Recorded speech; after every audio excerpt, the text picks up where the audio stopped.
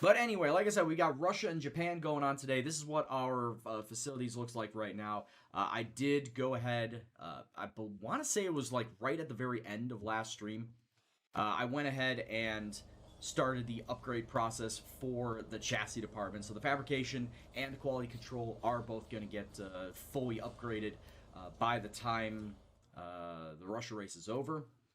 As I said before, I would also like to get one more for the marketing department open. Actually, now that I think about it, I want to get one more for the powertrain open so that I can start building my engine out a little bit further. Because as you can see right here, you see these question marks? These question marks are only there because I need to build the facility. I need to build the factory out to spec 2 or spec 3. So as you can see, this far one up here in the top, it says I need spec 3 required for my engine, but these 3 right around here, I need spec 2. So in all honesty, I'd rather spend the 5 million just to build out the engine factory so that I can open up those 3 slots. And I know those 3 slots are minor upgrade parts, so that they will only take like a week, maybe 2 weeks at most to build out. So if I could build that up, if I can get my factory, my engine factory to spec 2, I'll absolutely just go ham on building out the engine. Like, no ifs, ands, or buts. The engine is going to take a lot of my priority before the season is over, hell, even leading into season 2. And more than likely, I would go and build up the fabrication, because if I build fabrication up to spec 2, it will increase the amount of developments that I can have at one time in my engine department to 3. So, oh hey, look at that. I've got 3 spots that I can just immediately start to develop because I know they are minor parts. So I can just go bam, bam, bam and build up my engine a lot faster and a lot better than what's some of the other departments and what some of the other teams are doing at this point in time. And I mean, look at this right now. Currently, we have considerably the best engine on the grid. I find that to be very, very odd because we've only built out 6 things in our engine. Yes, we also do have a Mercedes engine, and the Mercedes engine is being built up, as you can see. We got 4 out of 6 parts, developments from the Mercedes engine onto our engine, so that helps out quite a bit. But I still find it kind of odd that we've not touched a third of our engine build up ourselves, yet we have the best engine on the grid. That doesn't make a lot of sense to me. As far as the aero departments, as you can see, currently we have, what's that, the 7th best. A lot of time and effort, I realize, should also go into the aero, not just the engine, but the aero. So yeah, we could put a lot of time and effort into that. Chassis, we have 6 things built out for the chassis, but as you can see, second to last there, could do me a lot of good to actually go and build up said chassis. And then as far as the durability goes, yeah, we've got the worst durability on the grid, but for reasons being, I don't want to build up the durability right damn now because of the fact that we know our parts are going to not last. I'd rather spend the time to build up the engine, the chassis, and the aero before the durability, because I want my car to be better, faster, stronger than everybody else's on the grids, and then we'll worry about durability later. You remember only 2 Japan races, the one where I got the penalties for ignoring the Delta and the famous rage quit. The famous rage quit was because of the rain, dude. Yeah, and I really am kicking myself with the penalties for the time Delta because I legitimately didn't even see it. Legitimately, it was, I was racing, I saw the safety car come out, and I was looking at my Delta and then looking down at the road, and I just was not looking up. All I needed to do was look up 3 inches, and I would have seen the notification to tell me to slow down, and I didn't see it. So, my fault, really. no other fault but my own. So, but as of right now, I'm not going to be adding in any more durability, or not durability, any more developments to my R&D tree until I get the regulations coming down at Japan. I know for a fact that the regulations will hit at Japan, so at that point in time, I will convert all the departments that need to get turned over for next year at that point in time with all my R&D points that I'll get, and then from there start building up my car again. Yeah, honest mistakes, Arancia, though I should have been more careful. Though you know me, Gendo and being careful just don't mix. We've known this for how long now? The last couple of months? It just doesn't mix. Yeah, that makes sense. It does make sense, Joel. Thank you very much for the follow. Hope you're doing well. Hope you enjoy the stream. So, as it also stands right now, if you weren't here at the end of the last stream, we did go and get our third sponsor. We have the XXY sponsor, which means that I need to complete all my practice programs in a weekend to get $200,000 as far as goal bonus. No, I'm talking about specifically for F1, Saranti. I'm not talking about Motorsport Manager, Football Manager, or anything else. I'm talking about specifically for F1.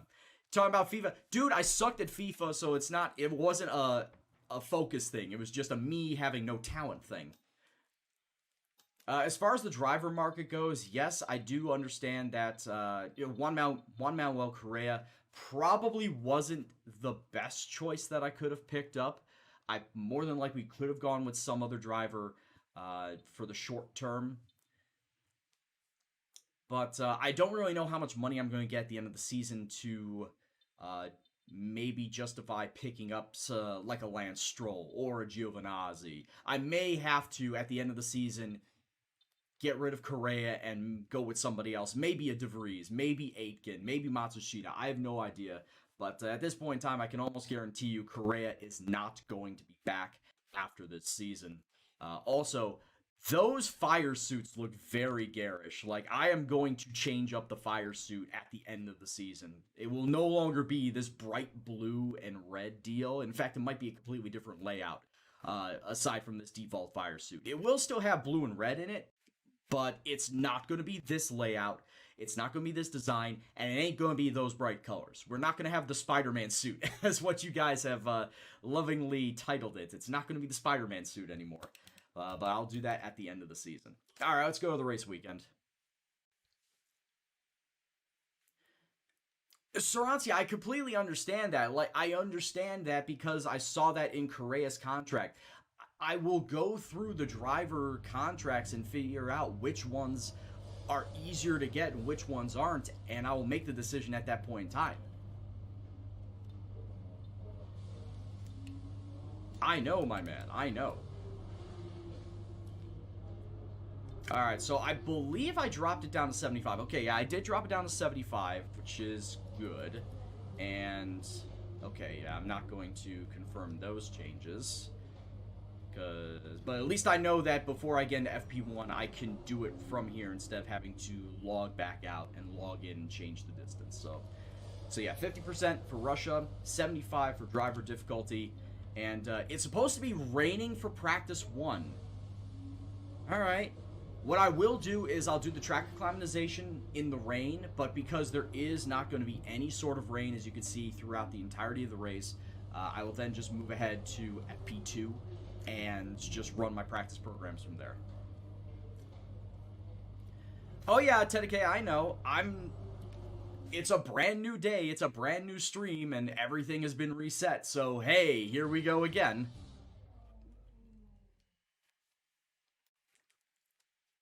You signed Signs on the second half of your second season. Saranti, you couldn't get him. You wanted Norris, then Signs, but you got Lance Stroll. Lance Stroll's not bad.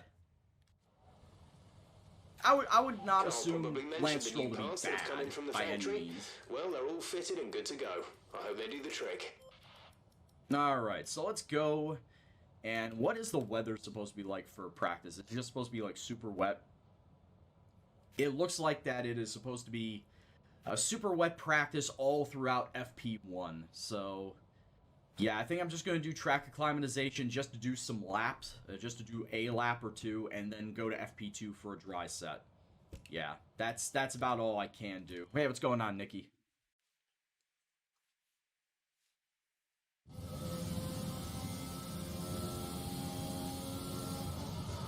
Thank God it is not going to be this wet for the actual race at Russia. I don't know what I would be able to do.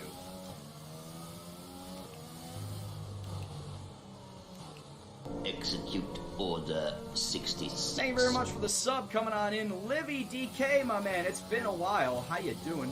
Welcome on back into the Gendo gang.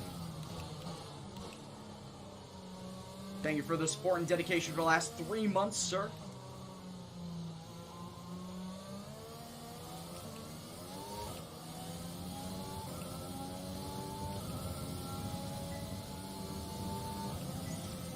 How's everything been treating you? How's life been treating you?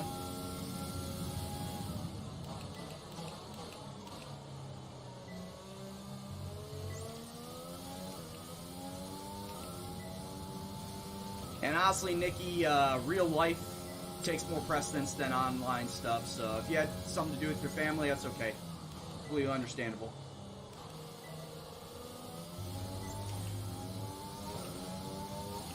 How am I doing? It could be better.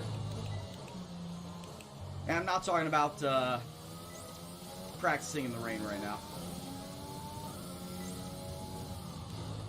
I got my own real life shit to deal with.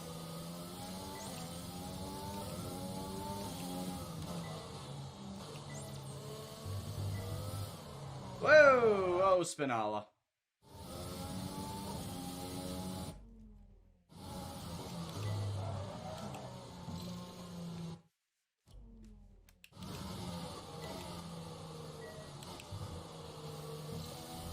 I guess it doesn't matter. I was going to miss that anyway.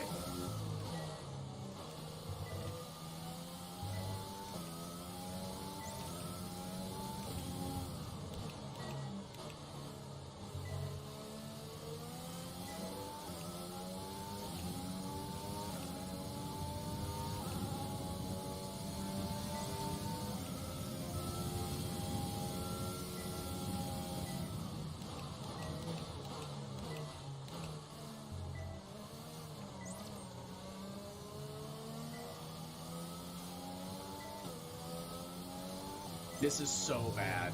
I might actually be redoing this in a dry set.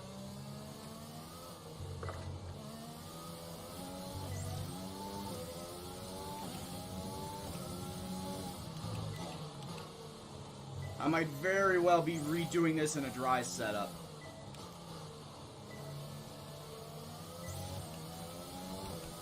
Yeah, I'm gonna redo this in a dry setup.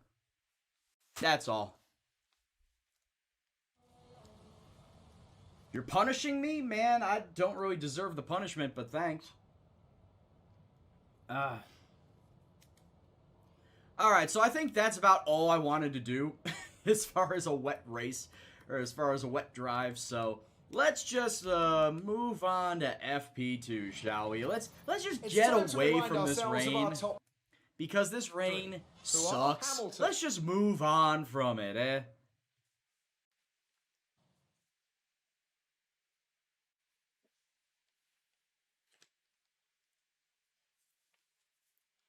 I mean, ultimately, it is dealer's choice. You're just paying for me to do it.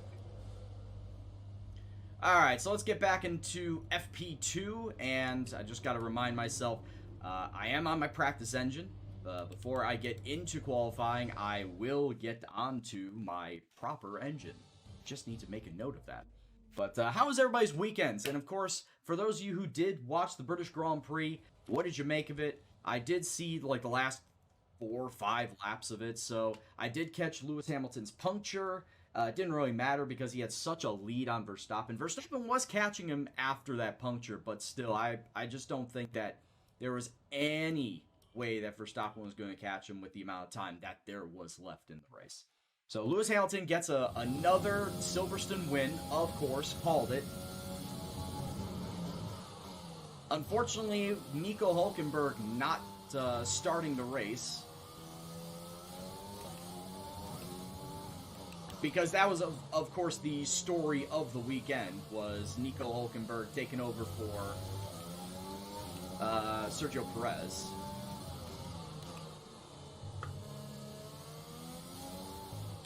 But his engine failed to start, was it? Was that what they were saying? His engine failed to start.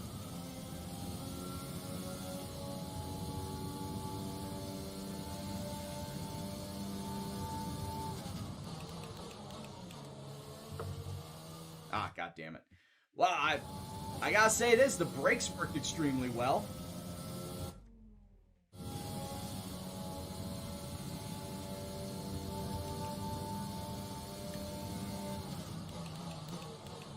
So I did not expect the brakes to help me out through that turn.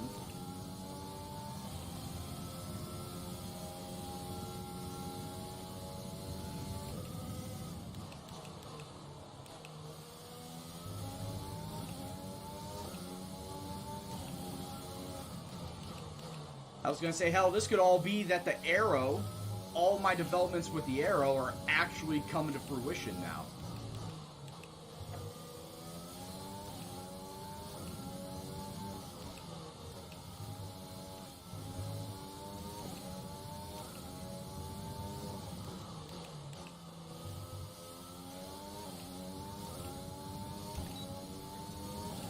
So I've got something to admit to you, chat. Due to F1 2020, I'm getting more and more interested in driving the single-seaters in iRacing. Formula 3, Formula Renault, Formula Sprint. In fact, just a couple of days ago, God fucking damn it, just a couple of days ago, I did manage to get a Formula Sprint win at Road America. The Formula Renaults right now are currently at Silverstone, and believe me, I've been trying to get a win at Silverstone for the last few days. Best finish I got there is 3rd. But honestly, all due to playing F1 2020, I've gotten a lot more interested in driving the single-seater series in iRacing, and where I never really touched it beforehand. Yes, I've got the cars. I've got all the cars. The Pro Mazda as well, which is a single-seater. The McLaren MP430. The Williams FW31, or is it 32? I can't quite remember. Whichever one came out in 2015. I've got all the single-seater cars, but I never really bothered in doing single-seater racing. Now, because of this game, I'm really starting to take a liking into driving the single-seaters in iRacing. So maybe somewhere down the line, you might see me get into a single-seater league in iRacing. I haven't really committed to that one just yet, but it is something that I am kind of mulling over in what I want to do for my iRacing career, instead of just doing ovals. I know you guys are like, oh, why is he doing ovals? Isn't he a road racer? Well, one, I like ovals. I grew up on ovals. But number two, I'm starting to diversify, as it were. I could also do Indy cars. Of course, how can we forget Indy cars? I love driving Indy cars. Yes, I love driving Indy cars more so on ovals, but you get the occasional road race every now and then. You get the Indy cars going to Watkins Glen. You get them going to the Nordschleife. You get them going other places like Mid-Ohio. So it's not a completely out of the blue type of deal that I could go onto the road. It's just that I'm now starting to be a little bit more comfortable with driving more of the road courses in the single-seater cars on iRacing. Ovals are boring to watch. Well, we could just agree to disagree there, Polani.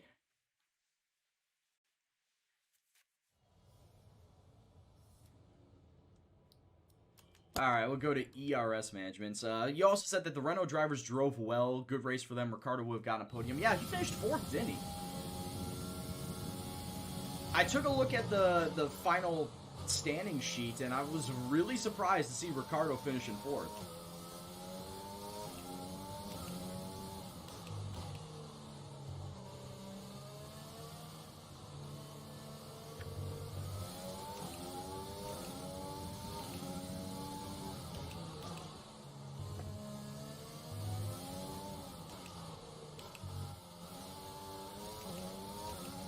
And I know I was one of those people, like a couple of months ago, saying that a good driver can't really get the most out of a bad car.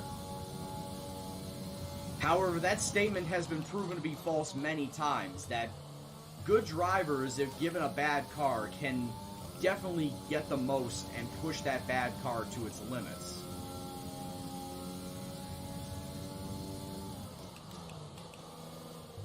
I would say we've seen Michael Schumacher do it. We could see next year Fernando Alonso do it in said Renault.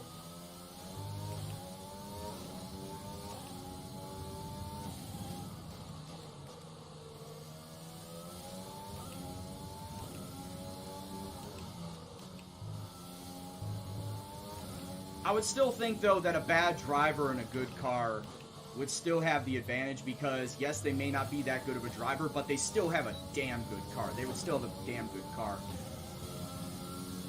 Like, essentially, you put Latifi in a Mercedes, And Latifi more than likely would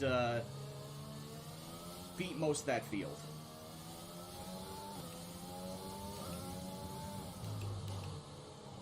Just because he's in a Mercedes.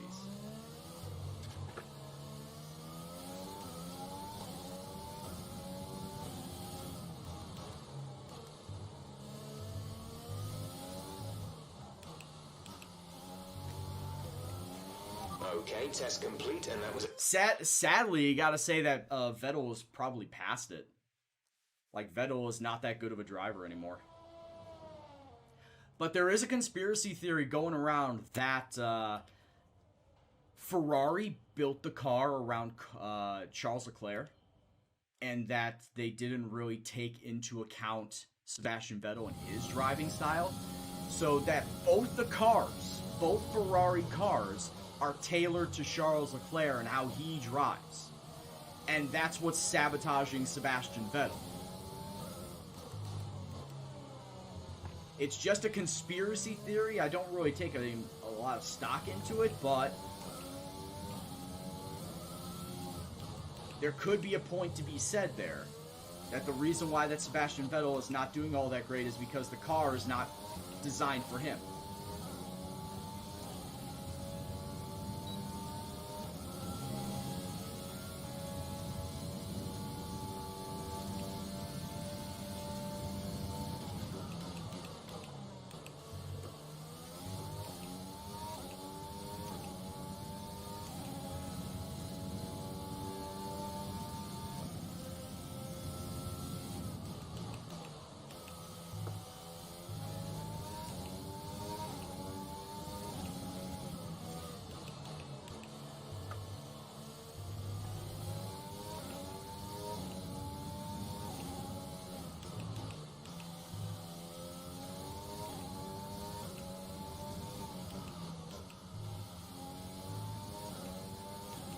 Lundgaard and Zhao are doing good in F2. They should be able to get into F1 next year.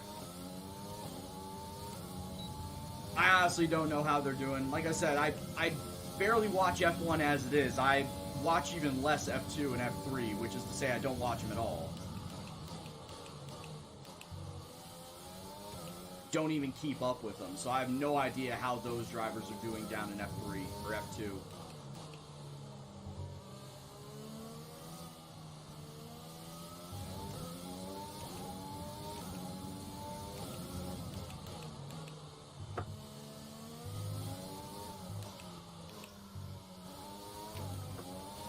Program complete and a job well done. F2 is more interesting than F1. Why do you say that, Polani? Obviously, the cars are spec, so it basically does come down to talent of the driver. It comes down to talent of the driver, which, when you're talking about it being a feeder series leading into F1, that is a good way to determine who should get into F1. Because everybody has the same car, essentially. It's just got different logos slapped onto it. Different sponsors slapped onto it. And you're racing to see who is the best natural driver.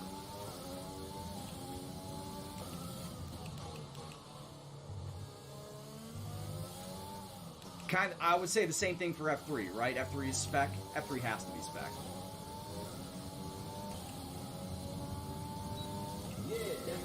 It does make sense. Thank you very much for the follow, dude. What is that? Oh, Jesus. As I'm looking over to the chat. Landon? What is that? Landon? Landon? Sorry if I can't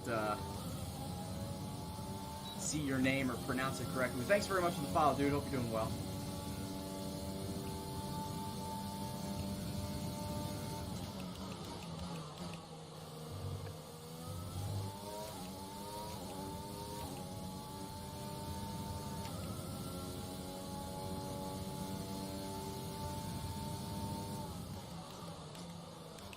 I don't know why I did not shift up to 8th there. I usually do.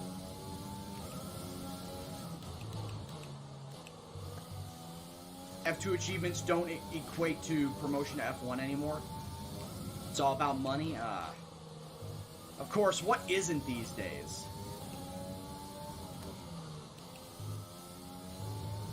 Everything revolves around the money.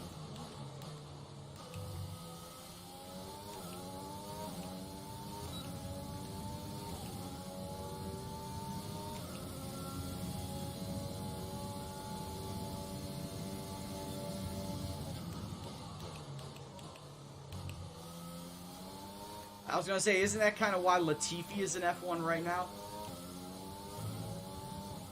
Because he had a lot of money to just buy his way into a Williams seat.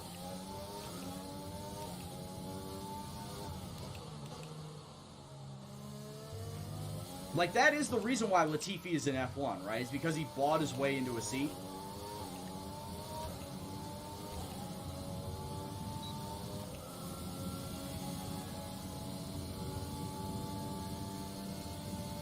Yeah, Polani, it's 100% Suzuka tonight. I like Suzuka. I'm fine with it. As long as there's not any precipitation. And that's all I'll say. I won't say that four-letter word for fear of it going down that road. What's going on, Max? What's going on, Duck? Yeah, Thanks for both of you stopping by tonight. Else, thank you very much for the follow. I'll get to you in just a second. Official Eki. Thank you very much, sir. Hope you're doing well. Hope you enjoy the stream. Top-tier teams will pick talent, but struggling teams will often opt for a pay driver. Yeah, like Williams with Latifi.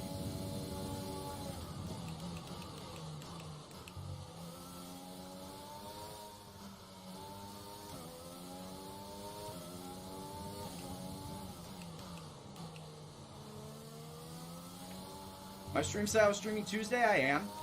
You heard right.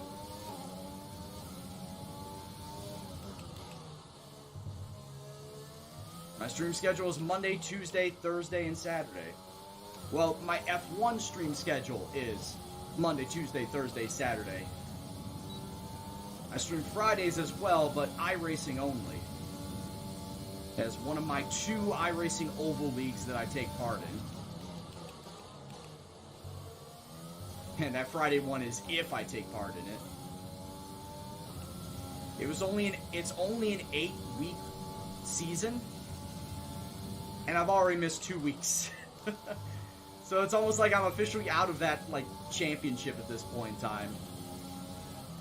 Well, fortunately it wasn't a pay league, so I'm not really too miffed about it. You got a penalty because the other guy hit you? We're talking about iRacing there, Max? Because iRacing institutes a no-fault penalty system where iRacing, it does not matter who caused the incident, both drivers will get the penalty. And it's been like that for at least 5 years. So it's not something new, but it's essentially a way to make it so that while you're driving, you're safe driving. It's supposed to cut down on incidents with other drivers and force you to be safe.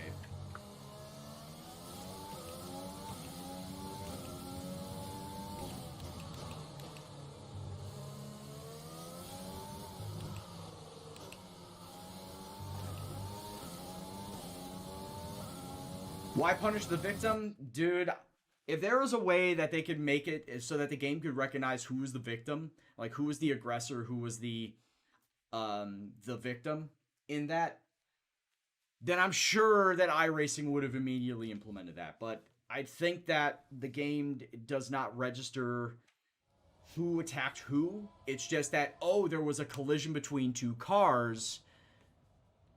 That's a hit register on this car, and that's a hit register on this car. Both you take a penalty.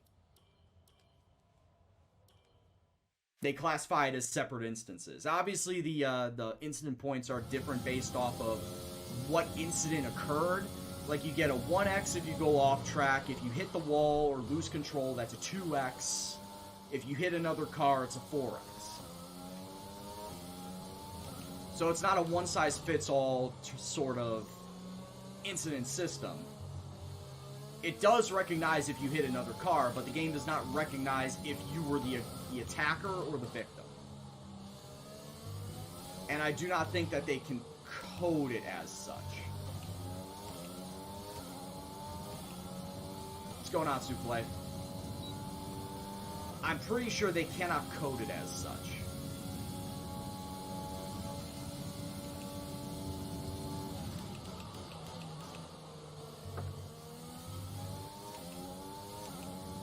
Hope all is good. It's going, Steven. I've had better days.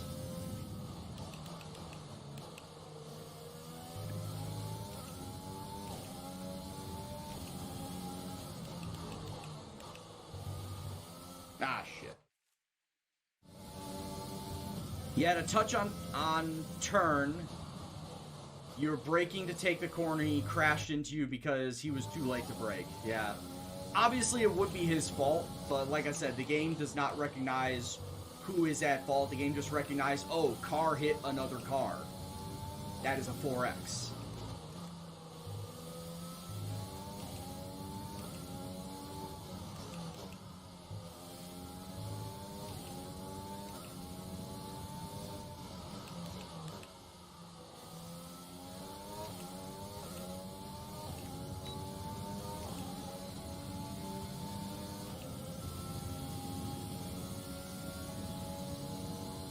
But yeah, you're right. There really should be some way to make it so that the game recognizes who attacked whom and deal punishment accordingly.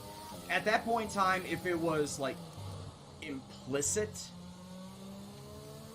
like, if he was targeting you out of anger, frustration, and whatnot, yeah, then there's the protest system, where you can save your replay and then file that with the iRacing heads, and then that will then suspend the opposite driver. But if it was just a racing incident, there really isn't anything they could do about it. There really is not anything you could do about it. If this was in F1, I don't know how to answer that question because I don't race online in F1. I don't know what the penalty system is in online F1 racing. So if anybody else can fill me in on that, like how the F1 system, how the online system treats penalties, let me know. But I'm going by iRacing. Hey, Jordan, my man, coming on in with the raid. Hope you had yourself a wonderful stream. Hope everything going over there at Jordan GP is all well and good. And for everyone coming on in, take a look and see how Gendo F1 is doing tonight.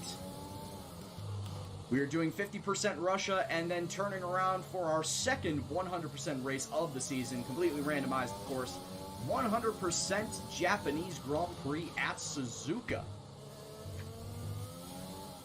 Suzuka can suck a fat one. Well, I hope that I can have better luck at Suzuka than you had tonight, my man.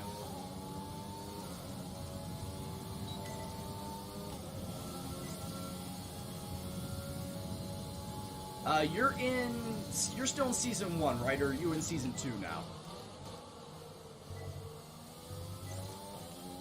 Those S's are death. Yeah, you really need to... it's all about throttle control. You cannot take it too heavy, and you really need to be very careful on the accelerator when you're going through them. And you are in Season 1. Okay, how you doing so far in that? How many points you got? Where is Jordan GP so far in the standings? And also, who's your second driver, if I might ask?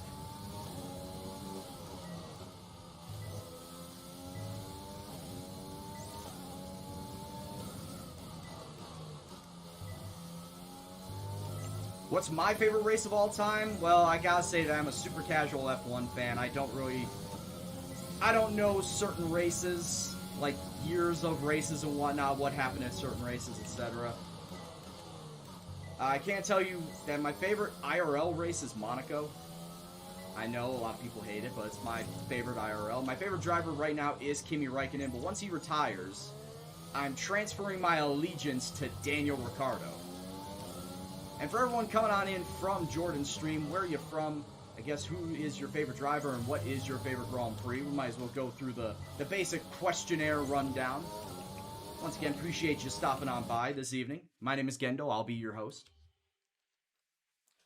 You got Jack Aitken, and he's not doing all that great for you. I was thinking about actually picking up Aitken to replace Mahavir. I originally went with Mahavir because he was the cheapest, and because I wanted a Mercedes engine. So I went with Mahavir for the first half of the season. He didn't do anything. I then went for the All-American team, and I picked Juan Manuel Correa. And in 3 races, he's got 7 points for me already. So I think I made a good choice in picking him up. I was actually going back and forth between him, Mick Schumacher, Matsushita, and Aitken. And ultimately, I went with Correa just to have the All-American team. That's all I did. But yeah, my favorite driver is Kimi, and Daniel Ricciardo will basically be the replacement for Kimi once Kimi retires. So you got 33. Right now it's a realistic total. I don't even know how much I've got, personally. Let me get out of practice and I'll see what exactly I have. And with all the cars now over the line, let's see our top 3. I think I'm somewhere in the range of about 30, I would say. Let's have your take on it. Are you hoping things clear up before qualifying?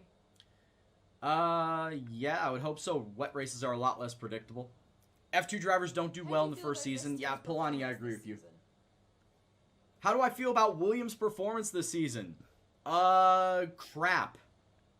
I think their drivers have been working wonders with what they have to drive, or I've been really impressed with them. You can see how hard they're working. That is just a backhanded... Those are 2 backhanded compliments for Williams at this point in time. Those are 2 very backhanded compliments. Appreciate your time. I was gonna say, well, Lando. Actually, I think I figured out your name. It's Lando LN04. So I think Lando. The reason why I'm doing the media stuff is because I have that specific sponsorship, Zyneto, where if I answer 2 media questions over the course of a weekend, I get the money out of it. What did you miss? Not much. I just went through practice. It's not anything bad or anything. But yeah, currently, as far as points, the team has 27, I have 20, and Juan Manuel Correa has the other 7. So yeah, what's that? After, this is going to be race 16. So, 16 races, and I have 20 points. That's not all that bad. You take a look and see where I got my points. I finished 9th at Australia, 7th at the Dutch Grand Prix, 8th at Austria, and then 6th just recently at Singapore, where, hell, I qualified 5th in that Singapore race, and I did not think I would have ever gotten out of Q1 because I just don't like Singapore all that much. Interesting thing of note, though, the French Grand Prix, you see a 12 there. I could have finished 4th because I was in 3rd place going into turn 10, or actually turn 9, which is the fast sweeping right-hander before the carousel, and I was blocking Charles Leclerc. The rain started to fall that very last lap, and I blocked a little too hard and spun my car. So I dropped from 3rd all the way down to 12th, and hell, like I said, if I would have just ceded that position, I would have taken 4th and 4th place points, but I was being a blocky shithead. That's all I gotta say about that. Zoe, thank you very much for stopping on by, and thank you very much for the follow. Hope you're doing well. Hope you enjoy the stream. Oh, Correa's been with me for 5 races. I thought he was with me for 3. My mistake. But either way, in the last 2 races, he has gotten points. And 7 points so far out of that. Not too terrible. Alright, so before I do anything else, like I said, let's get off of the practice engine and onto the main engine. No! Onto the main engine. Thank you very much for the follow as well. Wee Man Baby. You guys are doing well, of course, this evening. And, of course, if you're playing F1, what is your favorite track to drive in the game? My favorite track to drive is Canada, but I've got a top 5. I've got 5 real good tracks that I love to drive. Canada, Spa, Monza, Austria, and Silverstone. Those are my top 5, in that order, by the way.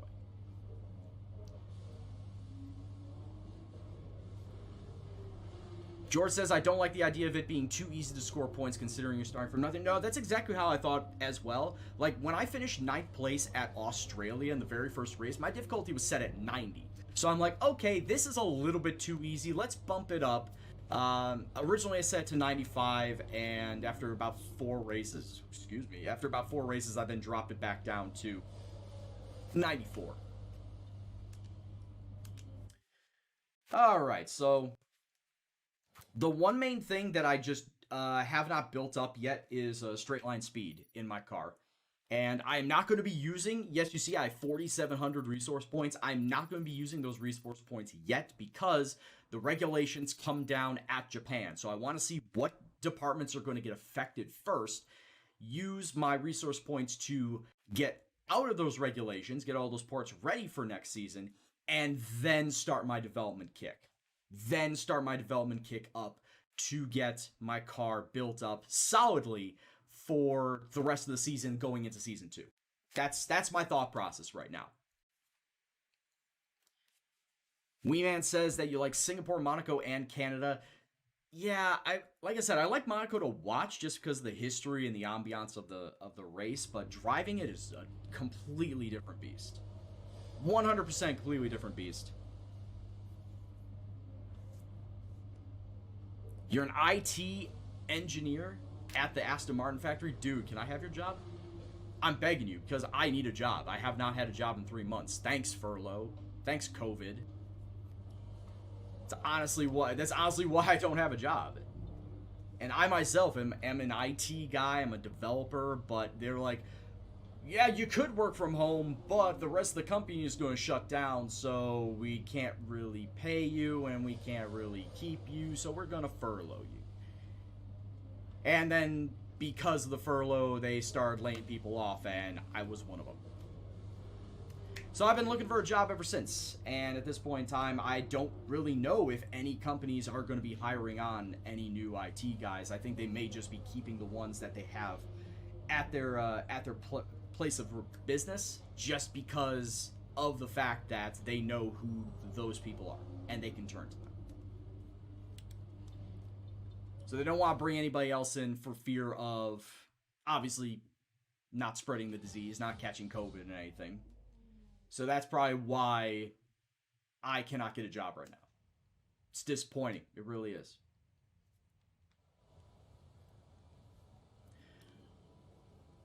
Alright, so as I always do, we're going to go and set up our car to make sure that I do have the Russian set in here. Go get ourselves a couple of laps of fuel in. Get a couple of laps of fuel in so we can get a couple of test laps in this medium tire set so that I can try and posit a line around Russia. And here's the thing, though. In 2019, I was actually pretty solid around Russia in my Ferrari career mode and my McLaren career mode. I was real solid around Russia. So I'm hoping that here in 2020, even though I don't have the best car, I can still put together a good qualifying time as well as a good race position at this track.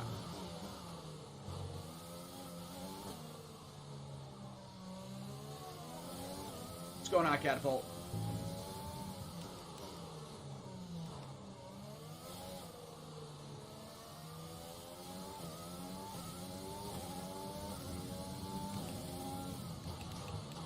I was going to say, you're working at Aston Martin factory. I'm sure you're going to be meeting up with Lance Stroll and Sergio Perez next year. Because the fact that that Racing Point team are going to turn into the Aston Martin racing team.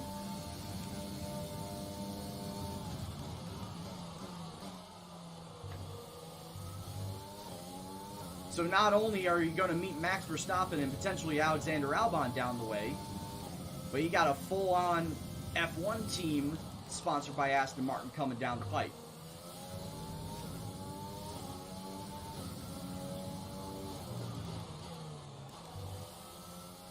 The AI is weak on tracks with less downforce. Any reason why? Like, has that been deciphered as to why, Sarancia?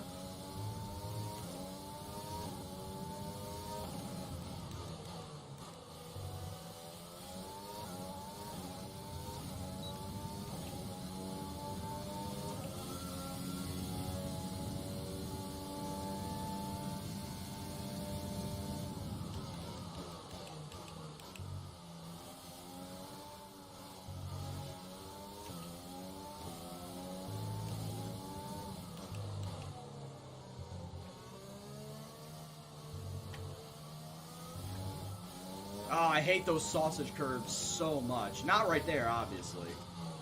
On the turn prior, though. I just hate those sausage curves.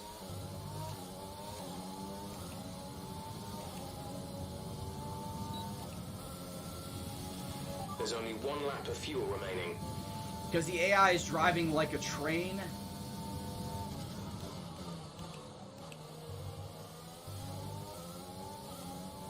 Which is more crucial on tracks with a lot of cornering. Or with a lot of corners.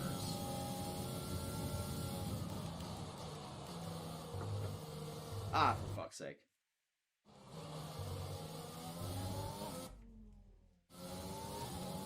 It's qualifying, it doesn't count.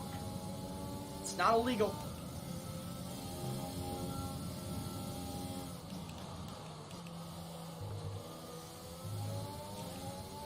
Also, admittedly, I am on medium tires. I really should not be caring about what this lap time is going to be. Hey, what's going on, Wolf?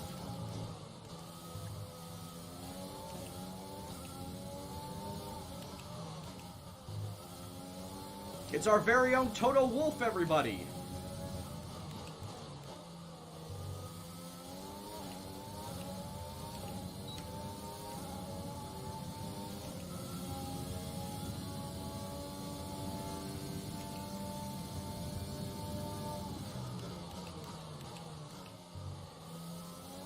Oh yeah, and as a reminder, thank you very much for Sarancia posting that right now.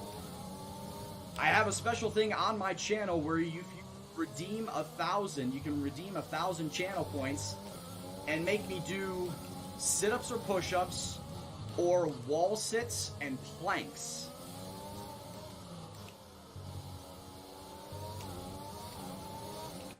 And the way that you can do that, obviously, is to accumulate enough channel points, but I will do the push-ups and sit-ups accumulation before the actual race.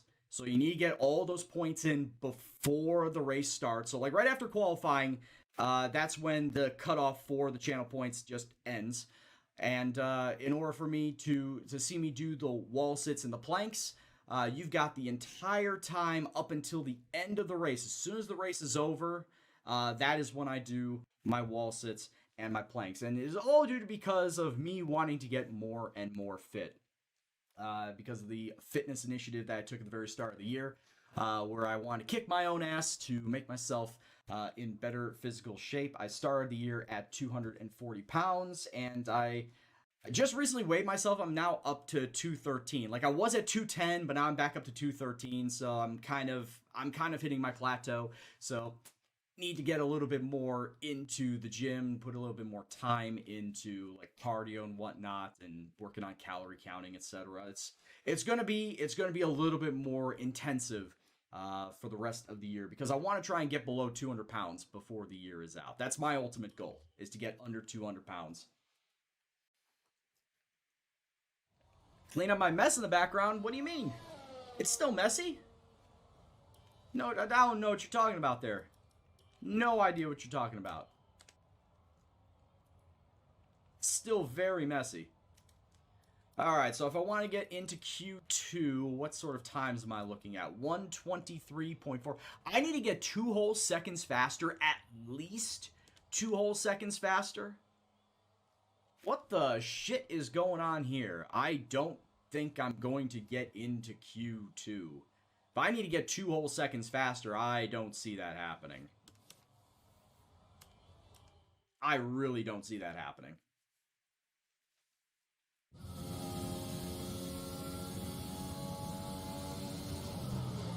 And that's at least 2 seconds. I'm thinking like 2.2, 2.3.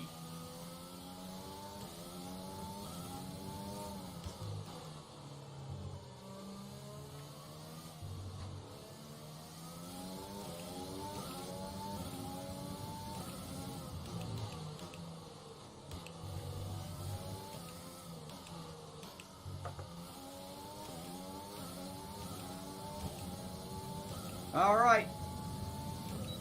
Pray for Mojo. I need like a 2.2 on the Delta in order to get up into Q2.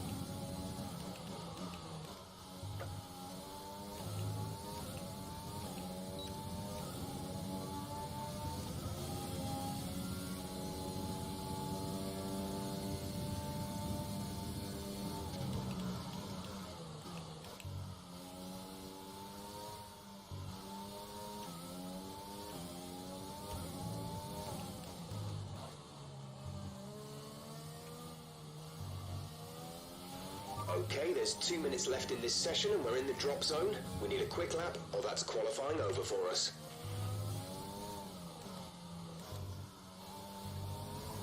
There we go. 3.1 seconds faster. That's got me in it.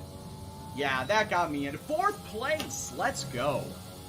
4th place in Q1 bumps me all the way up. Yeah, I was looking at that. I'm like, yeah, I'm definitely getting this. I'm definitely getting at least the 2, but I got 3 whole seconds faster. Still a second off of Bottas, who came away P1 in Q1. Yeah, I know, Sarancia. I got you. I heard what you said.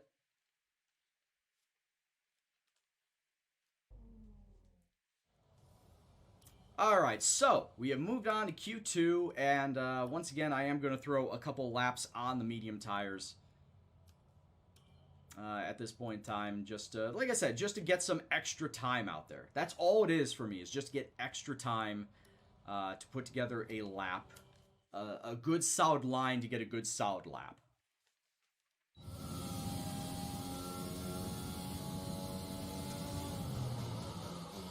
Maybe get a podium? Dude, that would be great.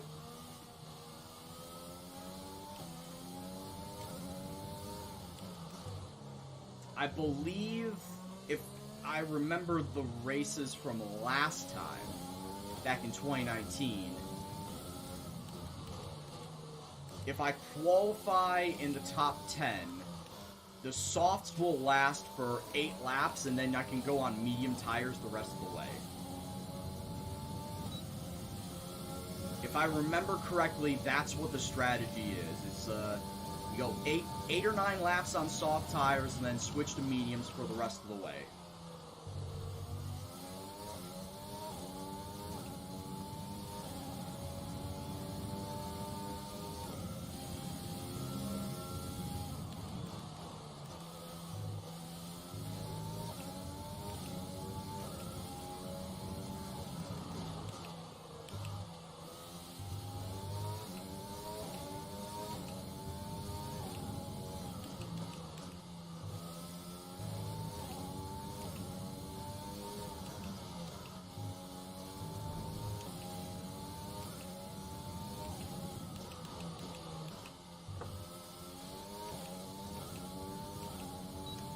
Oh no, invalid lap time. I'm not going to go back and try for another one. I'll just go and stay out for a second lap.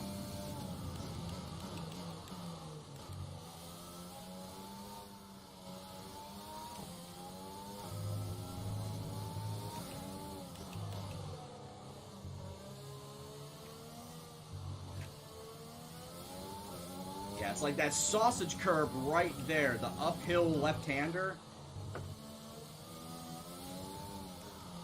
That is a bit daunting. Whoa! Yeah, that is a bit daunting. Alright, let's try that again. So I want to come out and at least set a lap on the mediums.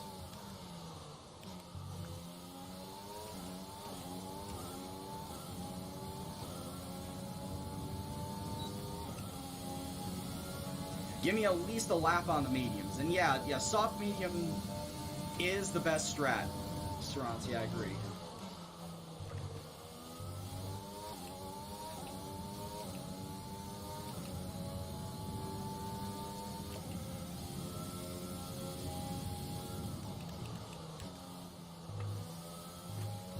And while I can drive Russia well, I can't really say it's in my top 5 tracks that I like to drive in the game.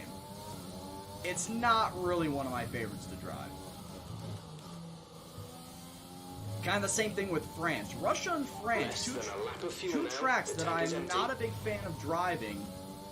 I've won there, I think, a combined 8 times back in 2019. I just don't like the layout. Even though I've won there, I just don't like the track layout.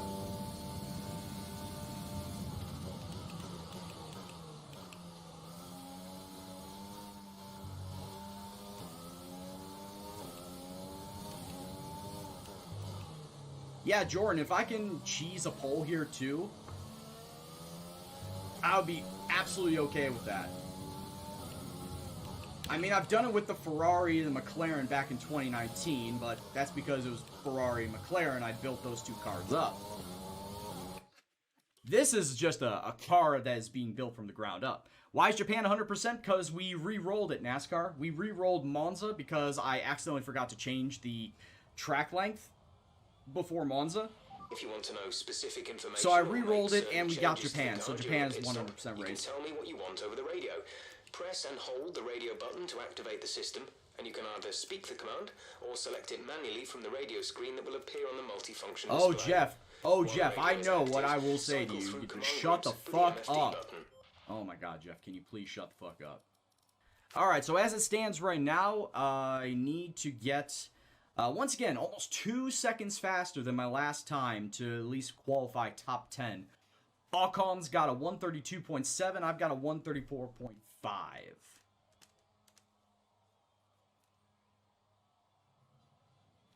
But yeah, NASCAR, that is why. That is why Japan is 100%.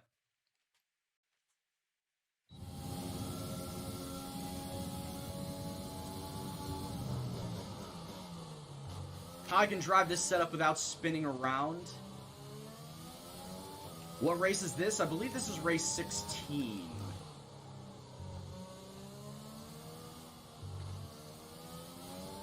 It's Russia, Japan, USA, Mexico, Brazil, Abu Dhabi. So no, this would be race 17 then.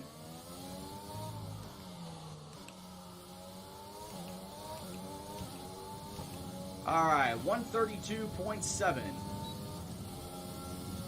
Which means I need, like I said, 1.8 to the green in the delta.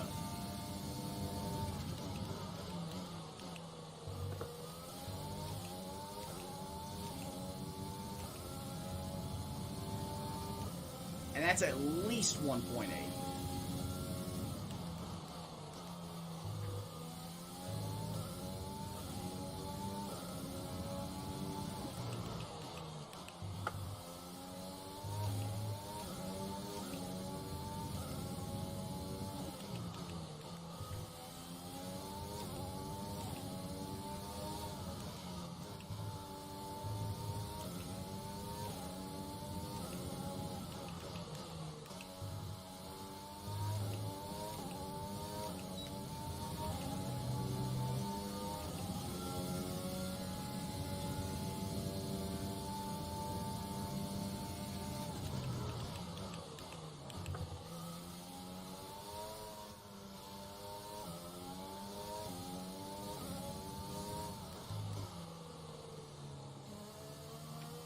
Nope.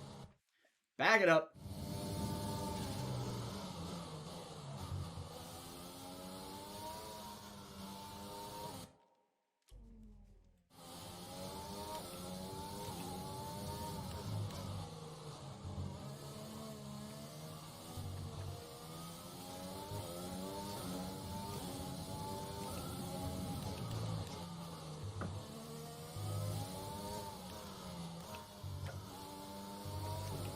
Two seconds faster. Where'd that put me?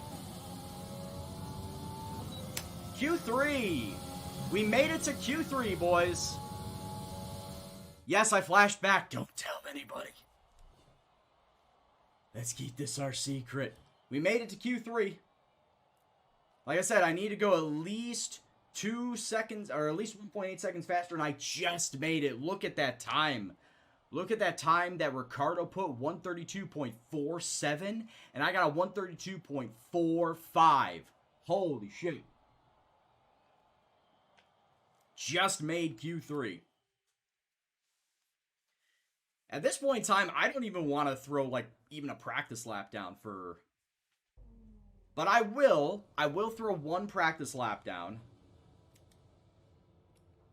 I will throw it down on the medium tires, of course. Yeah, low fuel. So one practice lap on the medium tires, just as a baseline of what I should be shooting for. Oh no.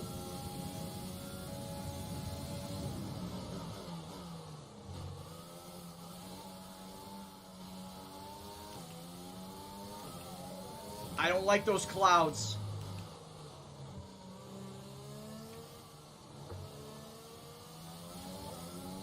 It's already too late. I've made my bed.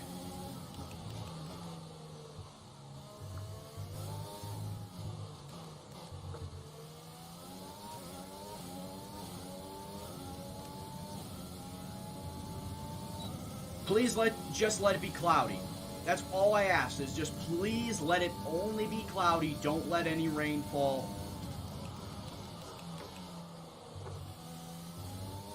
Don't let any rain fall for Q3, please.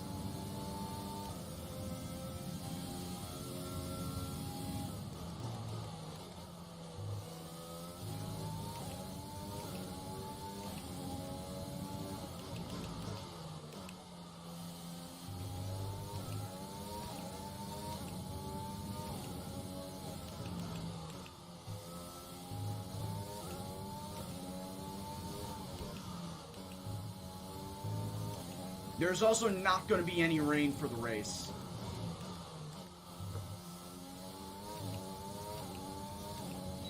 Right, come in at the end of this lap. Whoops, did not mean to do that. Weather report.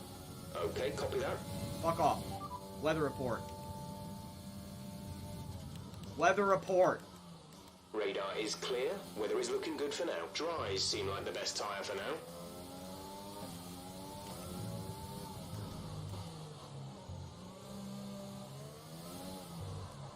Oh, Spinala. Alright, back that up.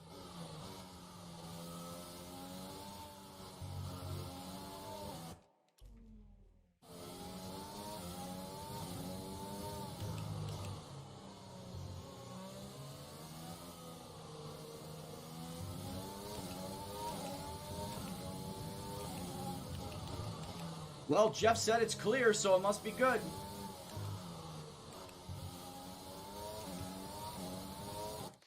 Alright, I'm still averaging 134, like low 134s on the mediums. I'm still getting low 134s on medium tires, so obviously that is not the way to go. What are we looking at? If I pull... Damn, if I pull the laps that I've been pulling back in Q2... Hell, if I pulled the lap that I had in Q1, I'm still going to stay 10th. If I pulled the lap that I pulled in Q2, I might move up into 9th. Maybe 8th place. I'm not going to move up. Look at Bottas. Look at his bullshit time. 130.9. Get the fuck out of here. There ain't no damn way I'm going to get Bottas this time. I'm not going to get anywhere close to him.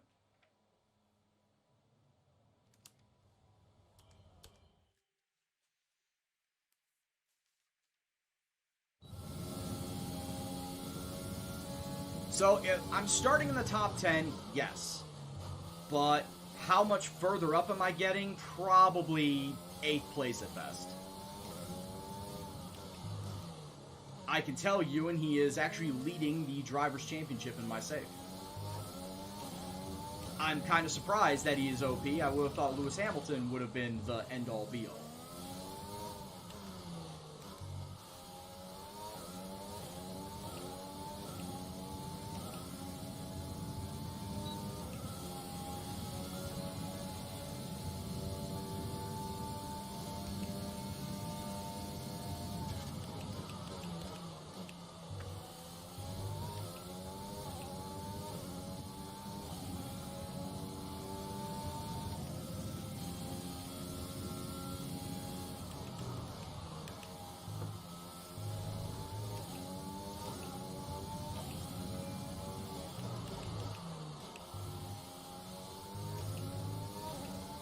It's Codemaster's way of saying he should stay with Mercedes.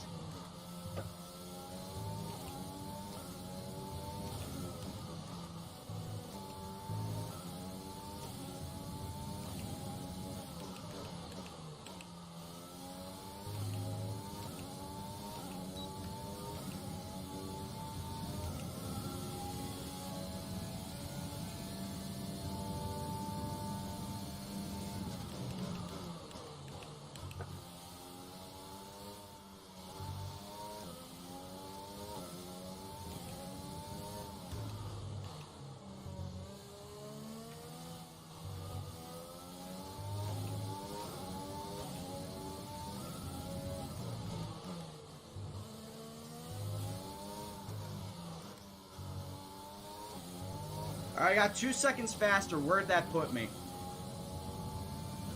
Yeah, 9th. Like I said, I did not think that getting any faster would have pushed me all the way up to like top 5 or anything. So I got 2 whole seconds faster and I only moved up a spot. A singular spot. We're all ready for tomorrow's race, but before we begin, let's have a quick look at those who P9 will be is okay. fronting the grid. Bottas, Vettel, and Daniel Ricciardo. Well, that wraps up qualifying, but Look at don't that, worry, Ricciardo's we'll be in back 3rd tomorrow place. as we head into the Grand Prix.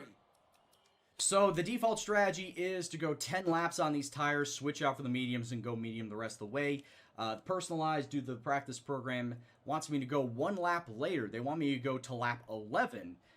And I still think that coming in lap 10 is probably the better idea, in all honesty.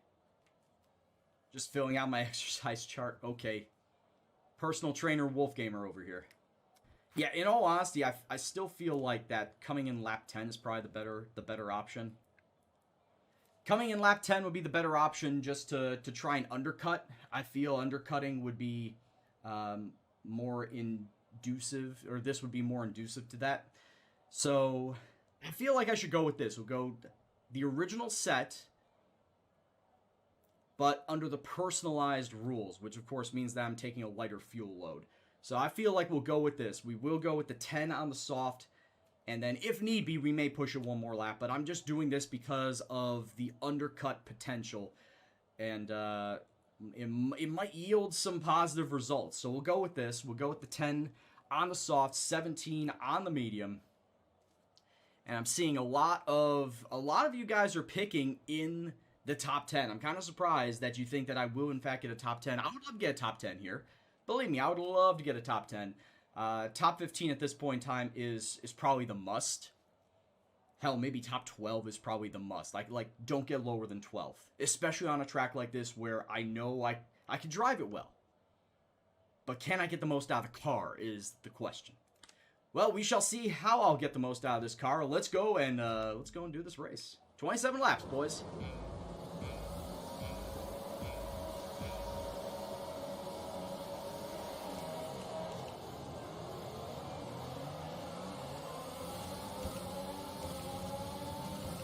Already lost a spot due to Ocon, my rival.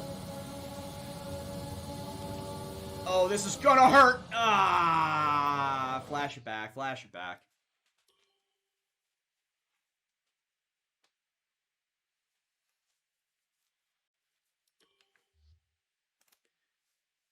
Flash it back, start it over.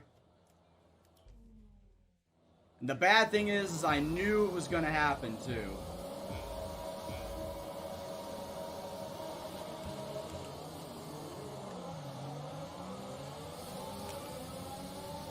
The bad thing is I knew it was going to happen. Because I don't really have a landmark on when I should be braking.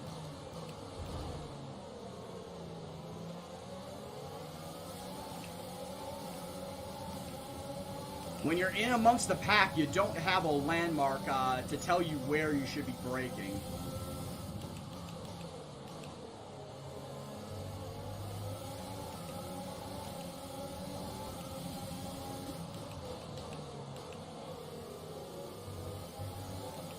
I've got Kevin Magnussen off to the side just being a shitlord over here.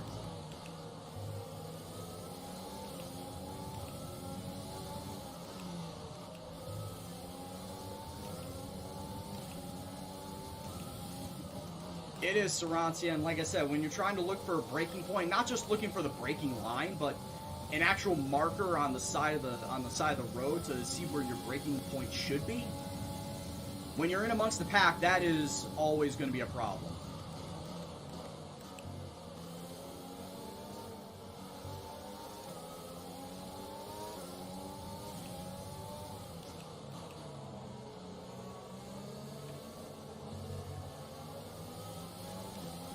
Well, the good news is, after 1 lap, I am still 9th place.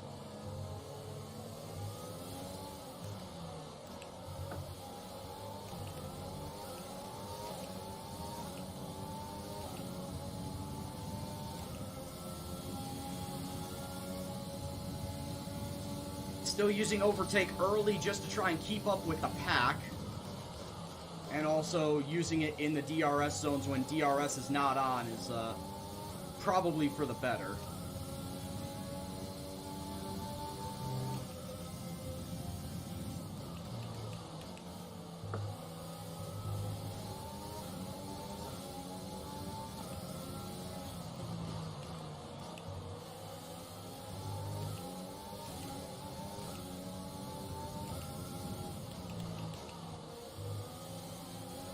But yeah, as far as shooting for top 10s, yeah, that's if we can get a top 10, I would be more than happy with it.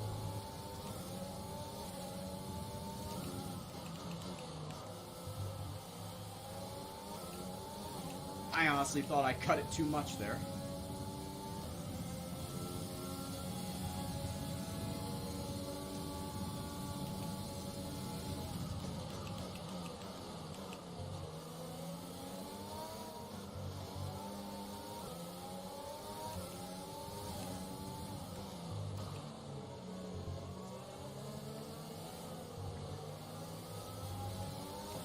I have a strong feeling that turn is going to lead to a lot of problems in the near future in this race.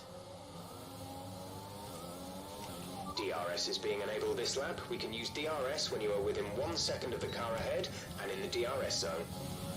Oh yeah, Iowa, the Hawks game should be on soon, right?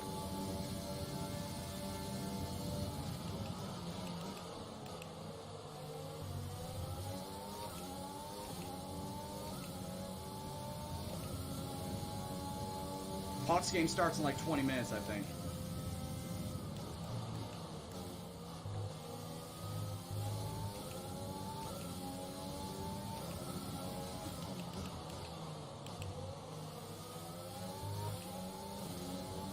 Oh, it's not a 7:10 start? Oh, you know what I'm thinking of? Cubs game. Cubs game starts at 7:10.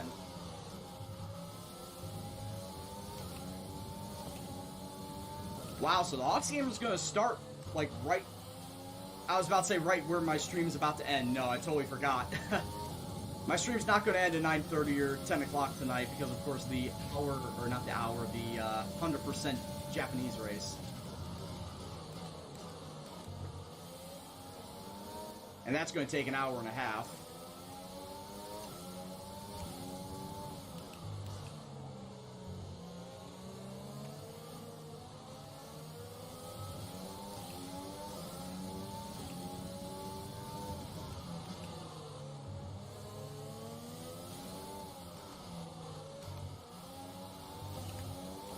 Well, I do like that I am opening up a gap on Ocon, and hell, Verstappen's back there. What the hell happened with Verstappen? If Ocon can just hold Verstappen back, that'd be great. I know it's not going to happen. Verstappen's going to come shooting right back up the track.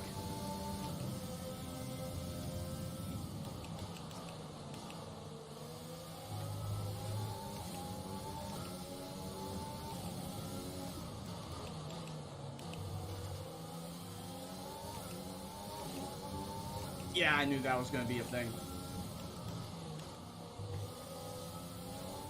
As soon as I rolled over it, I knew I cut course.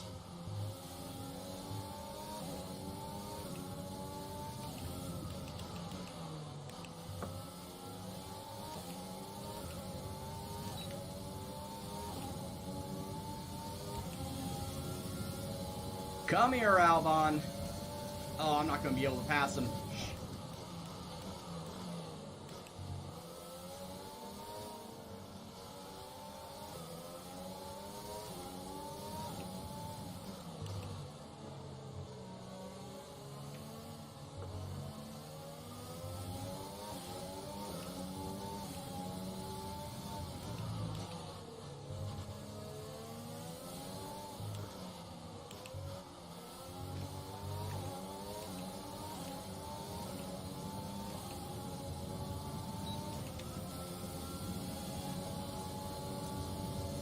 Of course, Verstappen is gaining ground on me.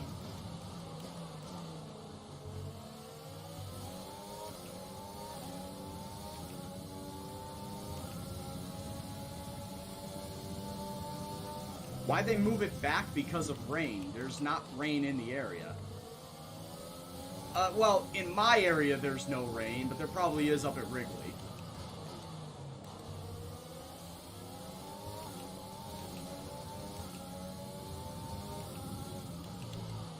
So yeah, I could see that.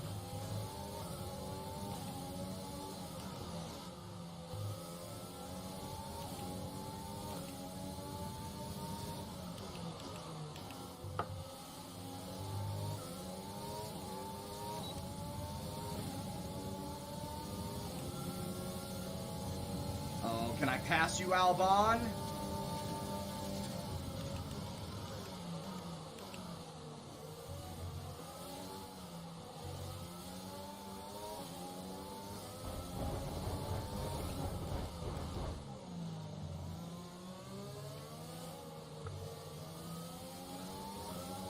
The arrow said he was to the side of me. Okay, yeah. I was going to say, I thought he was behind me, but no, the arrow said he was to the side of me. Alright, I passed Albon.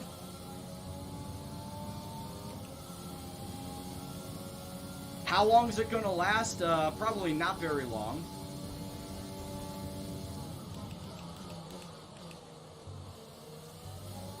For all I know, I probably may have fucked up his front wing. Try look at mine. No, my wing is fine. But no, I legitimately fucked up Albon's front wing. He had to have. I had to have. What's going on, Delios? No, I legitimately had to have messed up his front wing with that pass.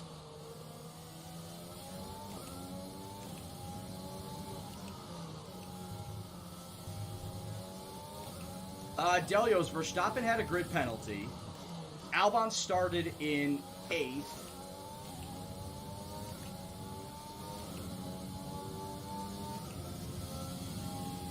And I just passed him. I started in 9th. I qualified 9th here at Russia.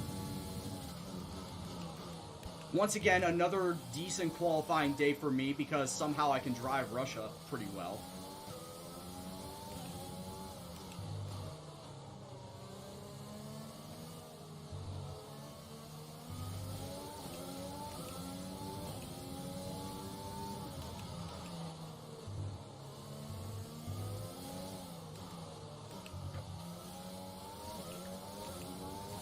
Alright, 4 more laps until I come around and pit for medium tires. What am I looking at right now? So I got Norris 3 seconds ahead of me.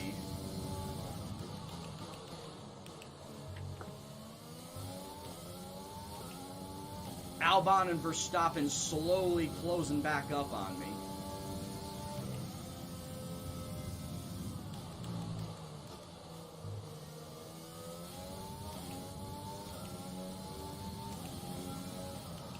See, Sarancia's playing it smart, yeah.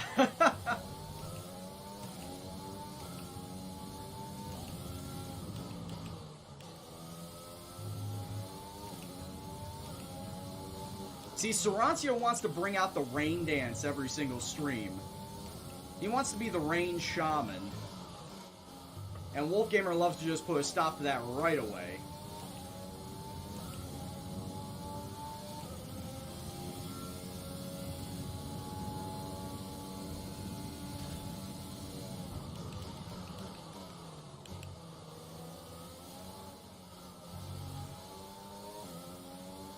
Which, admittedly, we did get rain during practice 1. But so far, that has been the only rain in the game today.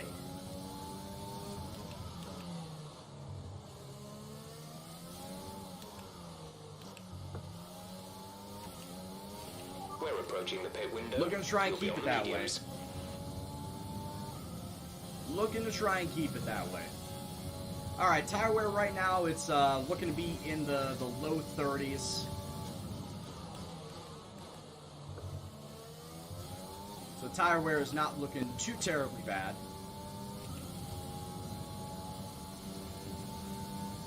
But of course, by the time I come into pit, it'll be about high 30s, low 40s.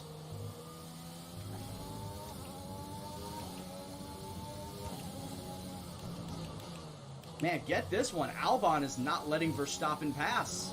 Albon is blocking Verstappen. I know this because Albon was within a couple of seconds of me not half a lap ago. So I think that Albon is going out of his way to block Verstappen.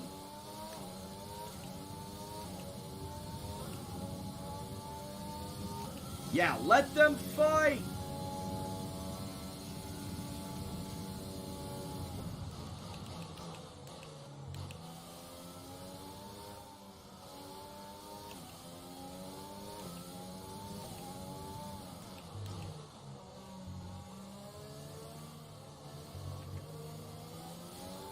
Meanwhile, I'm gunning down Lando Norris. I'm in within a second and a half of him.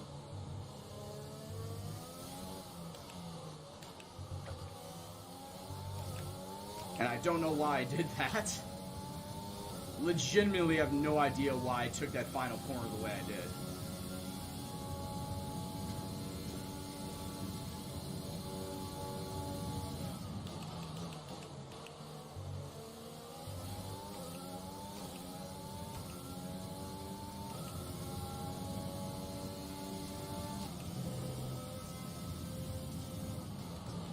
Be aware we expect the grip levels to start falling away soon. And Verstappen has finally got past Albon. Now he's going to gun for me.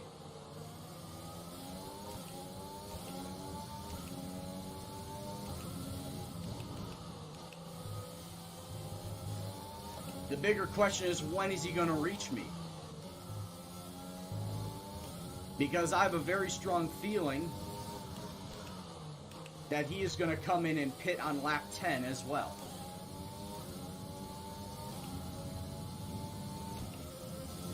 Something inside me tells me he's going to come in and pit at lap 10 as well.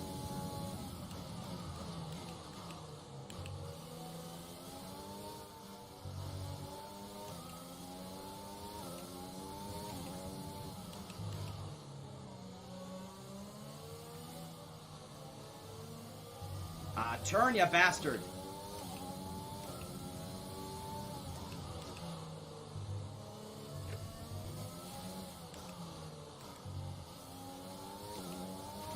We're gonna box this lap, push hard on the in-lap.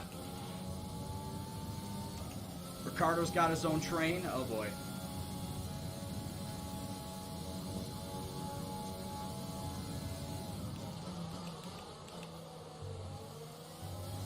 Well, that just means he's helping all of us out. Ricardo started third, remember?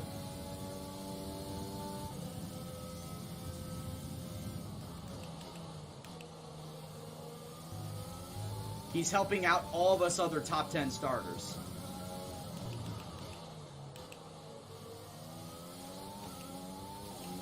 Yeah, Albon's dropping back significantly. I do believe he has front wing damage.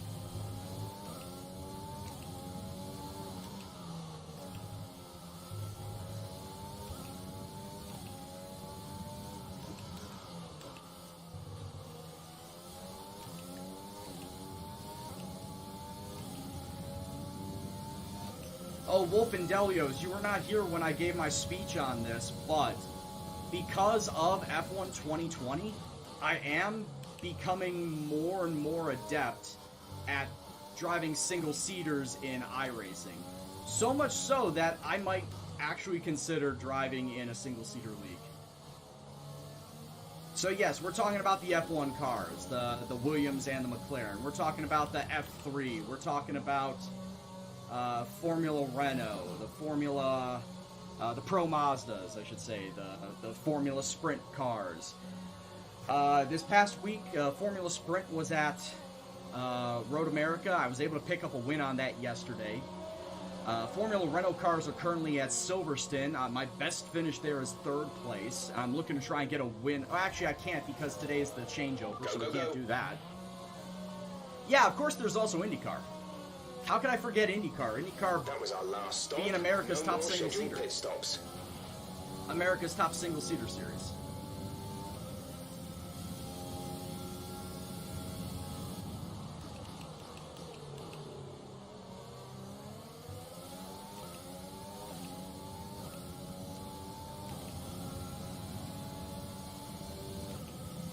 Yeah, that was a very fast pit stop. I'm kind of surprised I was able to get 1.9.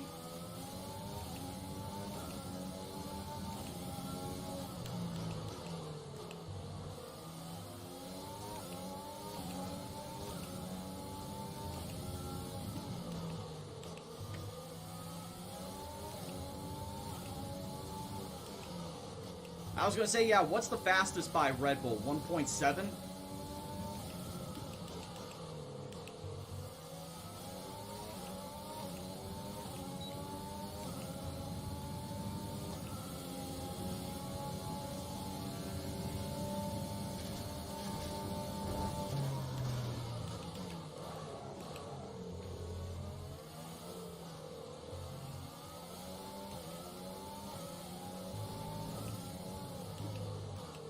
Damn it, I wanted to beat Grosjean.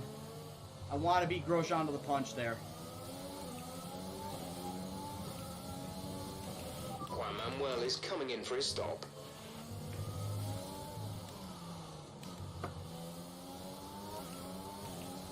Of course, now here comes everybody else pitting for their stop.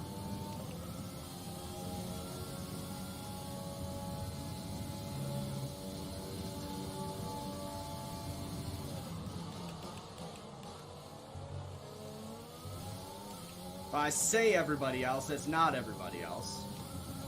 Verstappen just got out of his pit stall.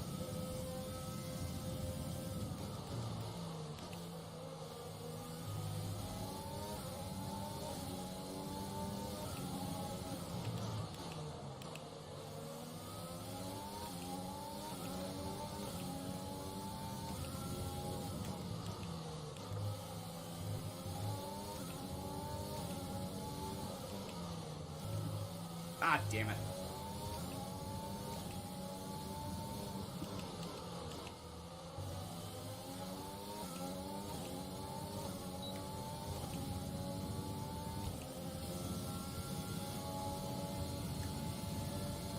Norris and Magnussen going around each other.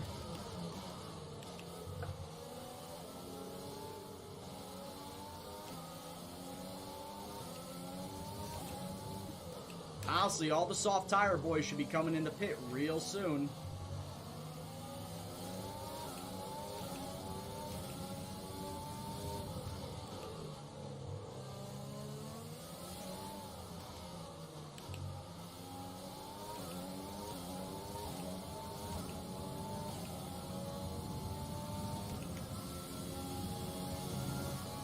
I am back up into top 10 positioning.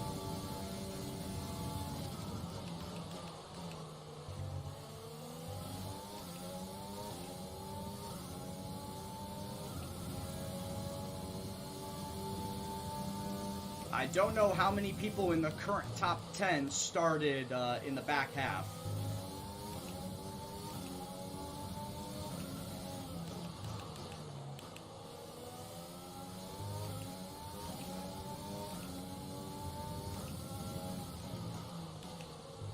I think Sergio Perez started in the back half, so he's definitely going to need to make a pit stop. Likely around lap 17. Would you say lap 17, Sarancia? Like 17, 18 is when the tires will fall off here?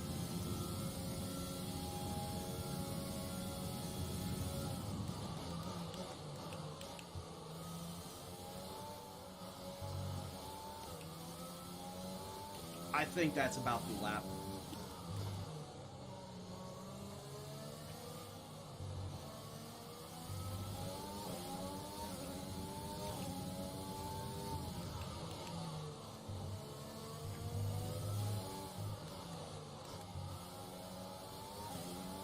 I was going to say NASCAR, well, firstly, it's obviously because you got to turn both left and right. Secondly, it's not just a flat, maybe sort of banked surface. The turns undulate, go up and down. It takes time getting used to, believe me. It takes a lot of time to get used to driving F1 tracks.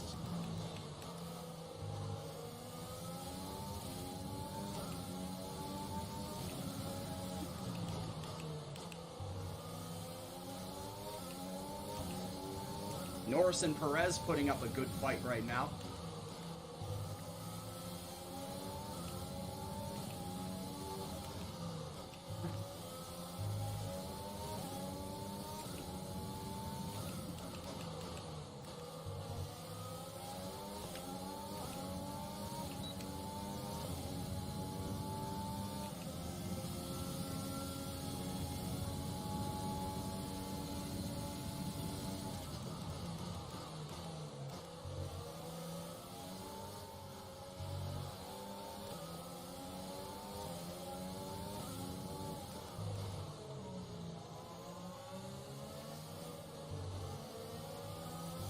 Works offshore. Was he an oil driller?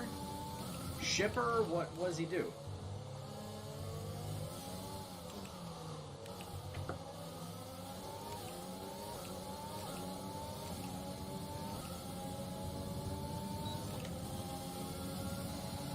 Oh, come on, Perez. I could pass you.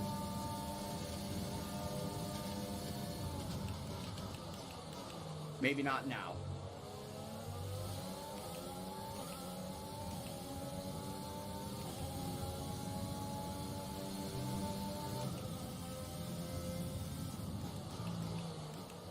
It's like looking at Perez, like, man, if Norris is able to pass you, I should pass you, Perez.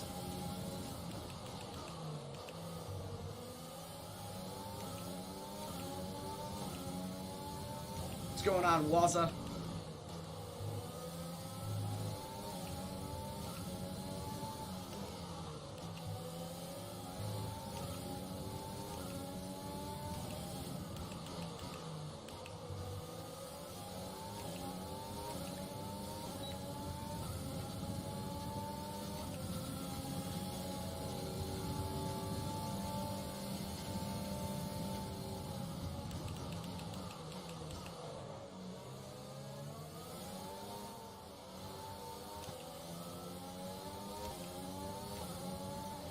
Thanks for the spot, Sergio.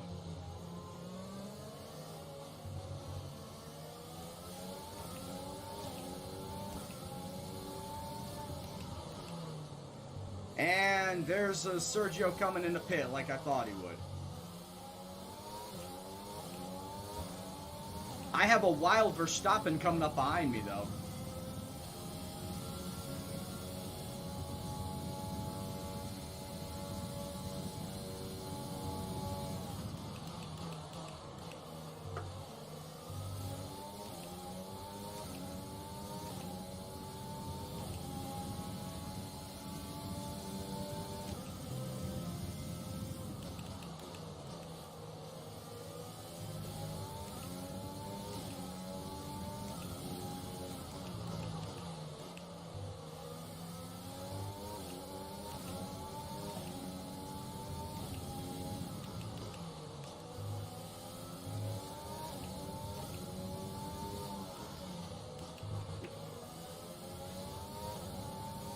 Oh, of course Sorrento, because he's Verstappen.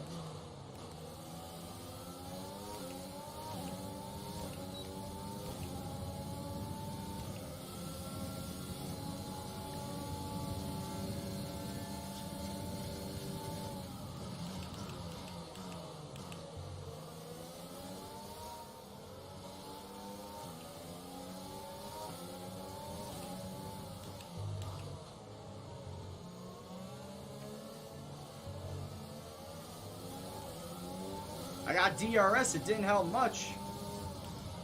And in goes Norris for his stop.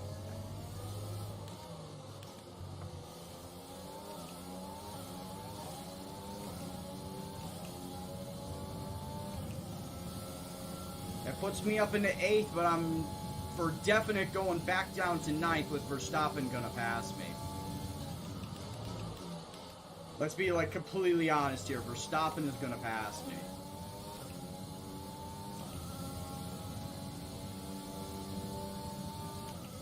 Got 10 laps to go.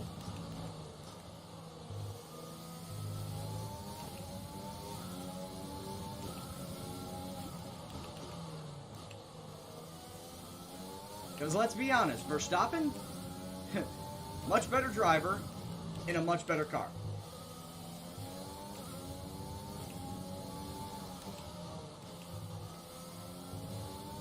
I mean, I can let him pass me and I can piggyback DRS off of him.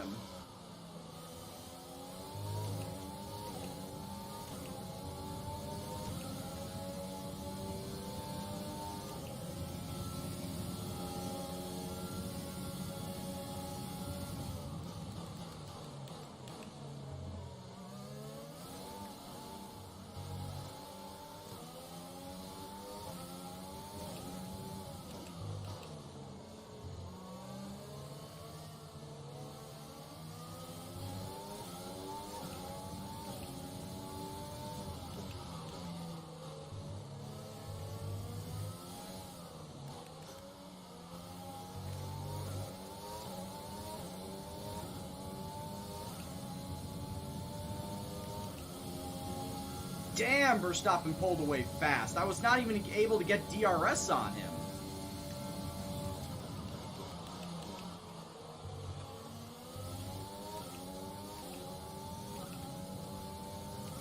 He was able to get out of that 1 second range for DRS before I was able to get there.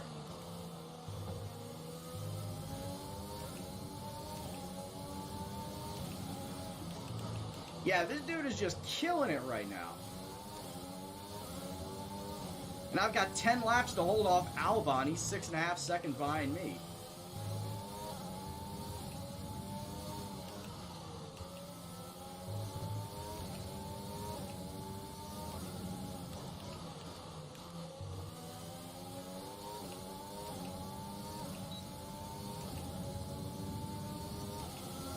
CN, are you going to be playing on a wheel or a controller?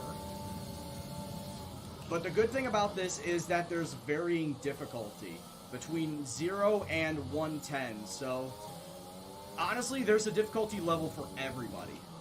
If you're new to the game, there is a difficulty that can ease you into the game without it feeling like you're hitting a wall of progress.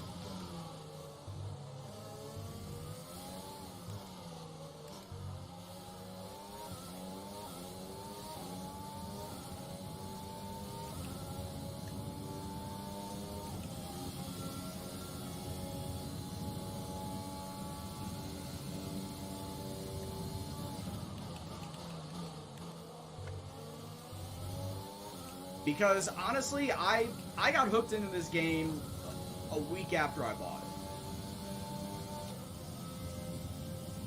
I'm a big racing game fan. This was recommended to me during one of my iRacing streams, and a week after I bought it, or not this game, I meant 2019, but a week after I bought 2019, I just fell in love with it. And then with 2020 being announced like no more than a month later, and then having this My Team Career mode, essentially the Motorsport Manager mode, that was like auto buy for me. As soon as I heard about this, I was like, I'm buying it immediately. Pre-order, plunk that money down, let's go.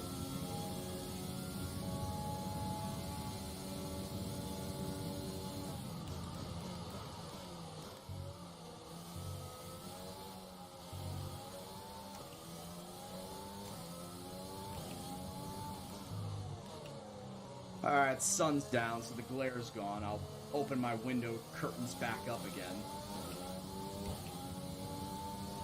Because I do have my window open, just to get a breeze in through here, because of how nice it was in Chicago for once. 75-degree day in the start of August? It was supposed to be the middle of summer, and it's mild 75? I'll take it.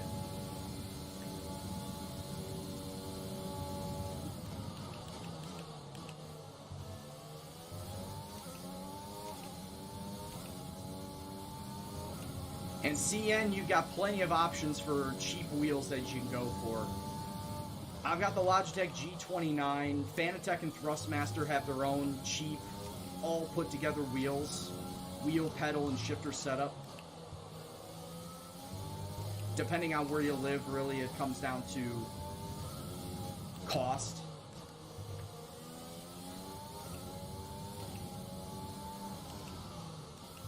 I bought my Logitech G29 on sale for $250. There's a Thrustmaster that Sarantia keeps linking to. It's about 170 euros, but once again, I'm not quite sure where you live. I want to say you live in England or just the UK, but I'm not sure. I'm trying to remember from when you visited my FM streams back in the day.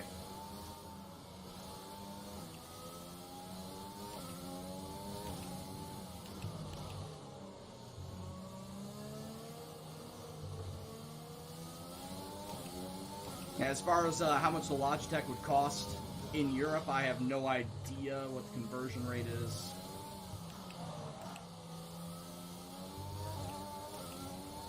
No idea what the conversion rate is. Alright, 7 laps to go. Still holding a 6-second lead on Albon. I'm still comfortably in the top 10. I don't foresee myself touching Verstappen the rest of this race. So I'm guessing at most we'll get a couple of points in this.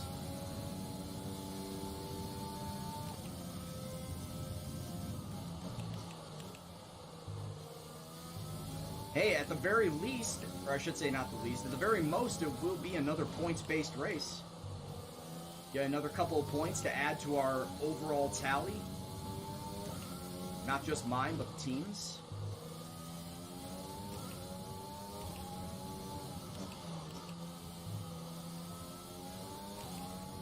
Oh, you moved to Korea, dude. When did that happen, and what prompted that?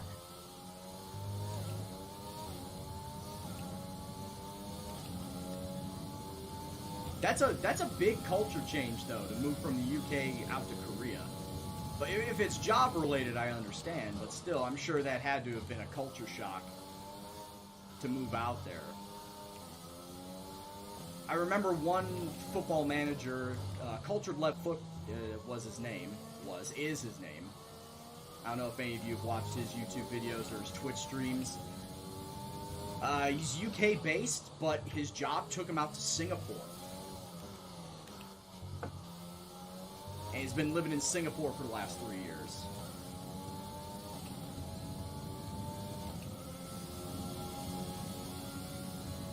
So I can only imagine the culture shock for him when he said he was going to move out there.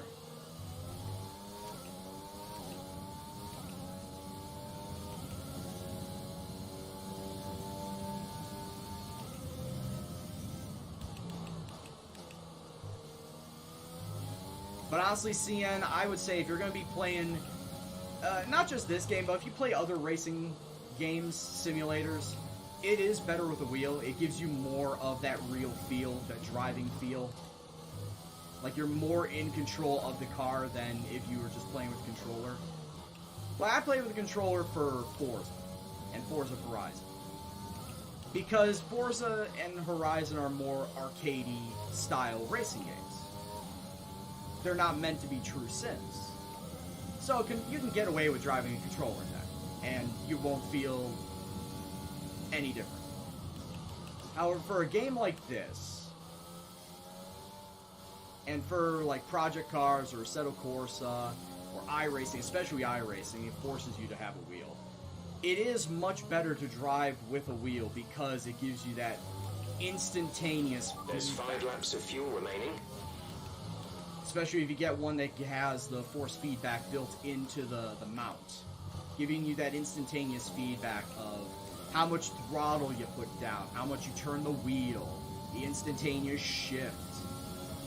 And of course I like driving cockpit view too, so it gives even more of that realism that you are the man behind the wheel. That is doing all the action.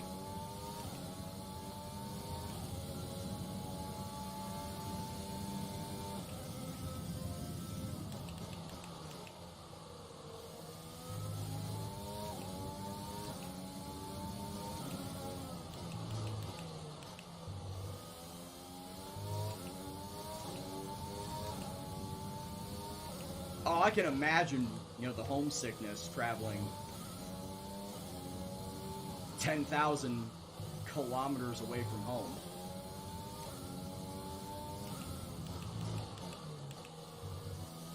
To start a new life out there. But I'm glad that you say you're adjusting well. It's good to hear.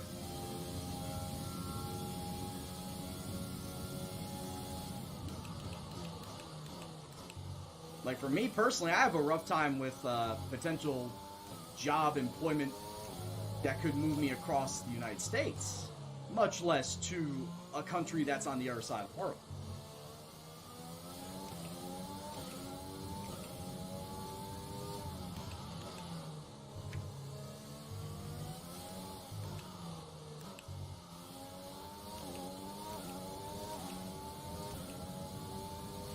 Verstappen pulling away, Albon inching closer. He's within 5 seconds of me now with 4 laps to go. Giovinazzi also slowly creeping up on me.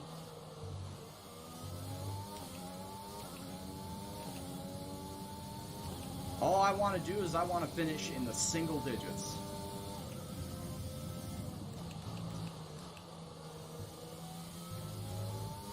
My tire wear looking like high 20s. On mediums with 4 laps to go, yeah, that's not a problem. Was never a big problem.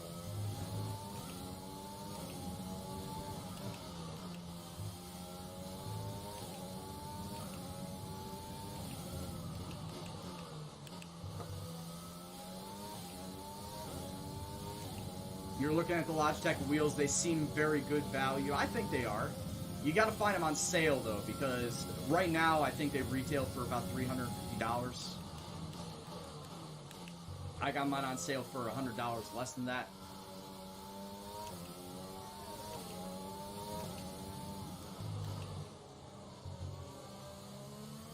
So I'd say, yeah, if you can try and find it in that range, 3 laps of fuel remaining.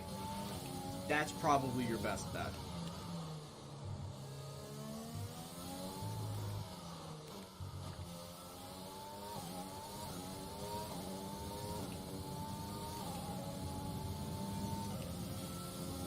And yeah, buy it whenever you can. It's not like you need to go and buy it right now, especially if you're not playing the game.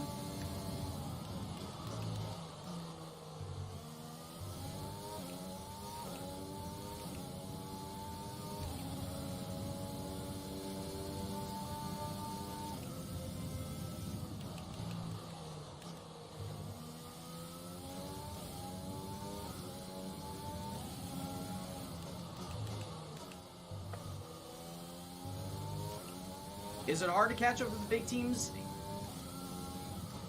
I'm only in my first season, and when you start out, you start off as the second worst team. You come in actually better than Williams, which says a lot about how bad Williams is as a team. But with 16 races under my belt, I would say that looking at the development of the car, I'm better than Haas. I'm pretty much on pace with Alfa Romeo and Alfa Tauri. And that's after season 1. I don't know how many seasons it would take to get close to the big teams. I would say maybe give it 3 seasons to feel like you're getting up there with the Mercedes, with Red Bull, with Ferrari. Because you're not going to get anywhere close after 1 season.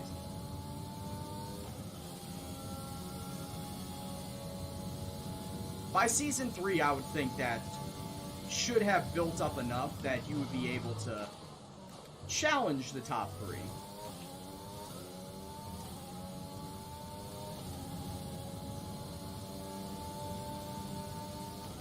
If not take spots away from them.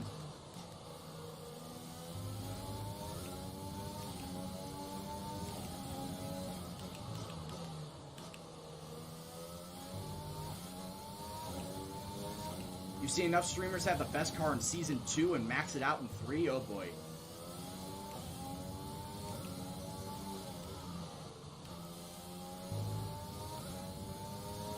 This is, of course, I would assume that they would have built out the facilities as well, which maximize the amount of R&D points that they are able to get, too. Getting the max amount of R&D points from your facilities is paramount in order to getting the best car.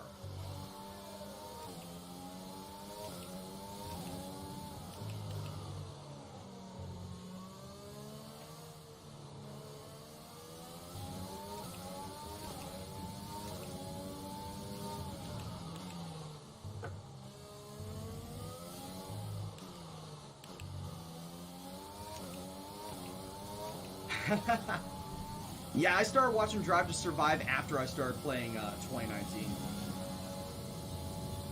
Because that really just came part and parcel with the conversation on stream. It's like, oh, you gotta play F1 2019. Oh, now that you started playing 2019, have you seen Drive to Survive? Suffice it to say, Drive to Survive has been the catalyst in me wanting to be a fan of Daniel Ricciardo's. Once Kimi Räikkönen retires.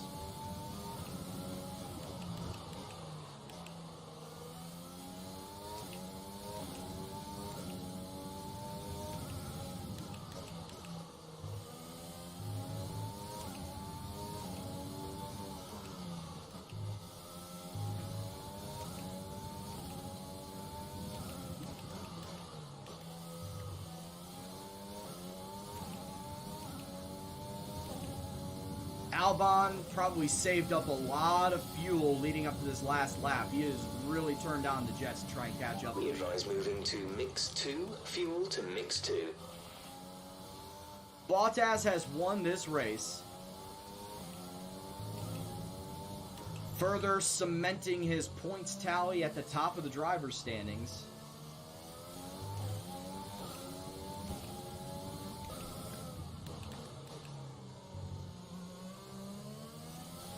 But at the end of the day, we got ourselves a top 10 finish, starting in 9th, finishing in 9th. Not bad on the day. Not a bad result, not a bad start, not a bad result. Kvyat is the driver of the day.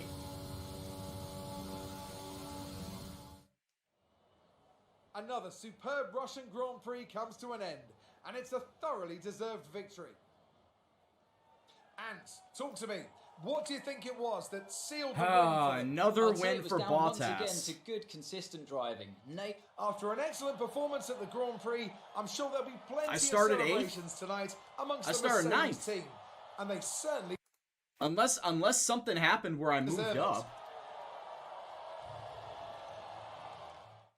Yeah, I did overtake a driver at the start. So I started 9th. Let's see how the driver standings have changed. More points for Valtteri Bottas, further solidifying his lead at the top of the table. Now, let's discuss, Ant. Who would you Two say Ferraris is a on the podium, contender for completely driver of the day? unrealistic. That's good. Yeah, completely unrealistic here. No, Wolf, I started 9th. The fans really seem And to then enjoy I it. moved up a spot after the start. You're surpassing all expectations. Can anything or anyone stop you? With my team behind me. Gotta add that acclaim. I also got an achievement off of that. They could do. Do you think Racing Point are performing as well as they could do? They are hard workers. What was the achievement I just got? Answer 100 press questions. Okay. Appreciate your time. So you get an achievement just for answering questions? Okay. It said answer 100 press questions. Fair?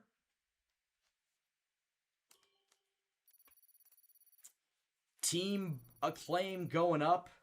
Driver acclaims going up separately as well. See, like I said, right now at this point in time, driver acclaim leads to the contract of the driver. And at this point in time, the contract does not match the driver. I'd have to look at the contract again. Hold on a second. Damage? Are you kidding me? What is this bullshit? Damage. Bah. Pshaw, I say. Pshaw. Wow, the Japanese Grand Prix. Hold on a second.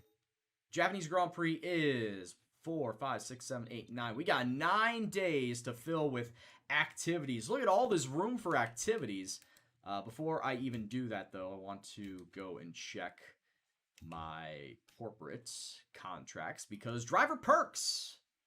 Driver effing perks because I need I will, Saranti. I'll do it at FP1 because I was testing that out to see if I could change it at the race before FP1, and I can. So I'll do that before I get into FP1. So, resource point boost. Yes, we want that by 25%, please and thank you. Power mapping. Engine wear will be reduced by 20%.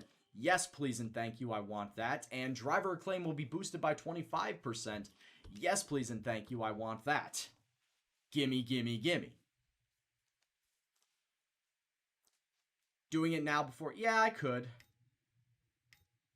Finances. Man, look at how low my finances are. Boy, it's Gendonomics, ladies and gentlemen. You gotta remember, this is a guy that used to be a wonder when it came to budgeting in Football Manager. And by wonder, I mean I am going to spend every last bit of money in my bank to try and sign players to contracts to keep them at my club. So it is no surprise, none whatsoever, that you see my bank balance is as low as it is currently. The Gendonomics is strong in this game right now.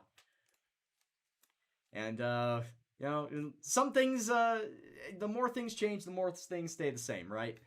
That's the old saying. That's kind of where we're at right now. Change the... I will, shut up. Thank you.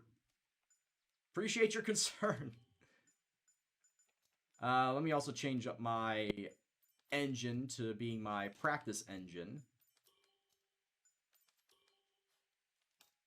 What's my gearbox looking like? My gearbox is at 45%.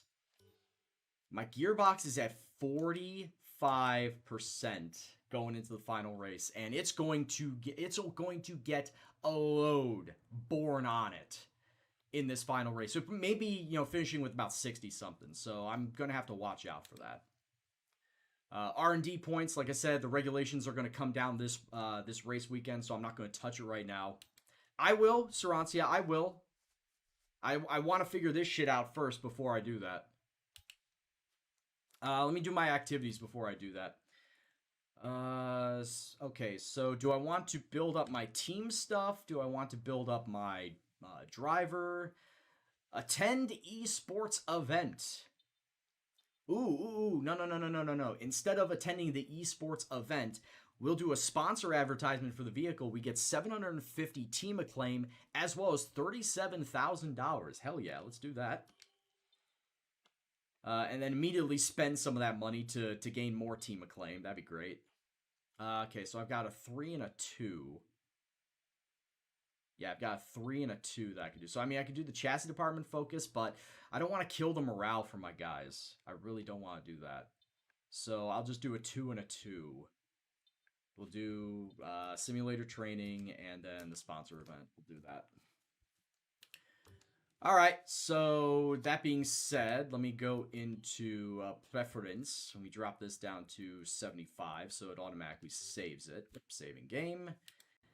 And then we'll go to pause menu so we get back out and then come back in and switch it so it's a 100% race. Just for you guys and for me because I did randomize it, so I kind of need to fulfill that. All right. Race distance cannot be changed. All right then. Okay, so the race distance cannot be changed. It probably will be able to change once we get into the race weekend. Like I said, cannot be changed right now. And what the hell happened to my Gendo logo? Look at this. Look at this. What the hell happened? Why is it so pixelated? Like, that makes no sense. I have the graphics on... I know I have the graphics on high, so this makes no sense as to why it's as low res as it is. Yeah, look at that. I have everything on high. Yeah, just get it on high. So I don't understand why it's so low res. You currently do not have enough cash to afford your teammates' contract renewal. Well, good thing is that contract renewal isn't till the end of the season, and I'm probably not going to renew his contract anyway.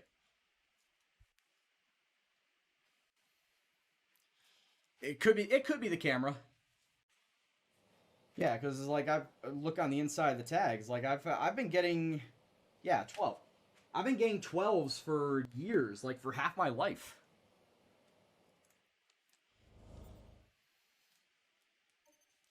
Alright, so we're going to move ahead to the Japanese Grand Prix.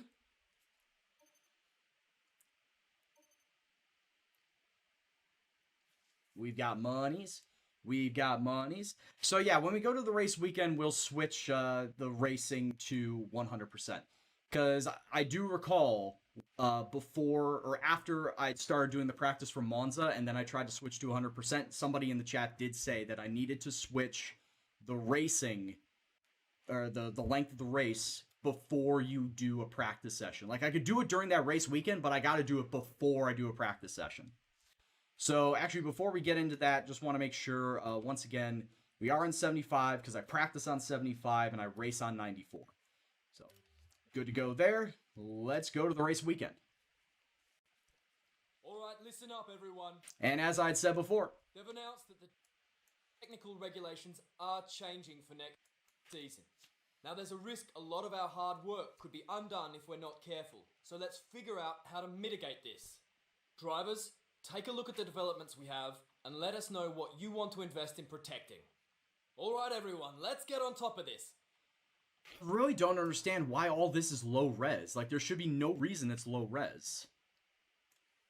There should be zero reason why all that is low res.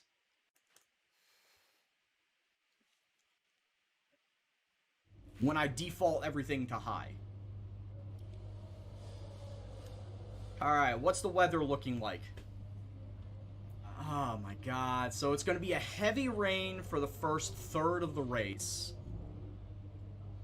To lighter rain for the next third. And then it's supposed to be dry for the last third. Wonderful. Alright, well, before we do that, let's go to the session options. Let's change the race distance because fuck it. We're gonna go through with it.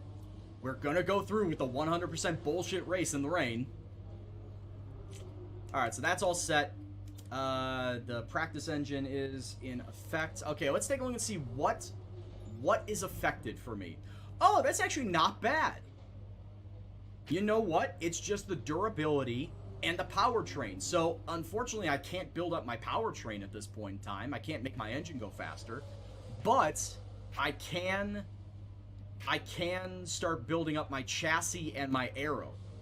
So, like I said before, I can adapt the part. I can adapt all these parts for next season, but I cannot touch anything. So, I cannot touch anything for my durability for my powertrain, but I can build up my chassis and my aero for next year. And look at that. The adaptation of the parts is like 250, 262. Like, it's not all that much. Yeah, it's going up by very, very little. But honestly, this is why I saved R&D points. I saved R&D points up to this point so that I can make damn sure that I had enough points for when regulations came down to make sure that I had enough to get them ready for next year. So that is okay for me. That is okay with me because now I can go and start, building up my aero again. I can start building up my chassis. This will get done after the US Grand Prix, before the Mexican Grand Prix. Okay, we can do that. I think I can do a second one. Yes, I can.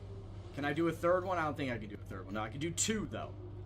So I'm going to be building up two things for the aero. Can I build anything up for my chassis? No, I can't. 1150 for my chassis. And in fact, if I built anything up for my chassis, it would be this one.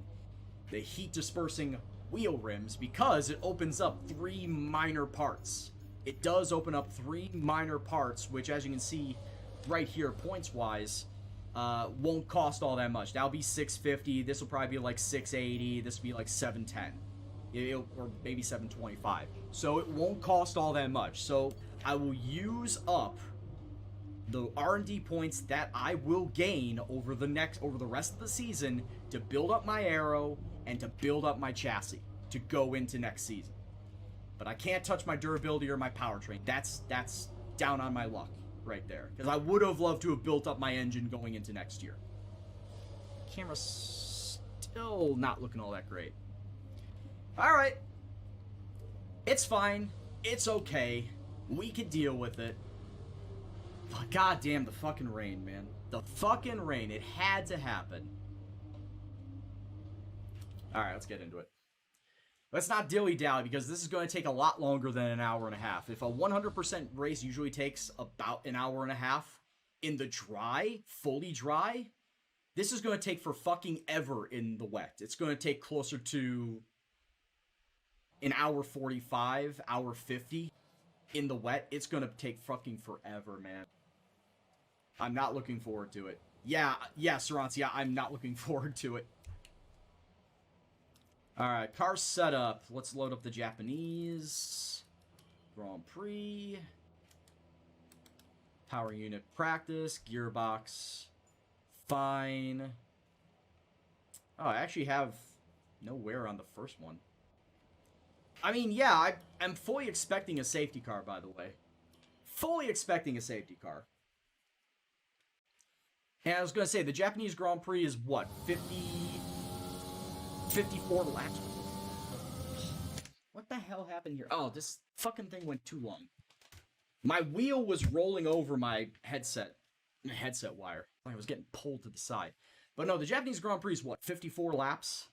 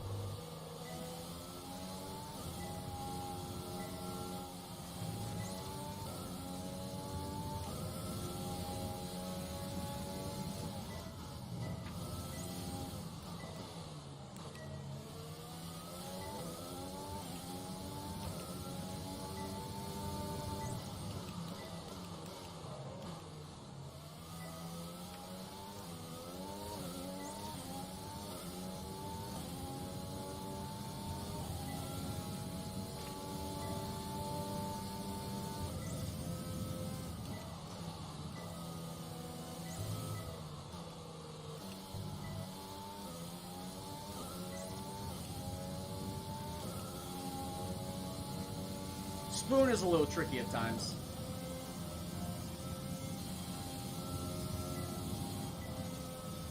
$135R.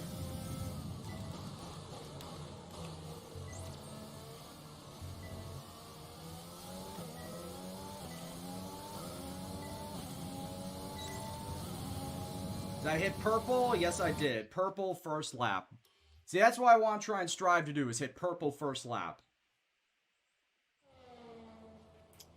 Alright, so that's good. Let's go to tire management. Let's move on straight to that. But yeah, Iowa, it's gonna suck. I'm not gonna like it.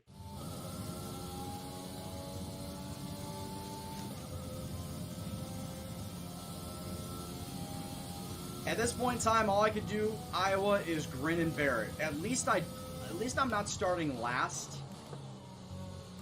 And also I'm gonna say this qualifying is dry. So I might be able to luck out in qualifying. I might luck out and start like mid-pack instead of near the back.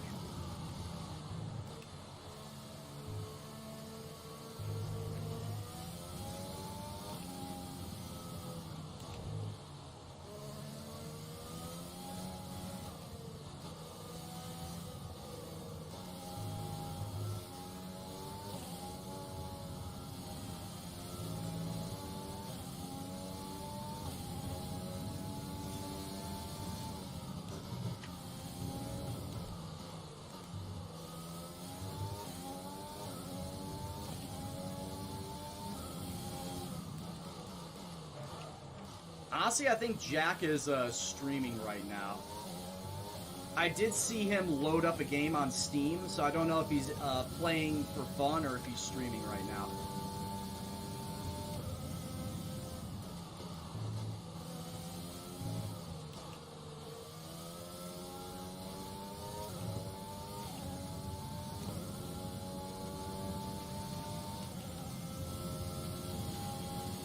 But either way, I am not happy. Oh, shit.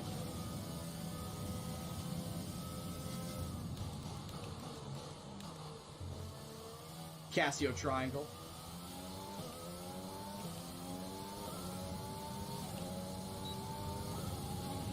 Okay, test complete, and that was a very good job indeed.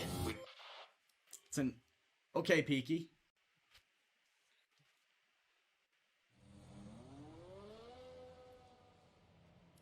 Yes, Jack kicking it straight at the keeper, Hex Stealer. Because he just could not. Hey, and honestly, Wolfganger, at least we knew that Jack was able to shoot on target.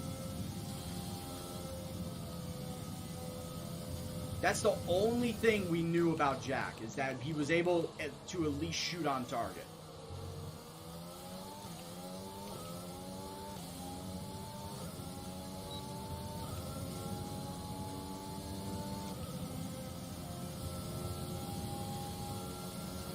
Oh, Joe is online? I didn't see...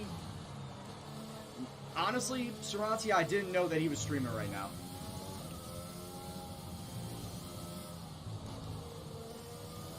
I don't even know what Joe's streaming.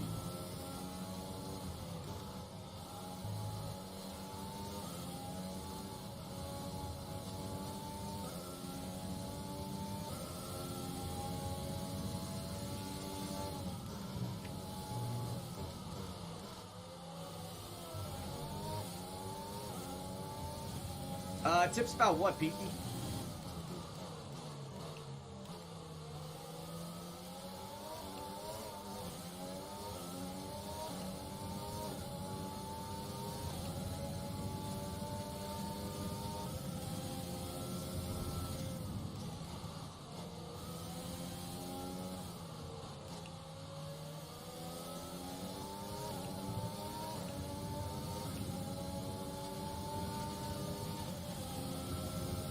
Oh, this is gonna suck.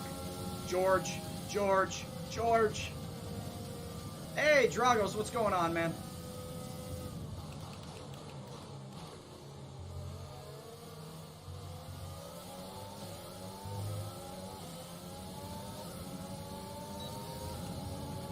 Program complete and a job well done. No worries, Dragos. I finished 9th at Russia. What engine do I have? I have the Merc engine. Got Mercedes. Getting motivation for working out, Peaky? It's all about willpower. Like me, I'd set a goal to work out 5 times a week. It started out as 4 times a week, and as soon as I got that, like 2 months in, it then morphed into working out 5 times a week. It's all about setting obtainable goals. Like, you shouldn't just say, oh, I'm gonna do 1,000 reps on the bench press or something like that. Like, that's just outlandish. Start off with setting yourself attainable goals. That's how motivation works, and that's how motivation, I believe, starts off, is if you set yourself obtainable goals so that you can reach them at a reasonable pace, and that's what gives you the motivation to continue on doing it, and give you the motivation to setting higher and higher goals for yourself.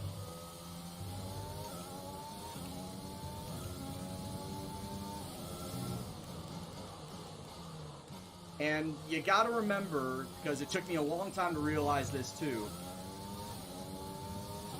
change isn't instantaneous. Progress is not instantaneous. Progress happens slowly over time. So you can start working out, and yeah, in 3 weeks, you might not see a whole lot of change, and don't let that discourage you. Like I said, I started out at the beginning of the year. Started out 240 pounds, I'm now down to 213. The moment I noticed that the change in my body was happening, like for the better, was when I put on a pair of pants and realized they didn't fit because they were too big. That is also motivation. That was also motivation on me too. In the fact that, hey, these size 38 pants don't fit me anymore. I've got a smaller waist. And it's like it didn't look like I had a smaller waist, just, because at this point in time, I was 4 months in, I was looking at like, it doesn't really look like I've changed all that much.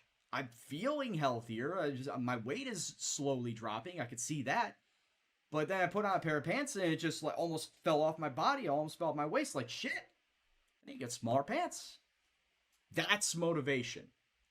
And like I said, the progress, that was 3-4 months down the line. It's not instantaneous. You got to work at it. And the only person that is stopping you from doing that is you. You are your own barrier. You work past yourself, and you can do anything. You are your strongest motivator. You're also your own biggest critic. So you need to focus and motivate yourself. You have to give yourself the biggest kick up the ass if you want to make changes in your life.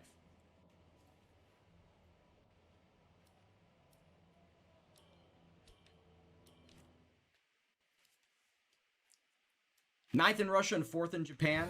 I'm not 4th in Japan. This is practice. I'm only in practice right now.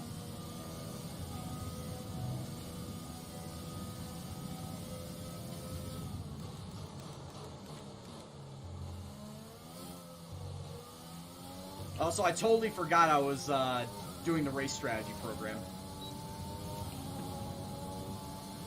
Totally forgot I was doing the race strategy program.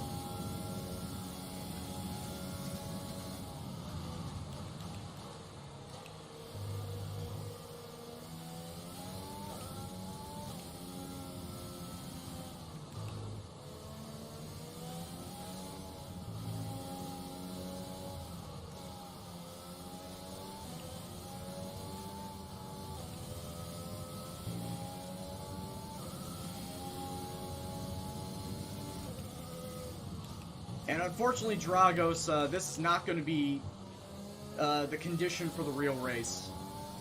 This might be the condition for the end of the race, but the start of the race for like the first half, maybe a little longer, that's all going to be wet. It's going to be very heavy rain at the start of the race, and then tapering off as the race goes on. Thank you very much for the follow there, Hex. Or He-Hex. He-XD. There we go, we got it right. He-XD with a whole bunch of numbers. Thank you very much for the follow. Hope you're doing well. Hope you enjoyed the stream. It's like if I can actually read my goddamn Streamlabs.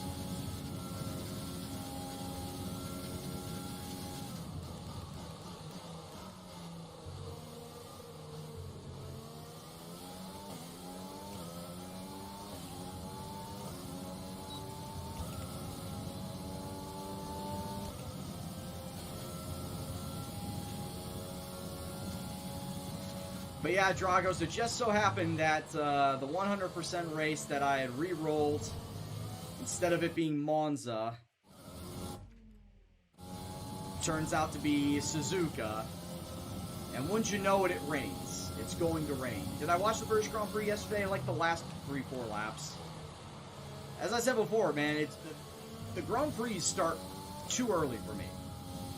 British Grand Prix, I think it started at 8 o'clock a.m. my time. Yeah, there was no way I was waking up that early to watch it.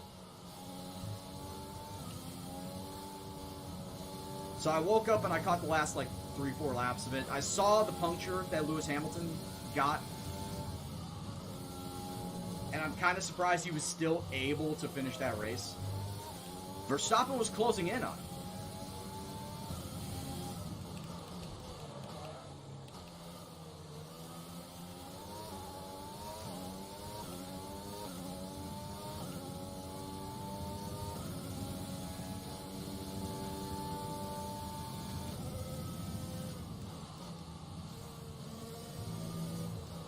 I'm gonna say, what chat are you watching? Dual screening me and fucking Chatterbait over here. which is a very odd thing to dual screen, honestly.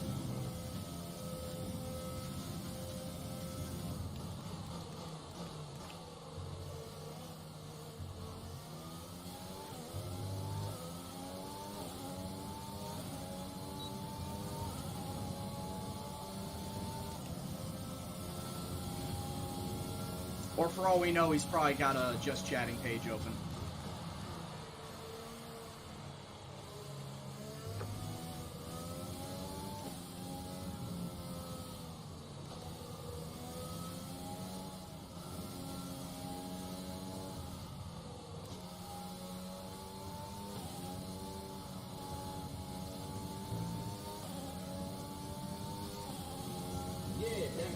Went from 20 down to 5. Yeah, like, if that race was 1 or 2 more laps long, Verstappen would have won that race. KHP, thank you very much for the follow, dude.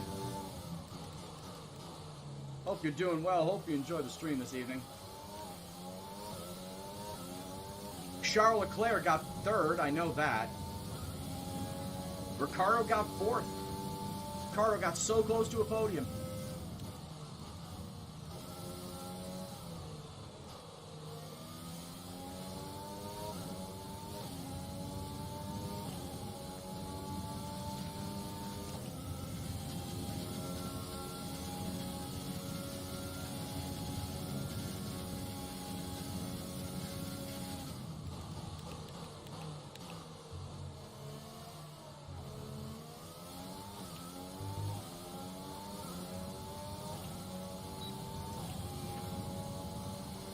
But I'm going to be honest, going into the 2 Silverstone races, it's like Lewis Hamilton owns that track. It's really hard for me to bet against Lewis Hamilton at that track. So to see him win, it's like, it's not surprising. But if I would have watched the whole race, yeah, maybe I probably could have seen that Lewis was in trouble for a little bit of that race, and especially at the end. Did I go to any of the games during the World Series? No, because they were fucking expensive, and I did go to the bar the night the Cubs won, though. I did go out to Northside Bar, like about a couple of miles away from Wrigley Field, the night the Cubs won the World Series. That shit was insane. There were people actually leaving the bar when the weather went bad, when the rain delay happened. I mean, at that point in time, no one knew that the rain delay was only going to last 15 minutes.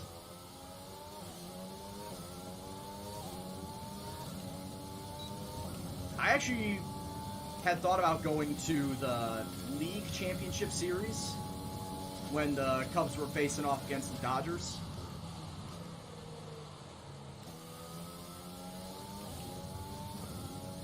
But again, that cost like gobs of money. It would have been nice, but I did not have like $1,000 to spare, and that was just bleacher seats. I would have loved to have gone, but yeah, it just got super expensive. As all sporting events are when it comes down to a championship series, they get super stupid expensive ticket prices.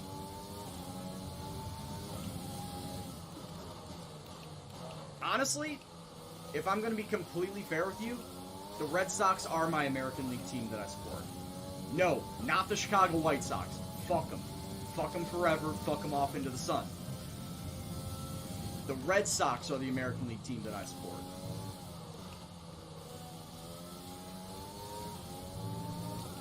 And in fact, if Iowa's still around, that's Iowa's team, favorite baseball team too.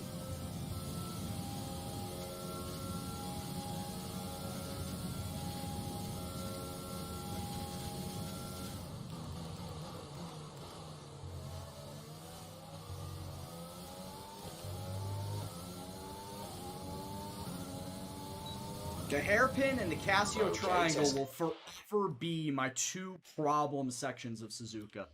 They will always be my 2 problem sections.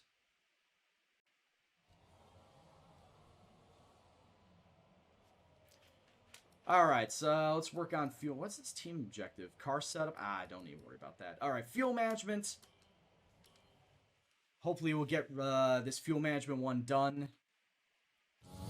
They were your team, and then you were mad when they salary dumped Mookie, Betts, and David Price. Baez is a really good player, yes. Actually, speaking of, Cubs should be about inning number 4 right now. It's probably inning 3 or inning 4. Cubs are facing the Pirates right now.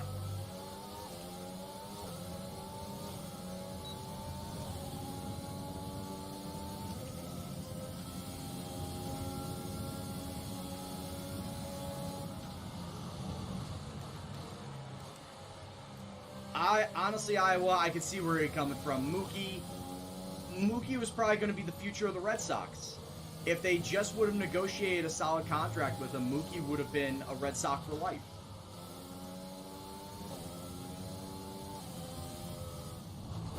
Oh, Spinalla. Still 0-0, okay.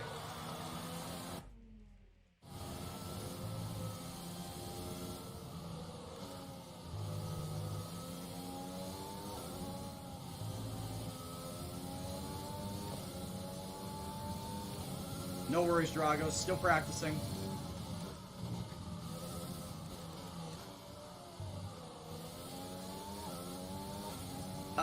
Cubs and Pirates, baseball.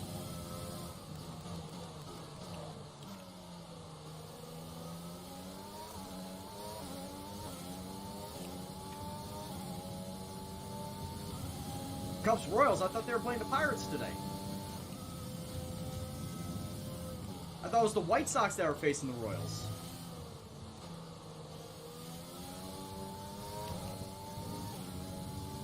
You're probably looking at the wrong Chicago team, Ewan.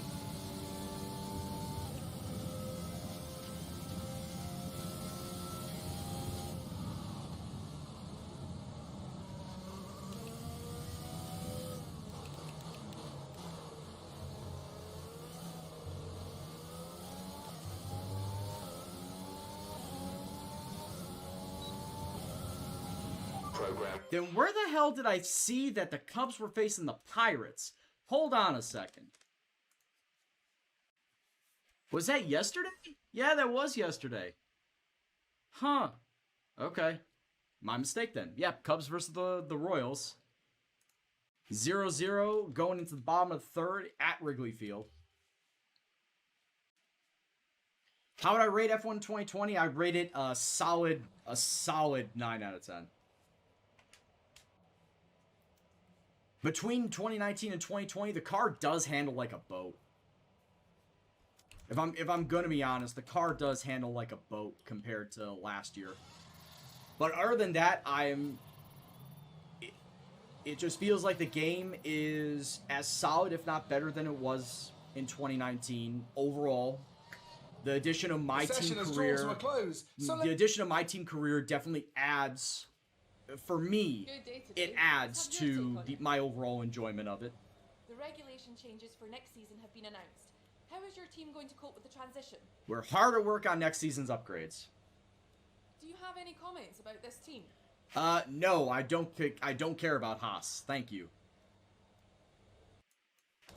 Great. Well, that's everything. Do you care about Haas? No. Next question.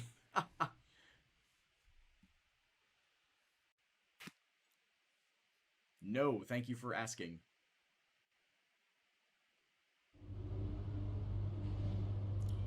Alright, so yeah, the Japanese Grand Prix, I thought it said 54. No, it's 53 laps. Alright, so before I go ahead, go and bump it up to 94, of course. Simulati. We shall simulati.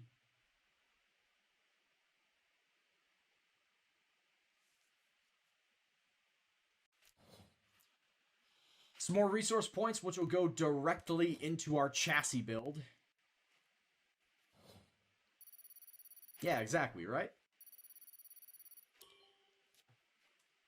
Because at this point in time, as I said before, the regulations are for my powertrain and for my durability. Of course, it had to be for my powertrain. Couldn't have been for the chassis. Because I really, really, really, really wanted to build up my engine going into next season.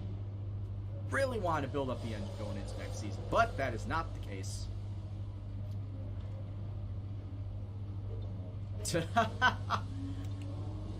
Merc can go take a dump. Ouch. Tell me how you really feel, Wolf Gamer. Jeez, man. Alright, MGUK, we'll go there, Switching from my practice engine to my real engine. And R&D, SF4, we're going to build up the heat dispersing wheel rims, so it opens up 3 minor spots. It won't get done until after the Mexican Grand Prix, which is a bit of a shame, because that means it'll open up. But the rest of the chassis builds will more than likely not get done until the season's already over. But at least we can get a head start on it now. We can jump on it right now.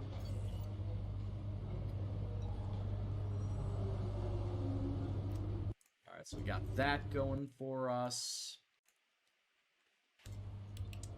Engine is good for qualifying. Like I said, it's a dry qualifying, which is good. So it gives me a better chance at a better spot up on the grid. I don't think I'll get out of... If I make it to Q2, I won't get out of it. I think I'll have a tough time getting out of Q1, too. But more than likely, we'll have a harder time getting out of Q2. If I make it up there. Alright, Japanese Grand Prix. Load it up.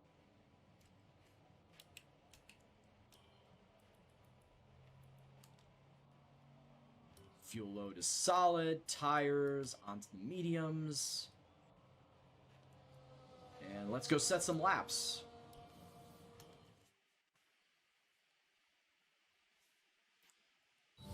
I was going to say, Wolf, yeah, you don't care about F1, but you care about IndyCar.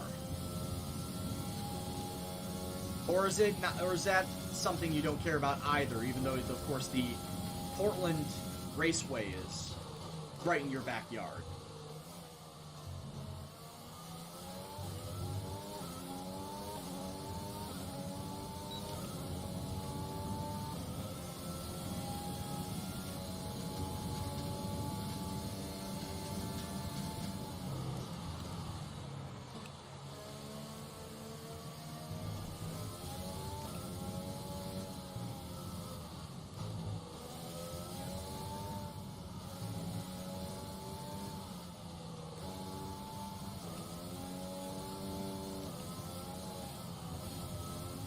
Ooh, what a spin save.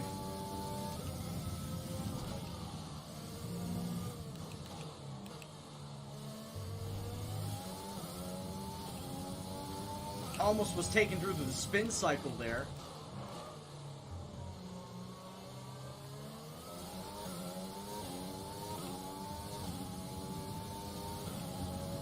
Oh yeah, the Monka steer is in full effect right now.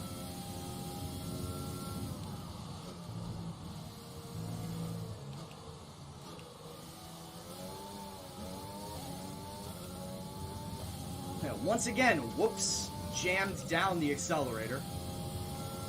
Not what I meant to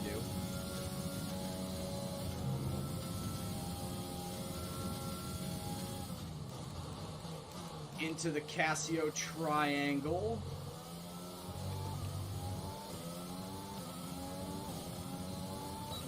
That chicane is always hairy for me. Always is a hairy spot.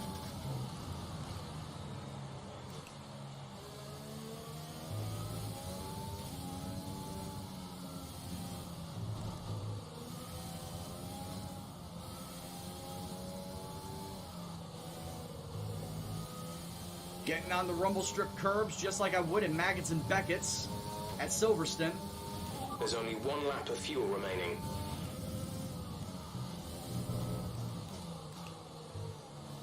Oh, I did? Okay. Seriously, on those S's, I treat it just like Maggots and Beckett's at Silverstone. I really do. Oh, yeah, Monka Steer is solid. And you can get that with Better Twitch TV. If you install the Better TTV app, that's one of the emotes that you can set for your channel.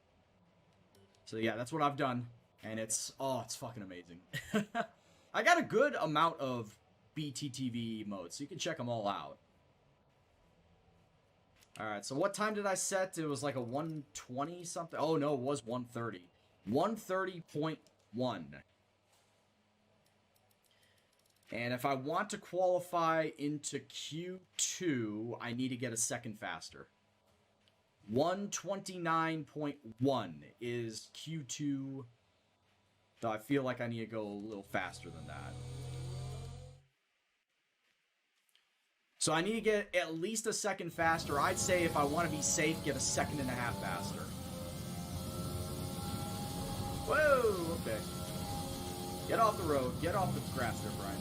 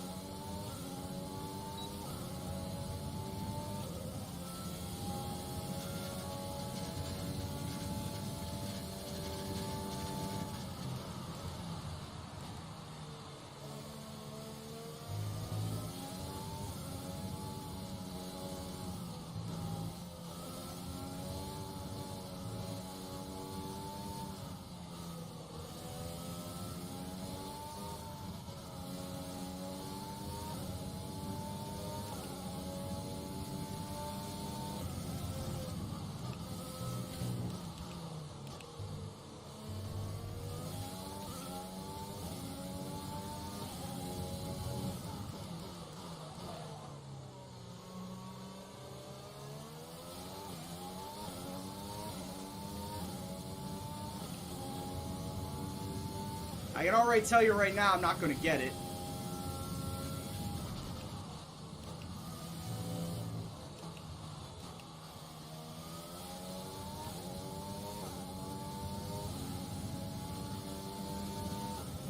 I can already tell you I'm not getting out of Q1.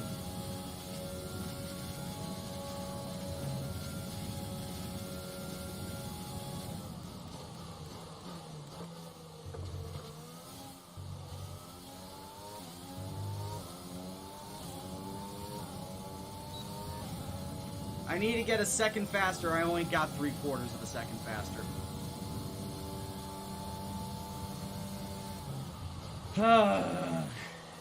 Damn it. 19th place. 19th fucking place. In a heavy rain setup race, I'm starting 19th.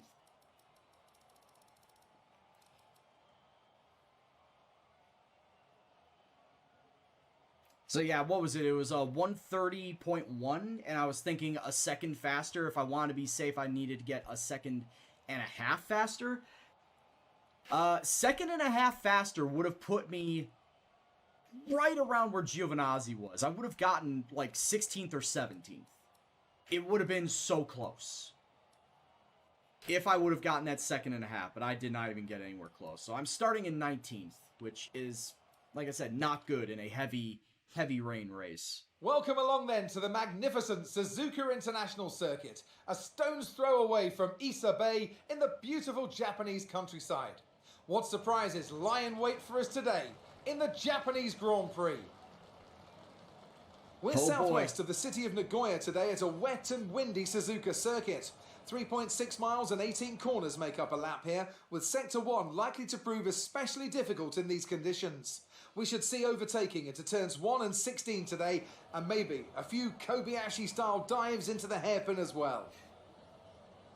Kobayashi dive? Oh no.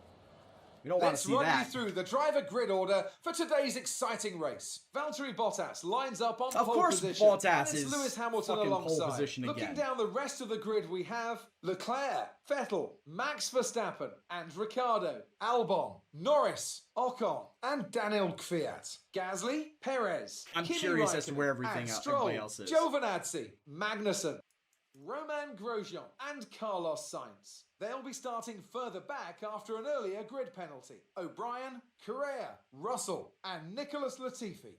And with preparations almost complete, let's head down to the track. Hey, at least we're ahead of the Williams.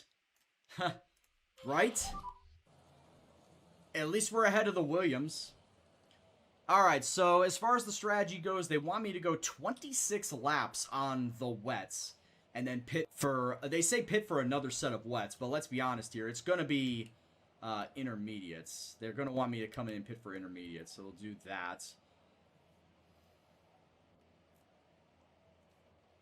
Because by the time I come into pit for intermediates, it will be wet enough. Or it will be drier. That it will warrant the usage of the intermediates. So 26 laps on the wets, and like I said, by the time I pit for the intermediates, it should be drier on track to make the swap to intermediates. And then I don't really know how long. I don't really know how long it'll be before the track fully dries out to go to slicks. I'll use the judgment call for Jeff. I'll use the judgment call on Jeff for when he says that, hey, maybe you should come on in for slicks. We'll do that. How am I doing, Rooney? I'm doing okay. Could be better. I finished 9th at Russia, but... Nah, real life took a bit of a tumble, so... But I'll be okay. Alright, I'm starting 19th. Honestly, it's a wet race, so I pretty much am going to say it's a wash. But if you guys want to make a prediction as to where you think I'll finish, go ahead. I personally don't think I'll finish higher than 15th. I really don't think it'll be higher than 15th. Yes, this is my first season. We just got hit with the regulations for next year. The durability and powertrain departments got hit, which sucks because I would have liked to have built up the powertrain for the end of the season, leading into next season. But on the plus side, I at least can better my chassis and my aero. At least got that. Sarancia says P21. Catapult says DNF. Dude, I would honestly not put that past the DNF. Difficulty is set to 94. Honestly, I would not put it past the DNF.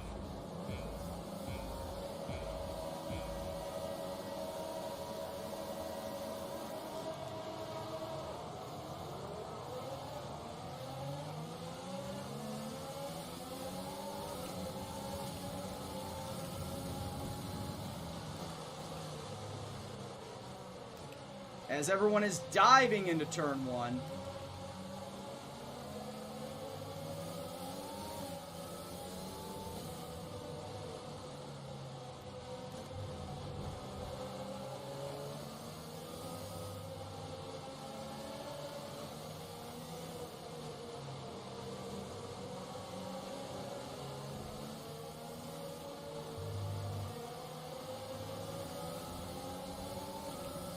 Like I said before, I fully expect the safety car to come out.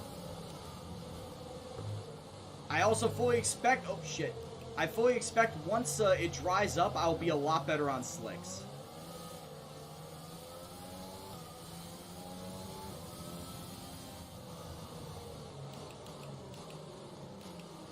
Honestly, once it dries up and I get on slicks, I will be driving a lot better.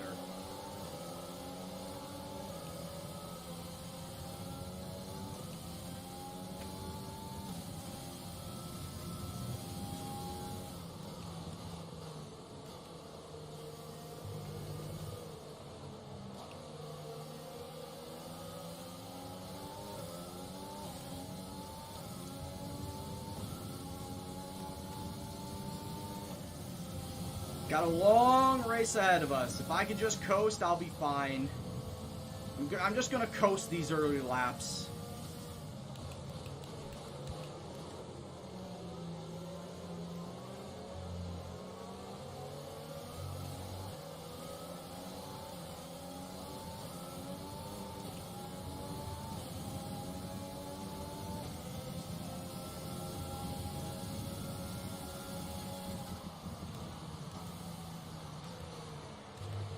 And they're stacking up once again out of turn 1.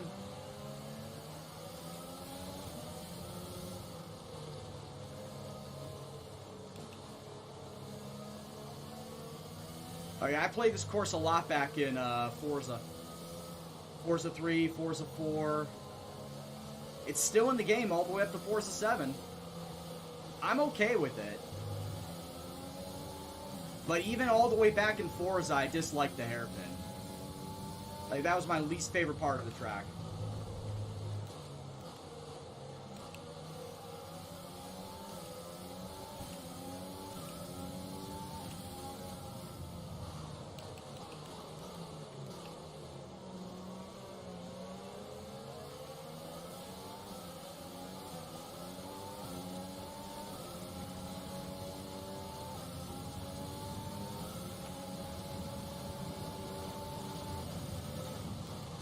Latifi, can I just get past you? That'd be great.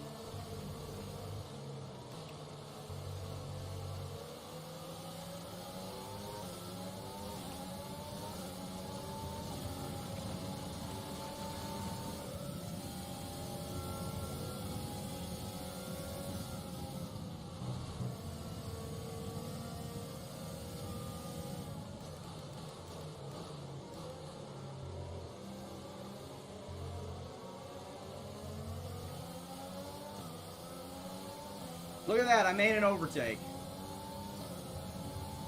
I'm gonna do an overtake.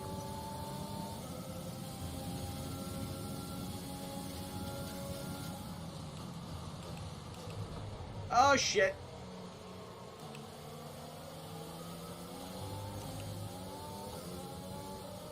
And then I get hit with track limits for going wide on turn 1.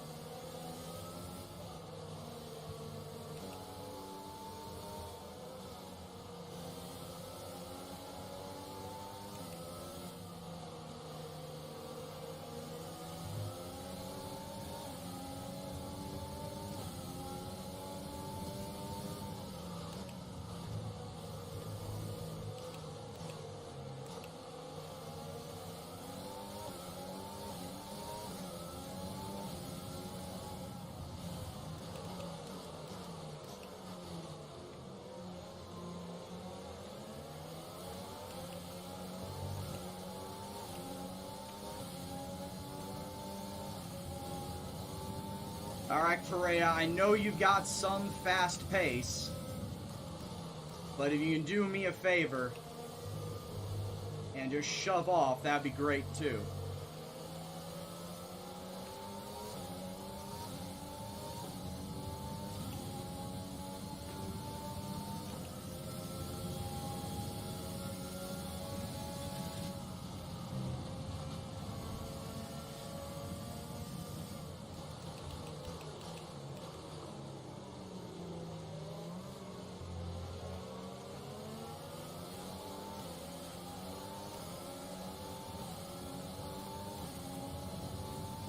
Come on, Correa.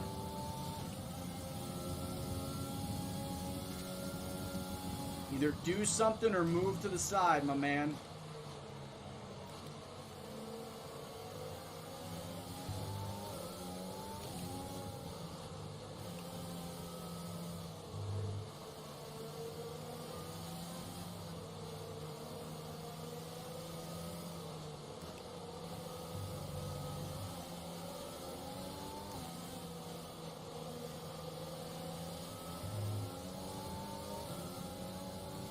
Man, I don't think Maggots and Beckett's would be that slow.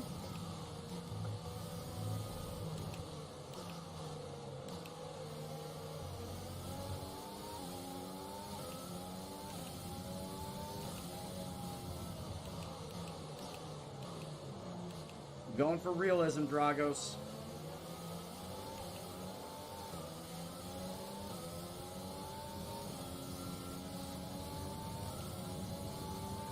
I'm sure you'd get the fucking water spray if I did T-cam it, regardless.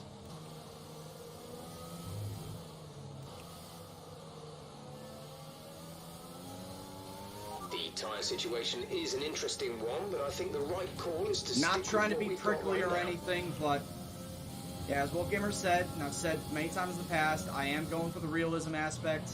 A new strategy is available on the MFD. What's the strategy? Lap 26 for inters. Ooh. Understood, copy that.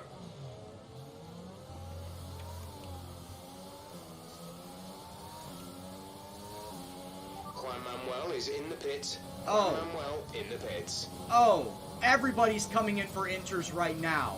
Oh, fucking oops.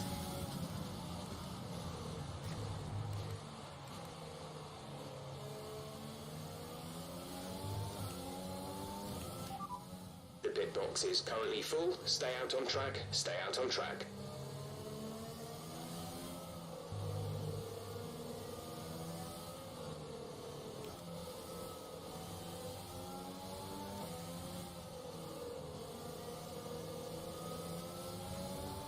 Hey Vettel, palm your tits behind me, alright?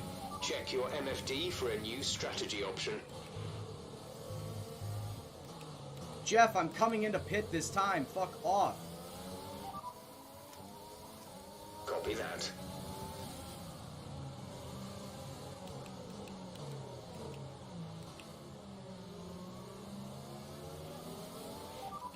Okay, we can take you this lap.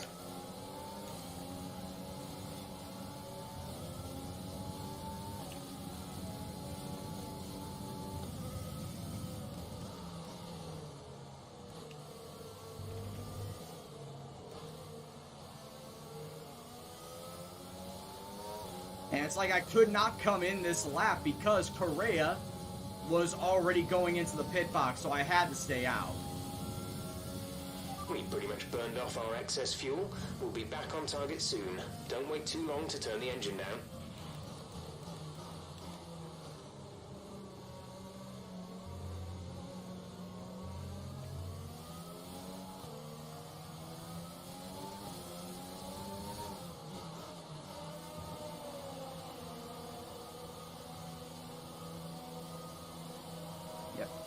Coming in for intermediates. Wow, I didn't realize that was that it lightened up that early. It really lightened up early. I'm surprised by that. Go, go, go. You'll be racing on the exit.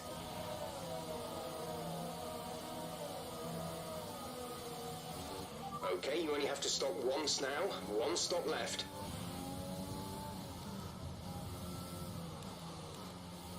I'm gonna stay on these tires until they tell me it'll dry up. I am not coming into pit until they tell me to fucking come in for slicks.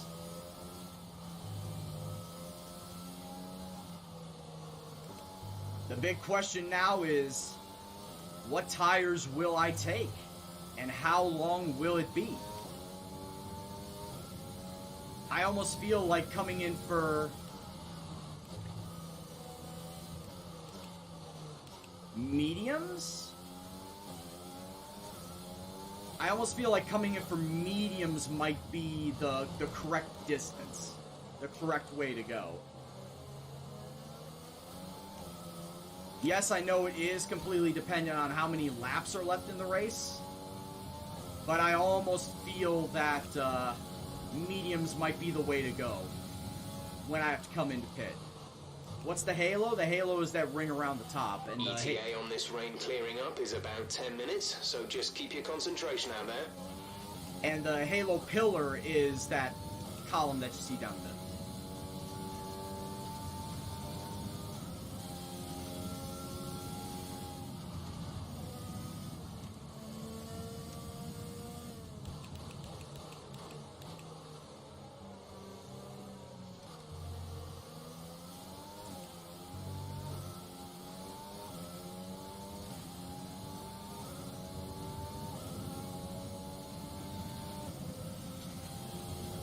Swear, once I get slicks, I'll be solid.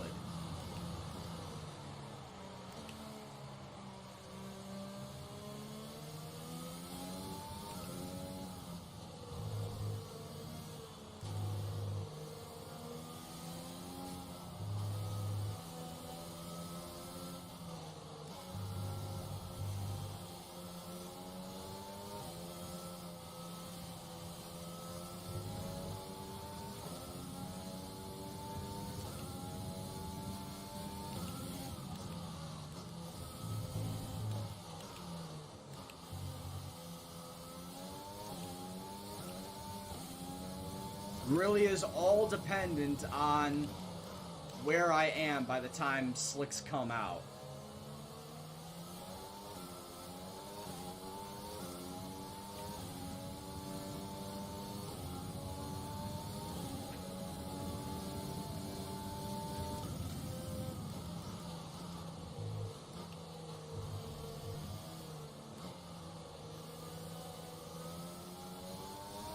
Damn, Lewis Hamilton's already crossed the start-finish line?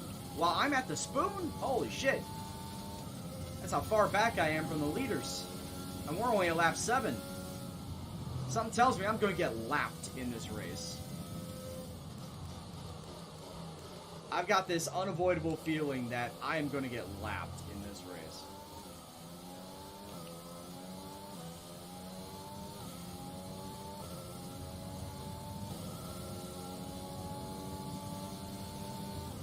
Well, the good thing is I am getting faster. I am catching up to my teammate in Korea.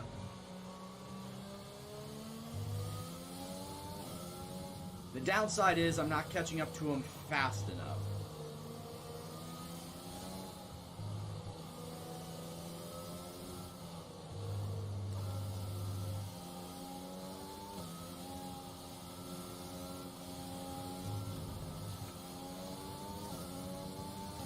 And pulling those moves to go almost off track are not helping.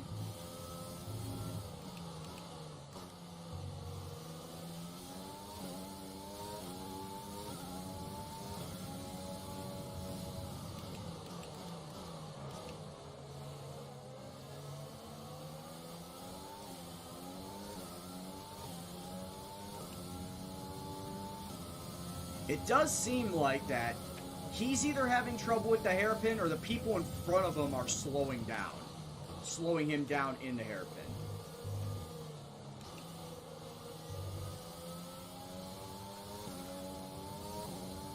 Because I am making some ground up from basically the hairpin up to Casio Triangle. Yes, I am using my overtake button. Like, that's almost a given at this point in time. I have to use it. But I think that the hairpin is what's allowing me to catch up to this group.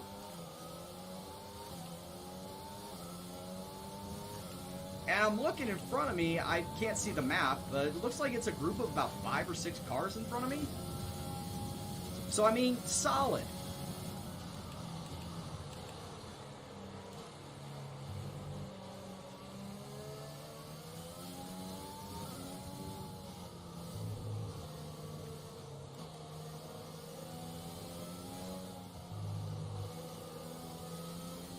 Hopefully I can find some time to pass him.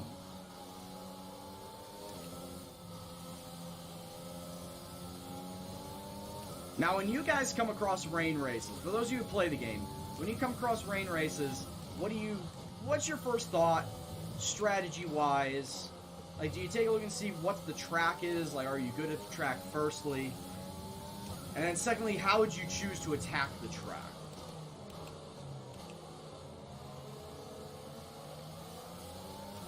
The track is drying, but it's going to take a while to clear the standing water off the line. Don't start thinking about slicks just yet.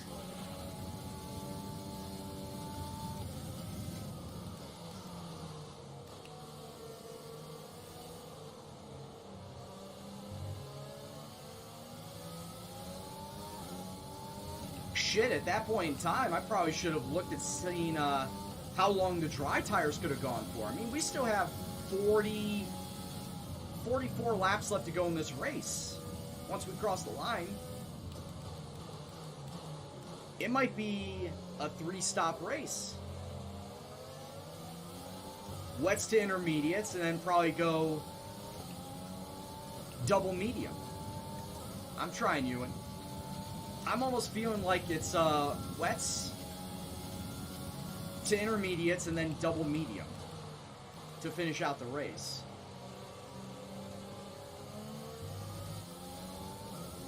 Or depending on how little I wear the medium tires, probably medium soft.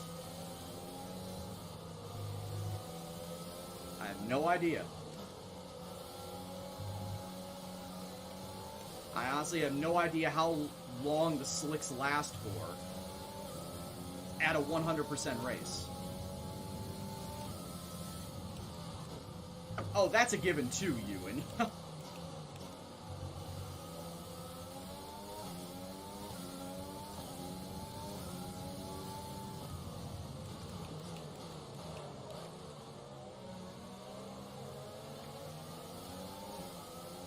As I try to throw it into the hairpin.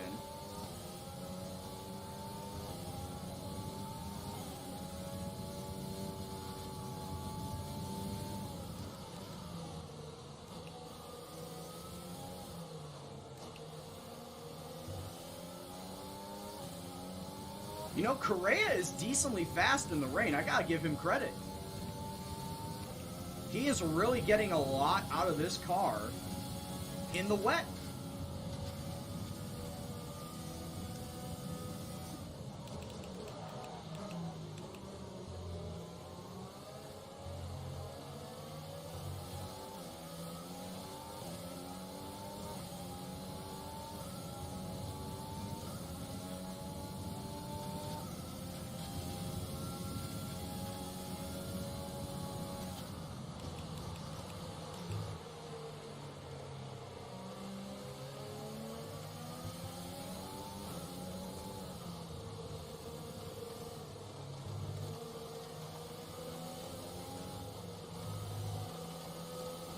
Well, Shirts, I mean, I could opt for that one extra stop after the rain, but knowing that I would not be fast, and I'm already down near the back of the pack, as you can see, I'm 21st. My thought is to try and make back the spots on the slicks that I'm losing and, or aptly not gaining while I'm here on the wets. So that's why my thought process is go softer compound, even if it means doing 2 extra stops.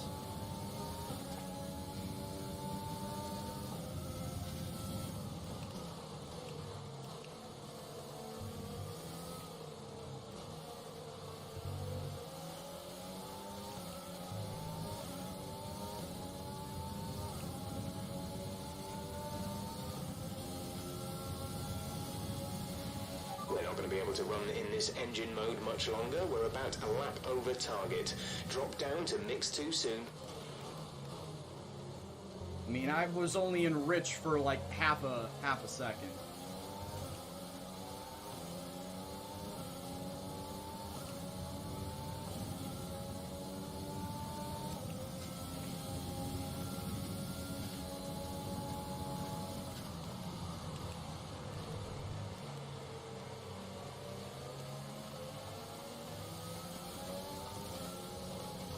All I know is right now, Shirts, is that it's way too early to think of that strategy. Actually, no, it's not. What am I talking about? It's not too early to think of that strategy, but it's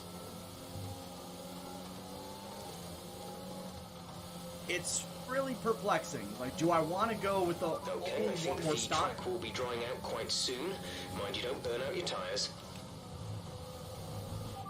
Weather report. Looks like the weather is going to dry up in about 5 minutes. Inters look like the best tyre for now. Honestly, Shirts, it may be that I will still have to make 2 pit stops regardless.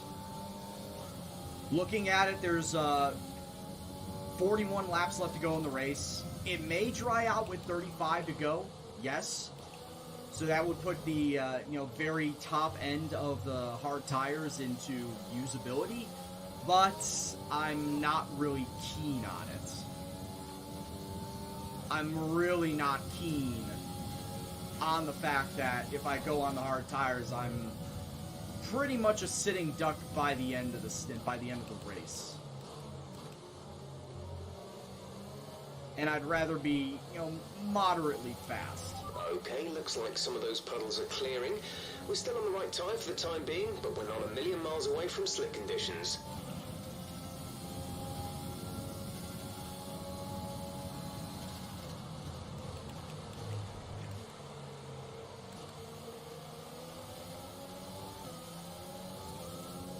Like, if Jeff said come in and come in with, less than 35 to go, like if you're talking about that gap between 30 and 35 laps left, yeah, then I'd seriously consider the hard tires. But right now we're not in that area.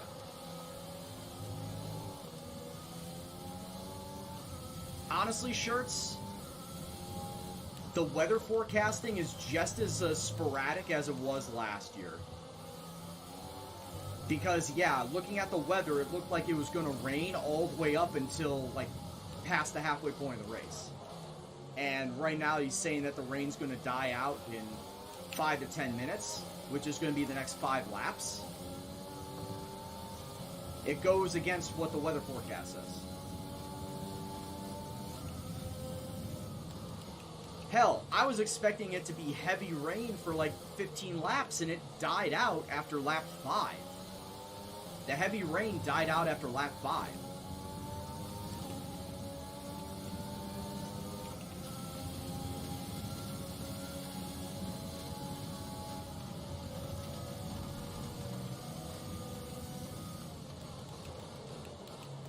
Well, F-Zero X was a really good game, Wolf Gamer, that's why.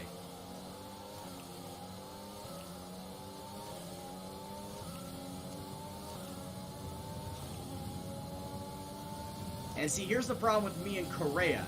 Anything that Jeff says, I'm going to have to wait an extra lap because Correa's going to have to get into the pits first.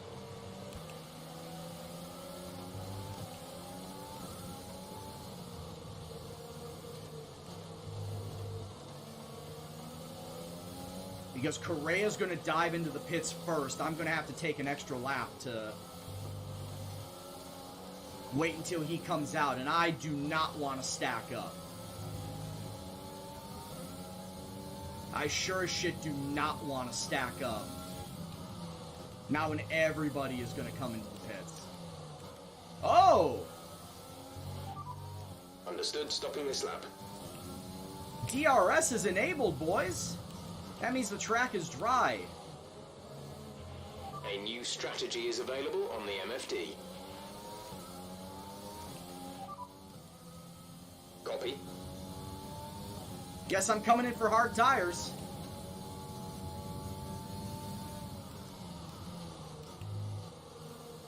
I guess we're gonna go hard soft the rest of the way. Or do I go soft hard? Or soft medium? There's 40 laps left to go. I'll go hard soft.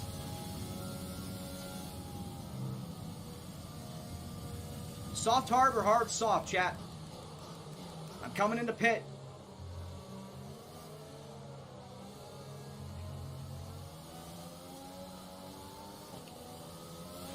Juan Manuel is coming in for his stop.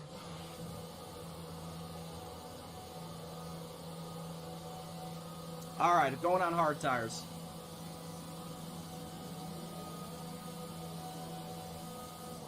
Juan Manuel's got to get his shit done first. Most of the rest of the field are going on soft tires. Go now.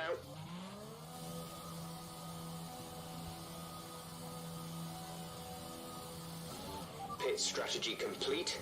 See these tires through to the end now. Holy Jesus, the rest of the field went soft tires.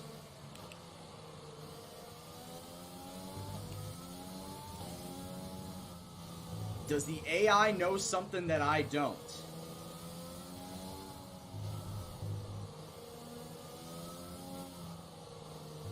With 40 to go, 2 sets of mediums, 20 and 20, could have worked.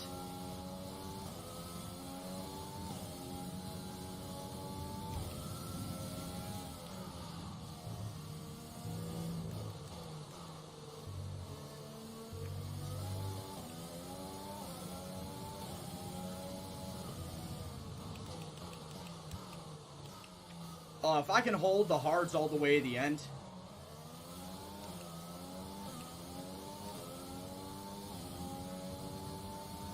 Tires are still heating up. There is still a little precipitation on track.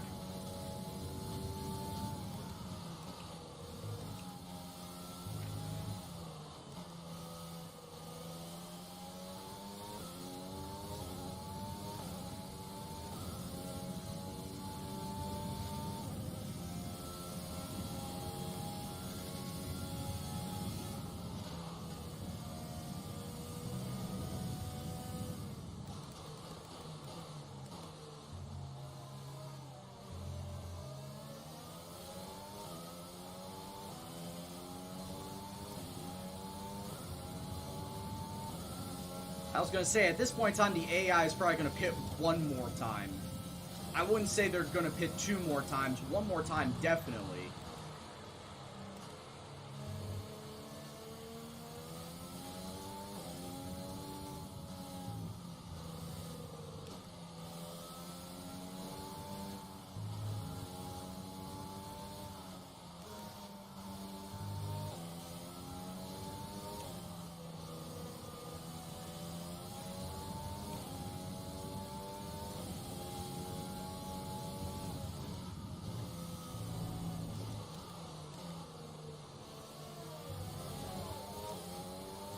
I was about to say, yeah, look how far ahead everybody is.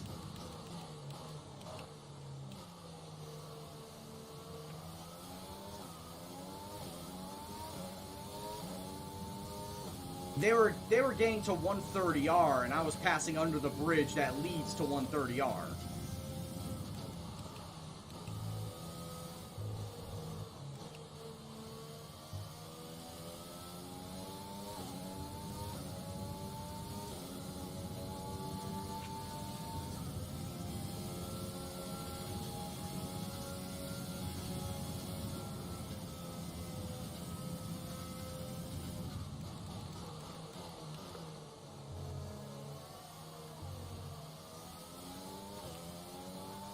Hell, I predict in 10 laps, Latifi's gonna catch up to me.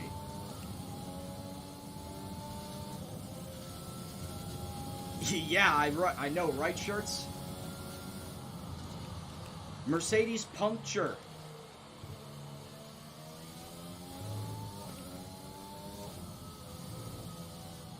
Well, I did make the comment that I probably was gonna get, lapped in this race.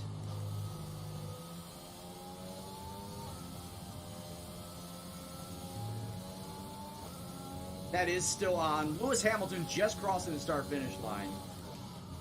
That was 35. He's 35 seconds behind me. And I fully expect him to catch up to me probably in about 20 laps.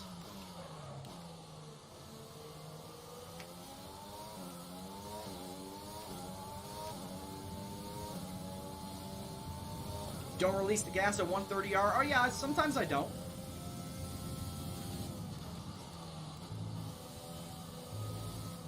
It honestly is just a feel at that point. It's sometimes I do, sometimes I don't.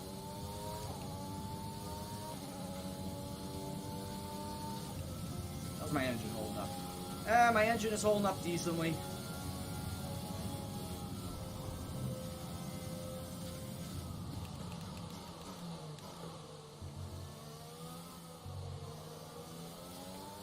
Like right there, I definitely let off the gas because I knew I was going too fast.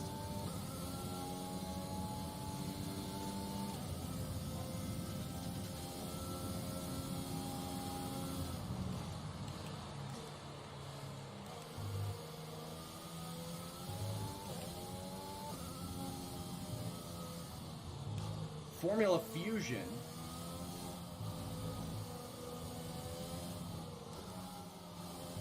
There was another formula that I heard about just recently. In fact, I think it was earlier today. Formula V, where I believe they take old VWs. I don't know what they do with them, but they take old VWs, they modify them, and they race them in that series.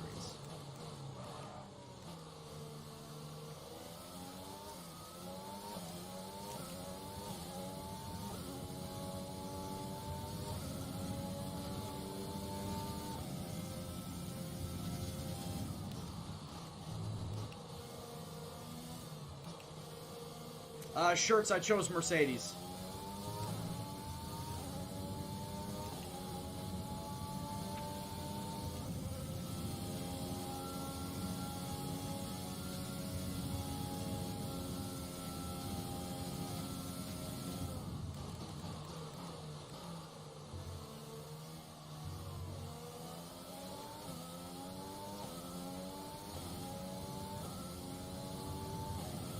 Yeah, it was pretty smooth.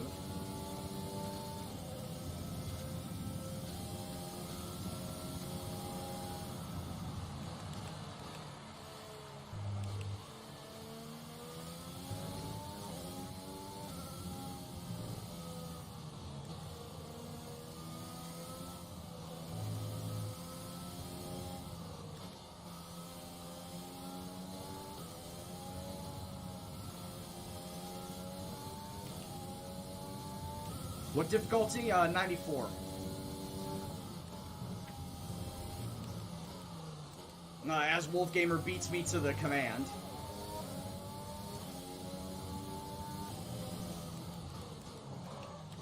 God damn it.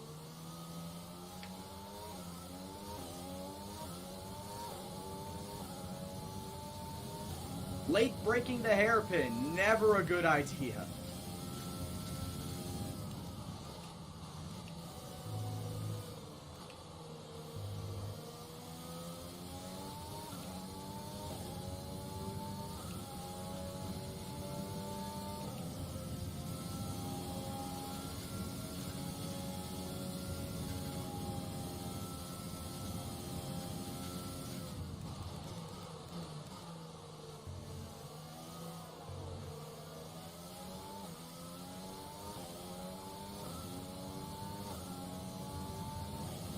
I was gonna say there's only one more, and that's career, but don't really care about that at this point in time.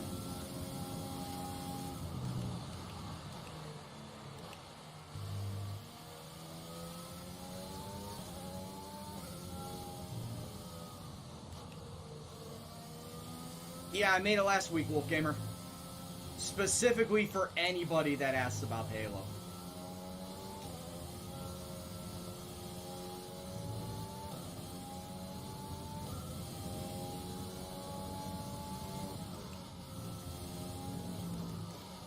Apparently it's 2013. Vettel's setting the fastest lap time. Apparently it's 2013. And he's en route to his fourth straight driver's title.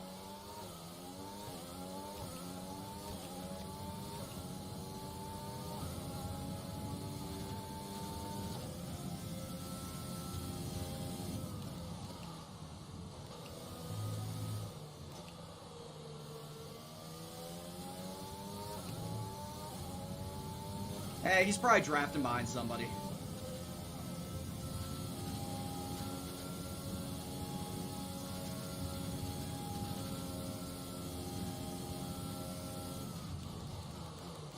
But yeah, I am legit trying to baby these tires, because at this point in time, I might try and make the run for it.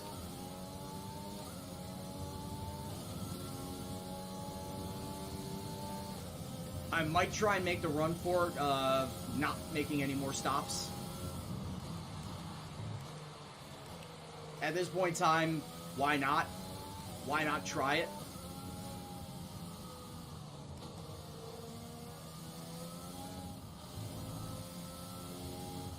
I feel like I did myself no favors with the qualifying that I did. Especially the qualifying in the dry, when I strongly felt, very strongly felt, I could have gotten into Q2.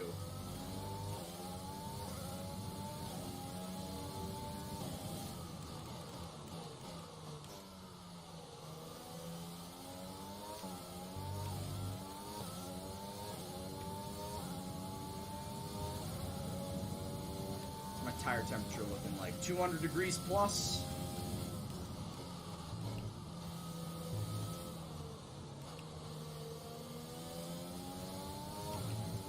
My tires are definitely properly heated at this point.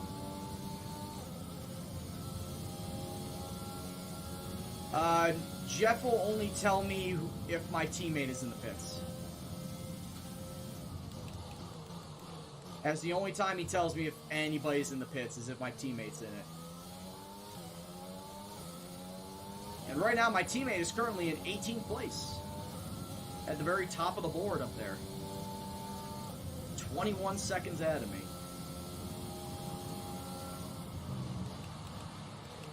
Sad thing is, a pit stop will not take 21 seconds. The in tire switch and out will not take 21 seconds.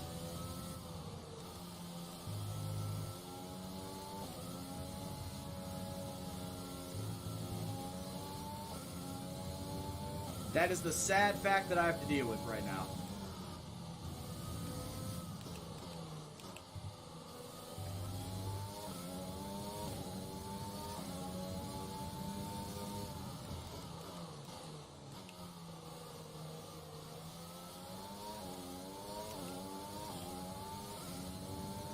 That is true, and like I said, I am banking on a safety car. I saw blue lights flashing. Latifi is about to get lapped. Because I'm looking behind me, I don't see Hamilton. Or Vettel. Or Bottas. Oh yeah, it's like, why should I say that I'm fucking... Hamilton is winning this race? No, Bottas is winning this race. Yes, I did, Polani. Suzuka, it was a dry qualifying, but the first 15 laps, or not 15, the first 12 laps of this race were wet. So I qualified, unfortunately, 19th. And then, because of the rain, I dropped all the way back to last.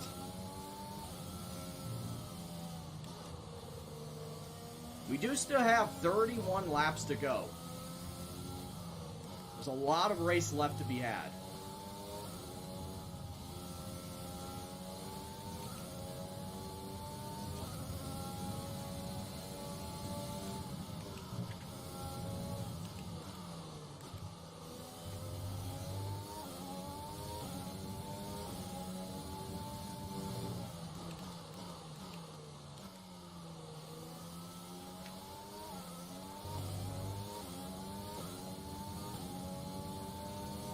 And the sun's come out.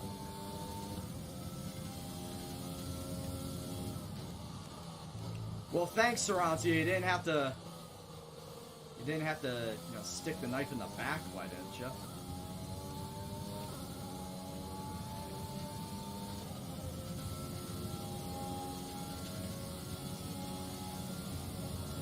Got anything else to say to twist that knife, or are you good for now?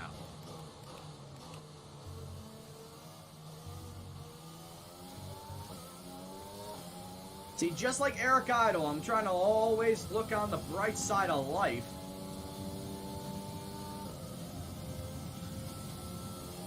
Hey, what's going on, Alyssa? Thanks for stopping by. Welcome from Chicago. Hope you're doing well. Hope you enjoy the stream. This is going to be the last race of the night. 100% Suzuka.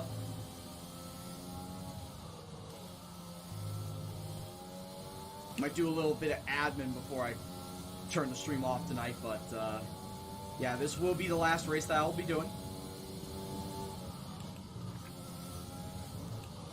It's a Merc engine, but you wouldn't fucking know it now, would ya? Me all the way sitting back here in 21st place.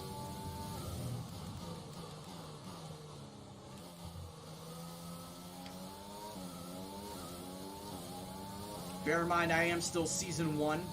Car is definitely not built out to the best that it can be.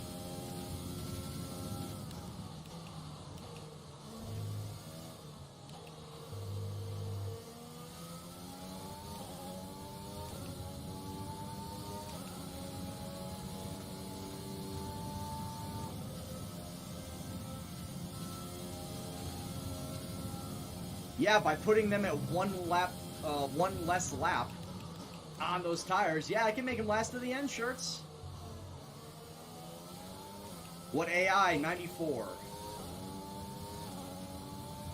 If ever you need to know what AI I am on, exclamation point diff will help you out.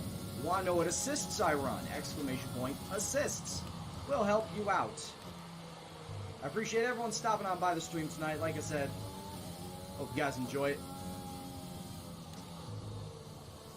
If you weren't here a little earlier, I did a 50% Russian race. I finished 9th there, qualified 9th.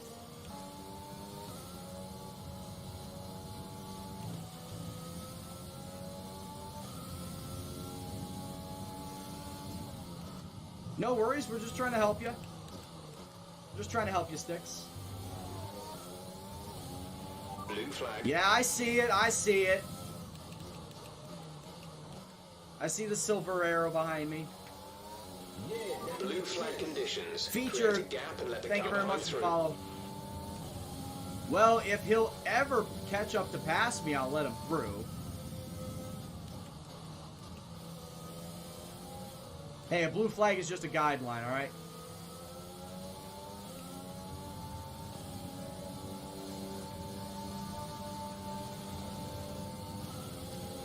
No, it is Lewis Hamilton. I thought it was Bottas, because Bottas has been winning a lot of races in my save.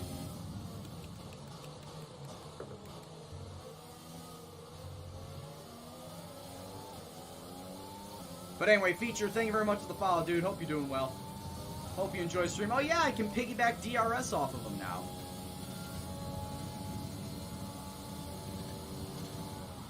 Yeah, Alyssa, this is not a standard thing for me. I do 50% races. But the 100% races are randomly selected at the very start of the season. This is something that I wanted to do to break up the monotony, of course, of the 50% races. So I put all the Grand Prix. Blue flag. I put all the Grand Prix in a randomizer and randomized it at the very start of the year. It originally was Bahrain and Monza, but I forgot to switch out to 100% at Monza. So I re-randomized, and Suzuka then became the 100% one. So what that means now is Bahrain and Suzuka will no longer be available to be selected as 100% races for the rest of my career. So at the very start of next season, I'll make sure that they're taken out of the list. I will then randomly draw 2 more Grand Prix, and they then will be my new 100% races to run for the next season. It was something that I mulled over because it was something that I thought about doing. Like, I was originally planning on doing one 100% race. And then after realizing, oh, you only get 10 seasons in career mode? Okay, then what's 22 divided by 10? 2.2. Okay, we'll just round down and we'll have 2 100% races then per season. And that's how it came to be. Very long-winded explanation of why I'm doing a 100% race. I could not honestly have the patience to sit and do a 100% season every single season.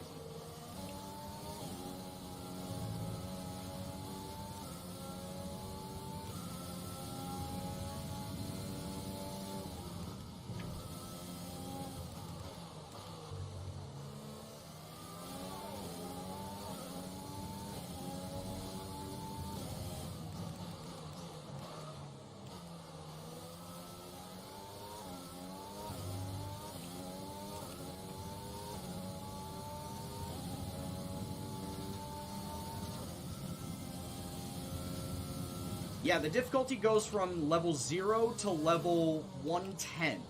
110 is considered ultimate difficulty. And honestly, it's completely up to you what difficulty that you feel like you're comfortable with to start. As what Wolfgamer said, 30 would be a potential good starting spot. I started at 40 and worked up from there. But it all comes down to general feel on how you are with the game, and of course what assists you want to play on as well. And also at the same time, what makes it enjoyable for you, because I wouldn't say just go out there and start playing at 90 difficulty if it's not going to be enjoyable. Ultimately, you're playing the game, you want to get the most enjoyment out of it, so pick a difficulty and assist setup that would make it most enjoyable for you to get the most out of the game.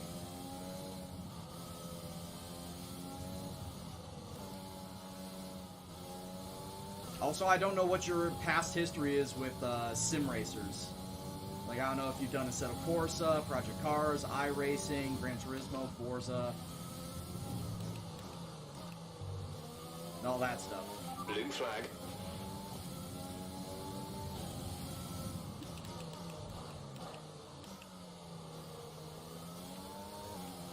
And for everybody that's coming on in, let them past when you can. well, let them catch up to me. For everybody that's coming on in that's new, firstly, where are you from, who's your favorite driver, and what is your favorite Grand Prix to watch? And if you play the F1 game, what's your favorite track to drive?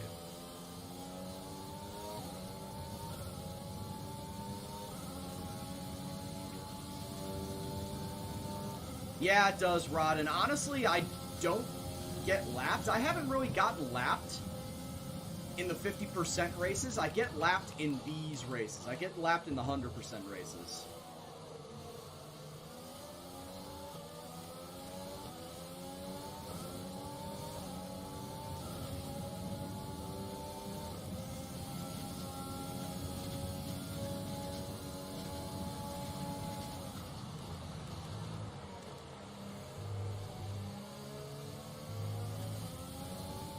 currently my favorite driver right now is Kimi Räikkönen, but he's going to be retiring very soon, so I actually started to follow Daniel Ricciardo, mostly because of the Drive to Survive Netflix series.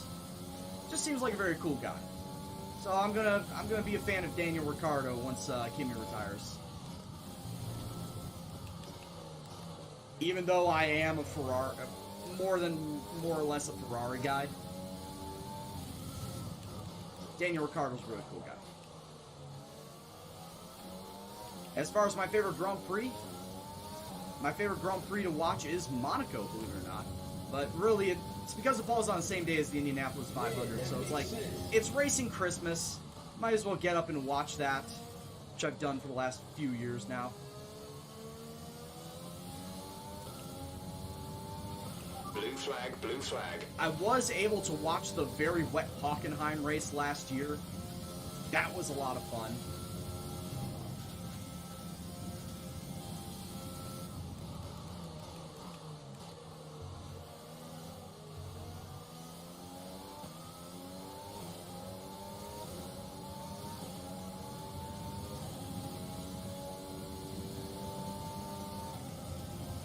Wrong move of Ricciardo going to Renault. Honestly, what other team was out there going to snap him up? Were Renault the only team that were willing to buy him, take his contract, or what?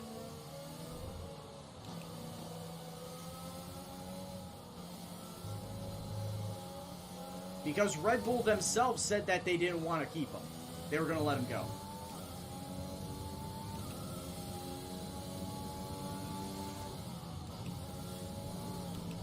That's my favorite classic driver, Sarancia. My favorite all-time classic driver. Not my current driver.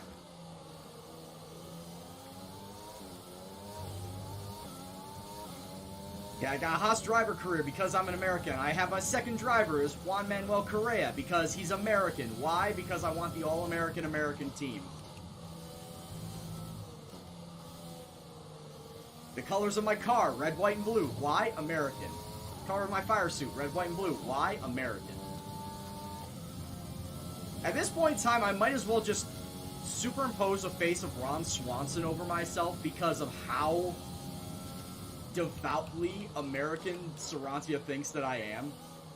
I might as well just get the big old bushy beard, or not beard, big old bushy mustache and locks of hair that Ron Swanson has. Because Sarancia thinks I am that American.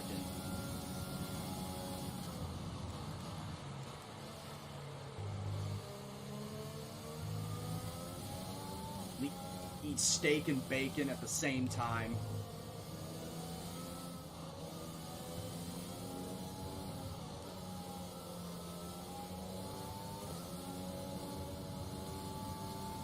Oh hey, I've got a Ferrari behind me. I wonder who it is. Either Vettel or Leclerc.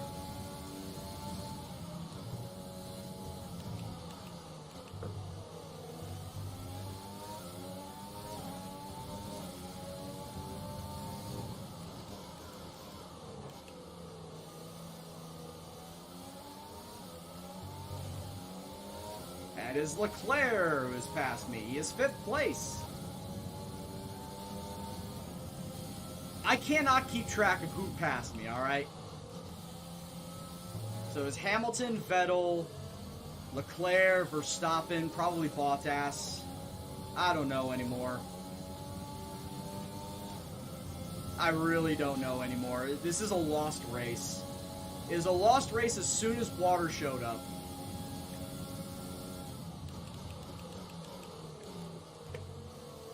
Because for those of you who are coming on in that don't know my driving habits, I absolutely despise wet weather racing.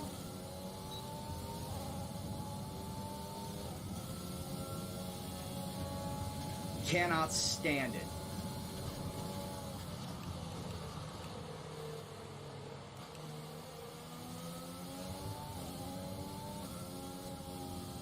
Hell, wet weather washed out my favorite Grand Prix to drive in this game, Canada. So far as my one and only DNF, because I just fucking could not deal with it anymore. Rage quit out of that Grand Prix.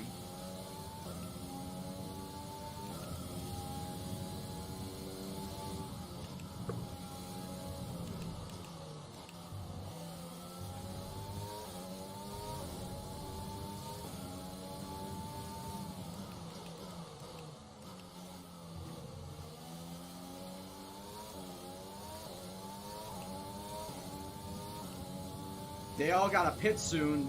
Yeah, but one, they're all on soft tires. I'm not. Two, I don't know how many seconds I'm back of Lewis Hamilton. He probably pit and will get out before I even make it to the fucking pit stop.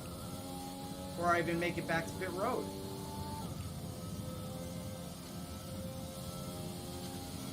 Let's be real here.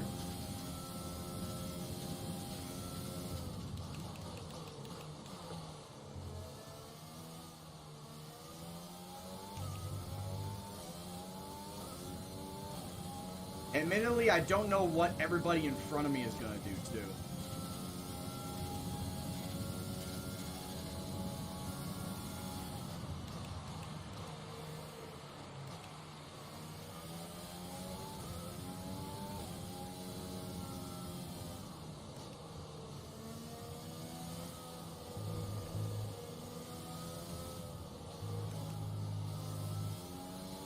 Oh yeah, if I was a fan of Seattle or Vancouver, Wolfgamer would not be showing up to my streams.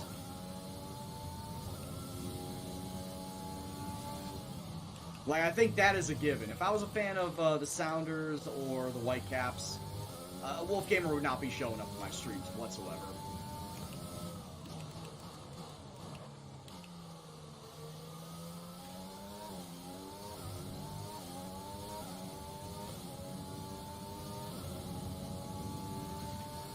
Time is it? 9:37? Juan Manuel is in the pits. Juan Manuel in the pits.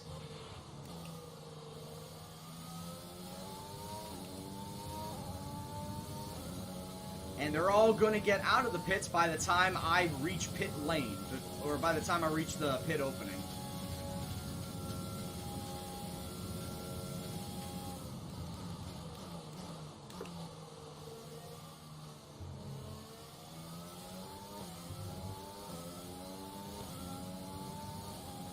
Got the Hawks game up. Oh, yep, it is time.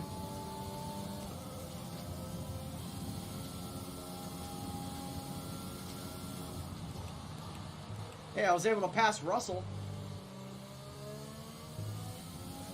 Something happened with George Russell's car.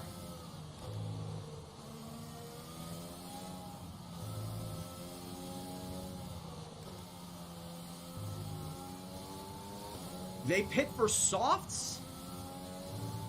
Do they think softs will take them the rest of the way?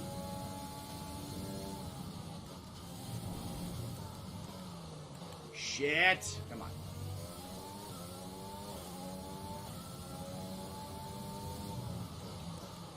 They have to think softs will take them the rest of the way. That's probably the only reason they took them.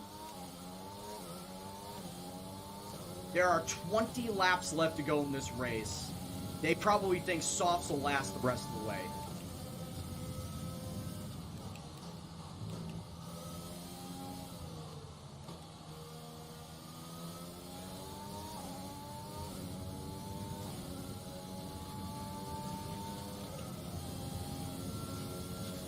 Shirts, I'm going to be straight with you. When we came into pit for those tires, that was lap 15. That was 19 laps ago. So if AI clearly thinks that soft, double soft would have taken them the rest of the way. Alyssa, thank you very much for the follow. Hope you're doing well.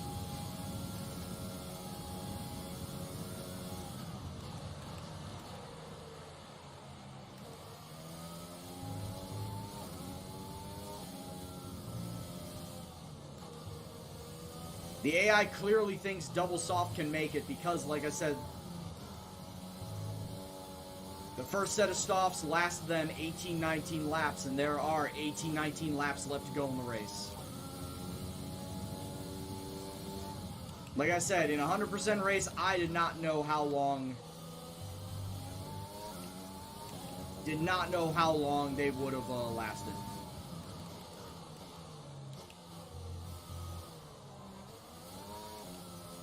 How long the dry set of tires would have lasted. So that would have been great information to have. Honestly, not gonna lie, that would have been great information to have at the very start. Probably should have checked the dry tire.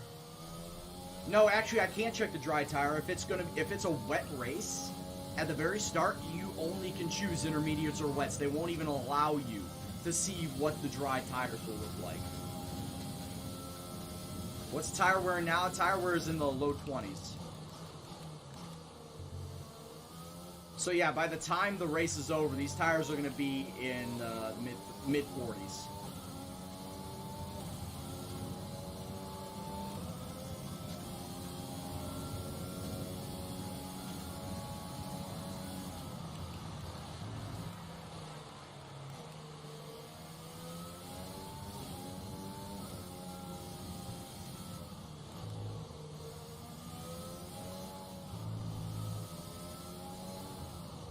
Wow, that was quick, Iowa.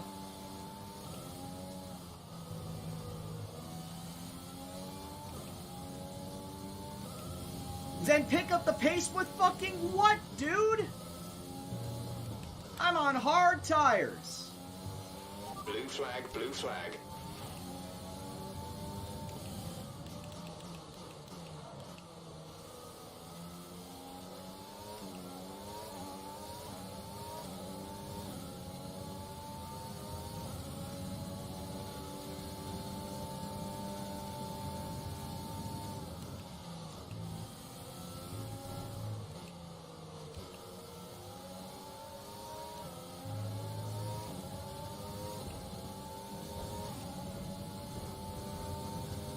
Honestly, if there wasn't a safety car in the rain, I don't think there's going to be a safety car now.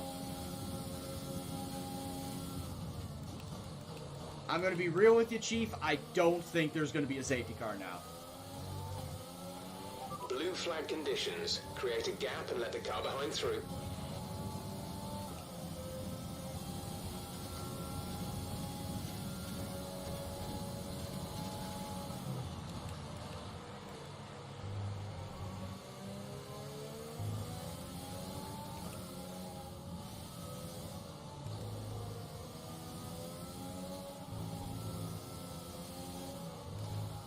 You were a mod for a Whitecaps fan? Oh boy.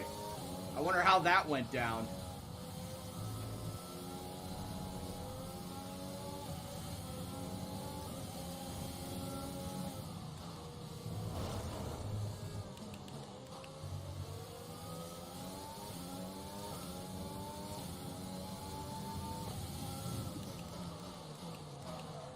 Oh, is that what the Ultras say? Is that what the Ultras sing during, Is it only during the Cascadia match, or is it just always? I do not live in Indy, no. I live in the Chicago suburbs.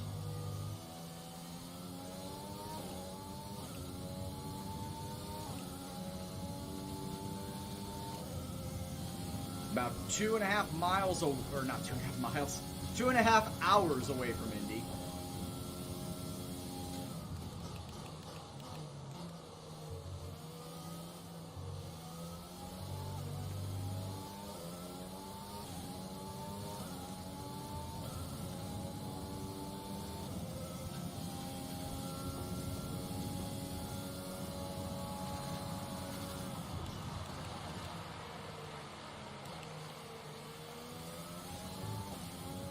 They sing it every home match, and only at the 80th minute.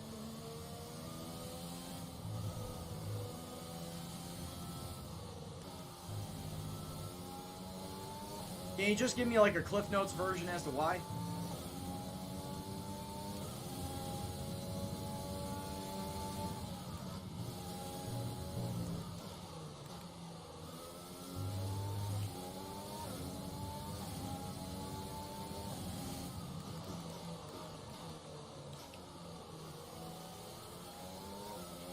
Blue flag.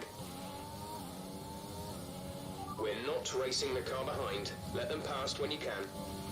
Yeah, once again, whenever he gets up here, then I will let him go. But for right now, I'm racing my race. Jeff, don't be a twat.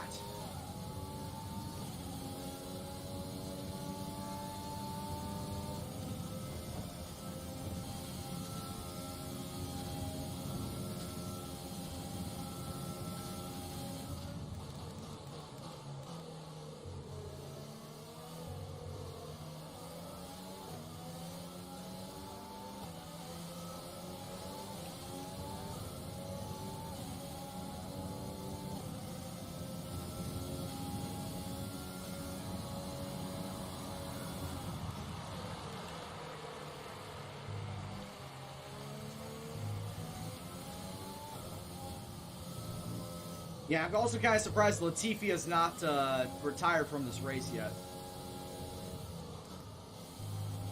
Anyway, 15 laps to go. So about another half hour.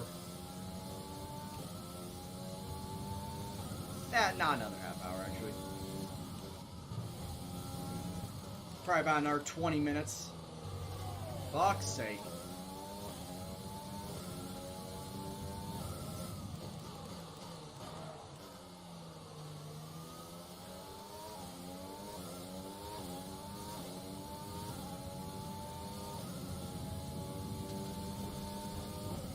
Alright. Thanks, Wolf.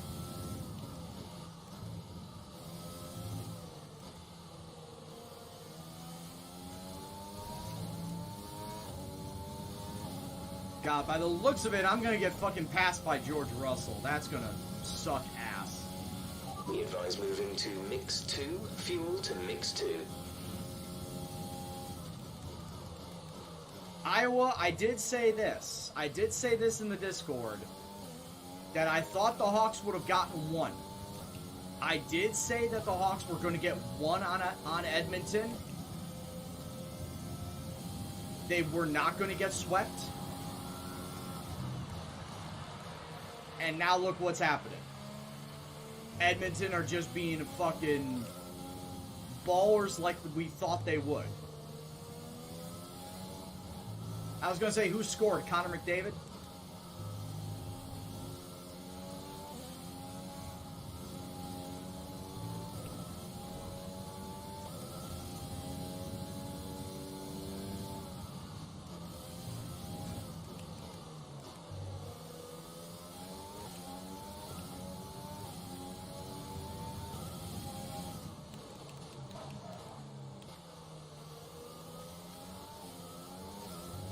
He got the first goal. Gotcha.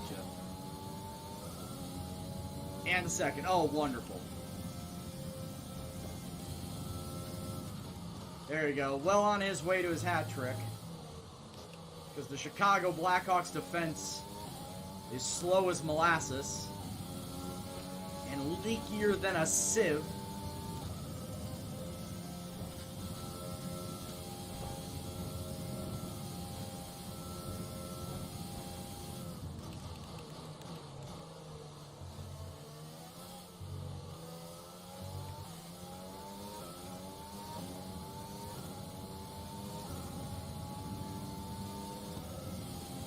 Yeah, well, those are the times that we're in, I guess, Wolfgamer.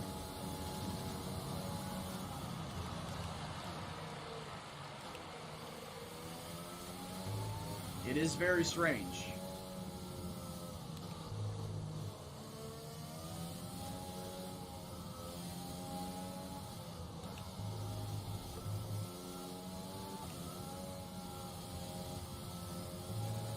Who will I sign next round? I have no idea. I'm likely not going to keep Correa. As good as Correa is right now, by the time the season is over, he's going to be a driver acclaim of 7, I believe. So his contract is going to be pretty high in negotiations. He's probably going to want like $2.5 million.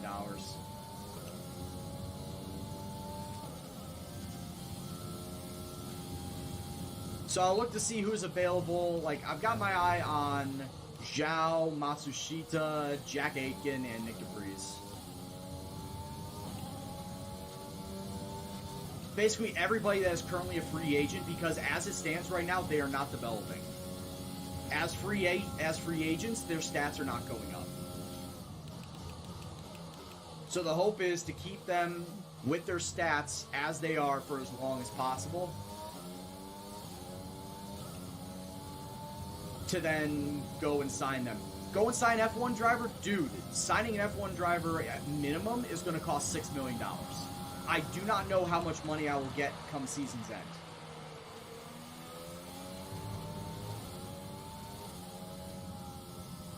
The worst, or I should say the lowest costing F1 driver is, in fact, Latifi, and he costs $6 million.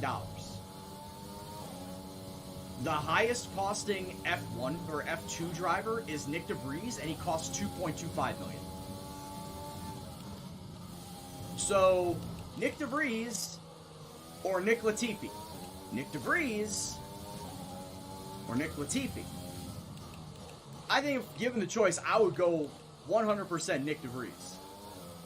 Not only is he 6 attribute points higher than Latifi, costs $3 million less, without a doubt, I would be getting Nick DeVries if given the opportunity. Mick Schumacher is not developed.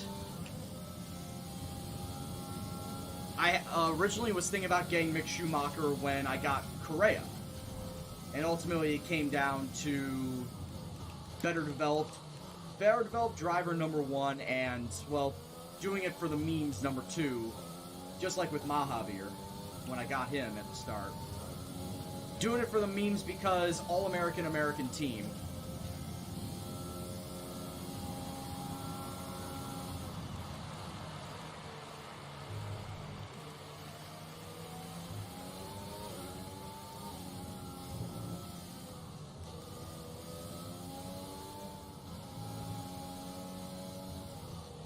Is that 15 million a sure thing, or does it change based off of where you finish?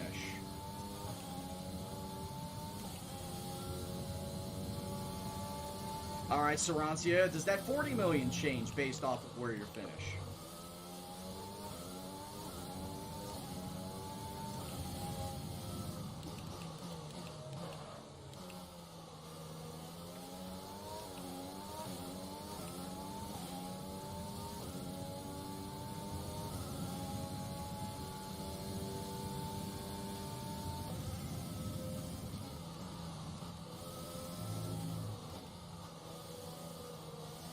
Honestly, right now, if I had to say what F1 driver I would pick, I don't know. Probably some lower mid-tier driver. Probably like Giovinazzi or Gasly.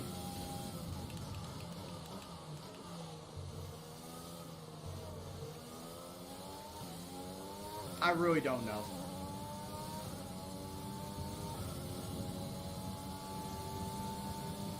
I have to sign something before I get end of season money.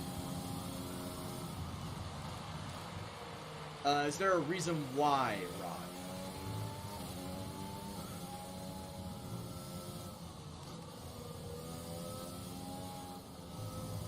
George Russell might not be a bad shot. You know, we'll take a look at all the driver contracts after the race. Which I know, yes, there are still 4 more races left to go in the season. But we'll just take a look and see who is available.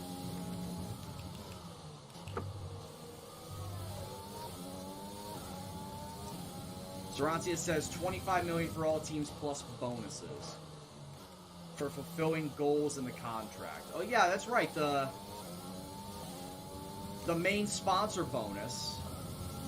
Well, the main sponsor bonus for me is like 4 million, so it's not all that much more.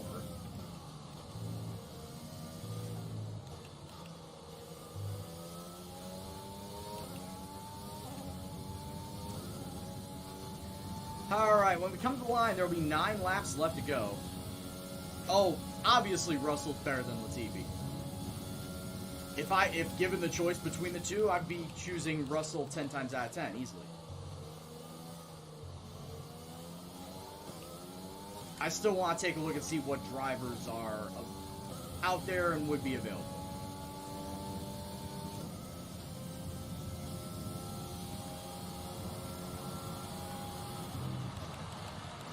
Russell, I think, would cost, about $7.5 million.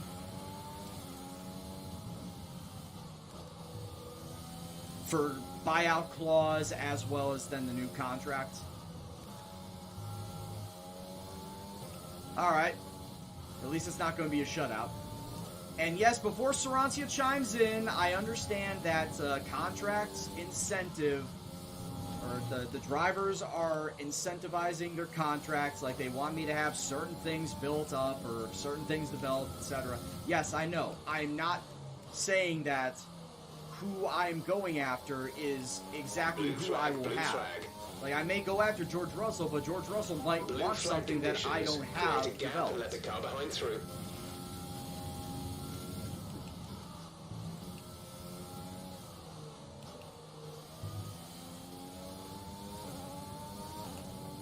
But all right, Rod. I did not know that. Thanks for the heads up.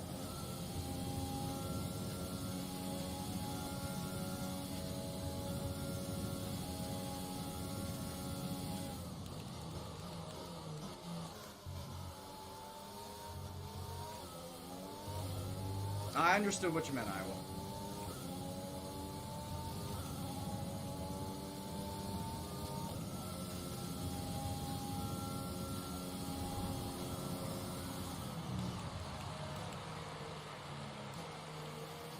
And honestly, Sarancia, that's why I did not put any thought into upping the driver stats until I got rid of Mahavir. That's why I did not think about doing anything to the personnel department until after I got rid of Mahavir.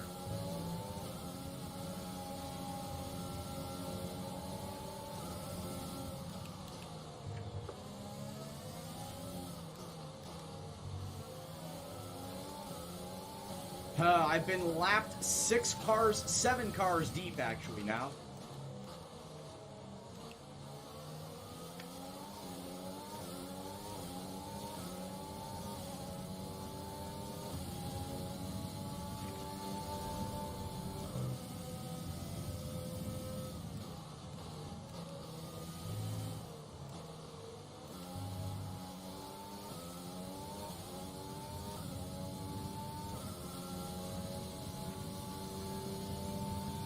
So yeah, I guess at this point in time, I'll just save my money up until the end of the season.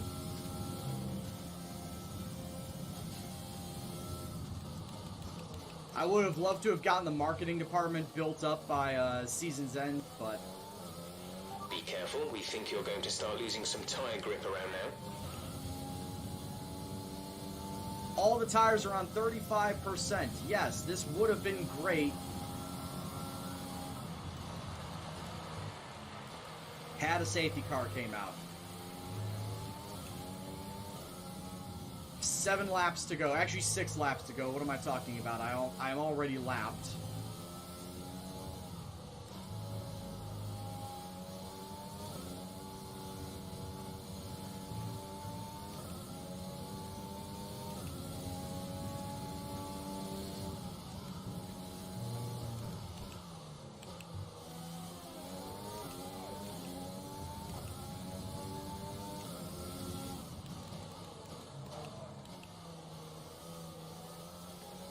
Sarancia, you were talking about me being a lobster Heisenberg.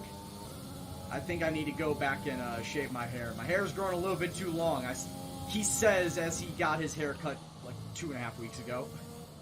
My hair is getting too long.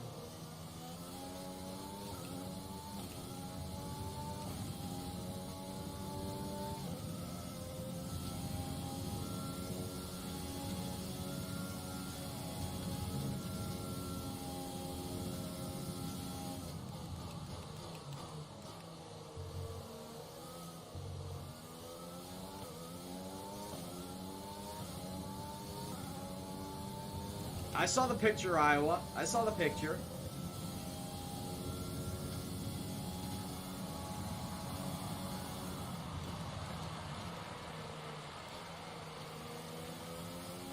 And yeah, with that hat that you had on, it did look like you were going crawfishing.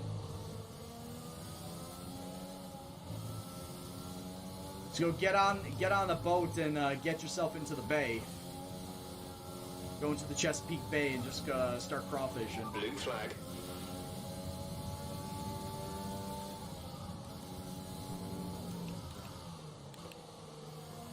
Fuck, who is that behind me? It's not Lando Norris, it's Carlos Sainz.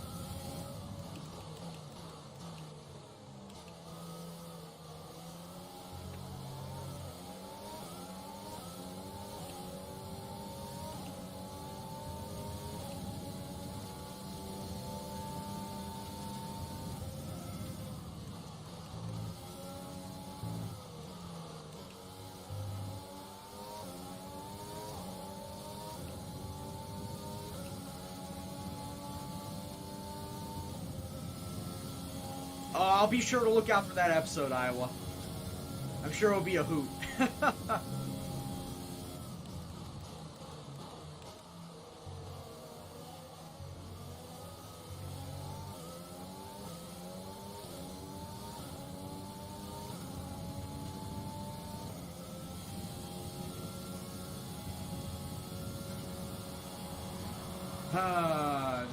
Just counting down the laps.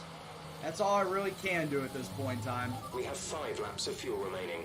Well, that's good, because I've got 4 laps left, Jeff. You take that into account? Smartass?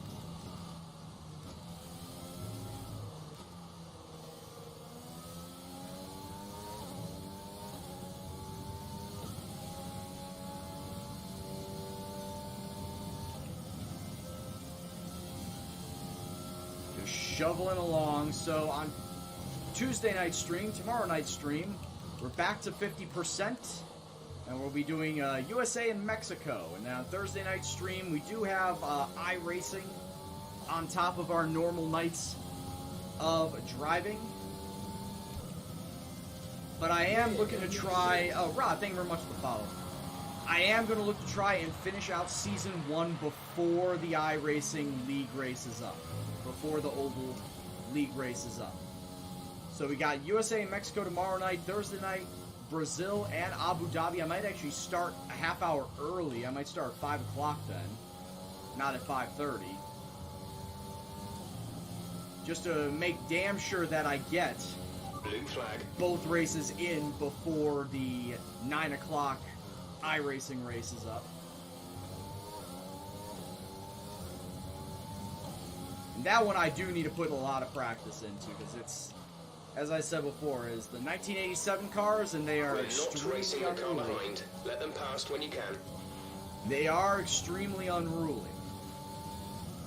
Bias ply tires are not really good tires to race on.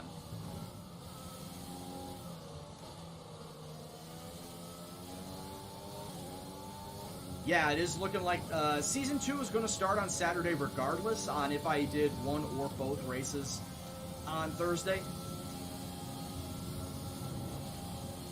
Because if I did just one race on Thursday, yeah, I'd have race 2, do the off-season stuff, and then more than likely get into Australia, Season 2. But I think I'm just going to say F it. Do both races on Thursday to finish out Season 1. There's 3 laps of fuel remaining.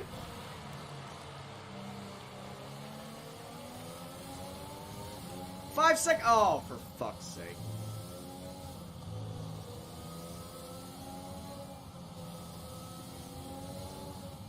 I mean, ultimately, I did let 2 cars go past, but hey.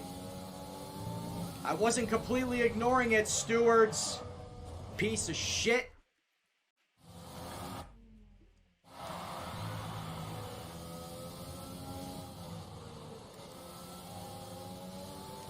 Well, that ultimately does mean I will finish in 21st place.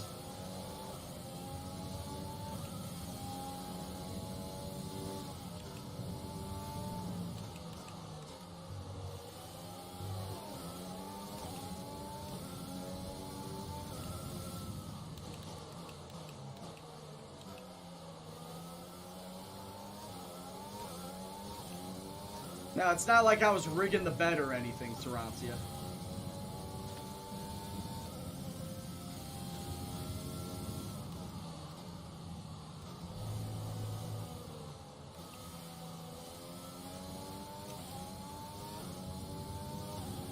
Well, did you win the satisfaction that you were able to correctly predict my finish? Congratulations. You get a pat on the back. A thumbs up and a good job, buddy.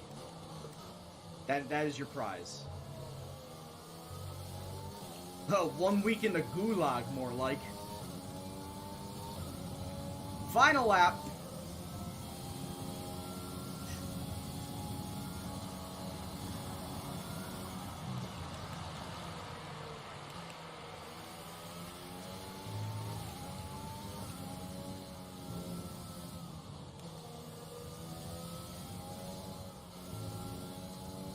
Final lap of this madness.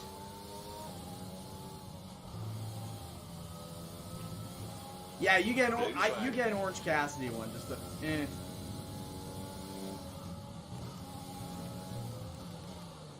Who is that? A pink Mercedes behind me? We have 2 laps of fuel remaining.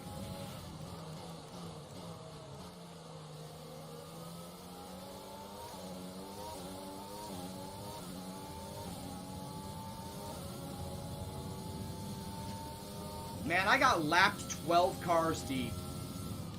That was all because of bad tire strategy.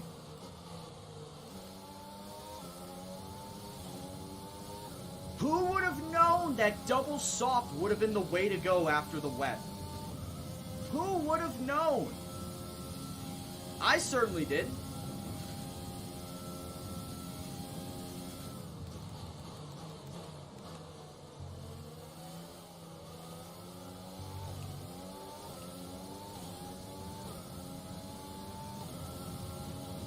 Oh my god, and my legs are fucking stiff as hell. We'll see you in Parc Ferme. Oh, this hurts. Oh my god, this hurts. I need to get up and walk around is what I need to do. Holy shit. Ow. That's a spectacular victory then, and with it, the championship is secure. It's been a magnificent season, and they thoroughly deserve the cheers of the crowd here today. They already win the fucking Constructors title. Anthony Davidson, a resounding victory today. What set them apart from the rest? Well, this was a real team victory. They put together a solid strategy today that appeared well suited to the conditions out on track. The drive. I really don't Mercedes are on care. top form once again after an excellent race weekend. Where did Correa finish? Did he finish in 18th, 17th? I didn't see where he this round finished. of the World Championship, here's how things look in the drivers' table. Our championship 18th, leader is yeah. still sat at the top of the standings, but their rivals have Look made up at all those drivers that got lapped. All those drivers that got lapped from 14th place back. They got lapped. And then Latifi's the special one. He got lapped twice. Huh. solid ground today. Let's focus on the driver But of the day. did Mercedes seriously just win the construct? Yeah, Mercedes seriously won the Constructors title. With 4 races left to go, they have won the Constructors title. Who do you pick? Carlos Sainz certainly wasn't someone to scoff about. His ability to follow race strategies. But yeah, look at that. Mercedes 1, 2, Ferrari 3, 4, Red Bull 5, 6. Gee, I wonder why. McLaren 7, 9. Ricardo 8th. Kimi Räikkönen is sitting there in 10th place. Good old Kimi, my dad, top 10 in the driver's standings. How about that? With pinpoint precision has to be commended. How about that? Yeah, that makes sense. Good day today. Let's have your take on it. I don't want to fucking hear it. How do you feel the weather affected the outcome today? It sucked ass, is what it did. Why do you think you weren't as quick as your teammate today? I made a few mistakes. Which department has been hit the hardest by next year's regulation changes? It's our power department. What are we doing here? Changes to power. It looks like your rival is schooling you a bit. Oh, fuck off. Appreciate your time. I don't want to fucking hear it, Claire.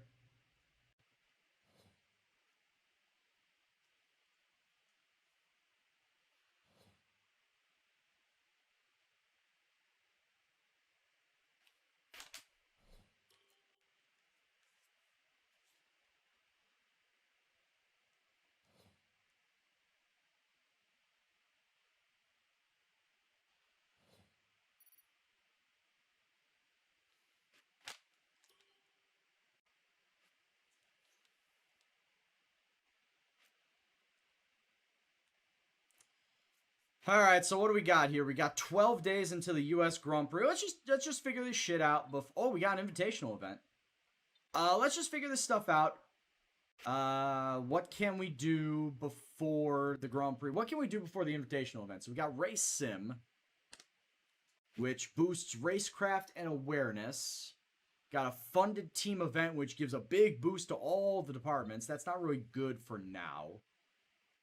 I could do weight training and driver promo filming. What's the sponsor? Sponsor advertisement is we gain 400 team acclaim and $25,000 in cash.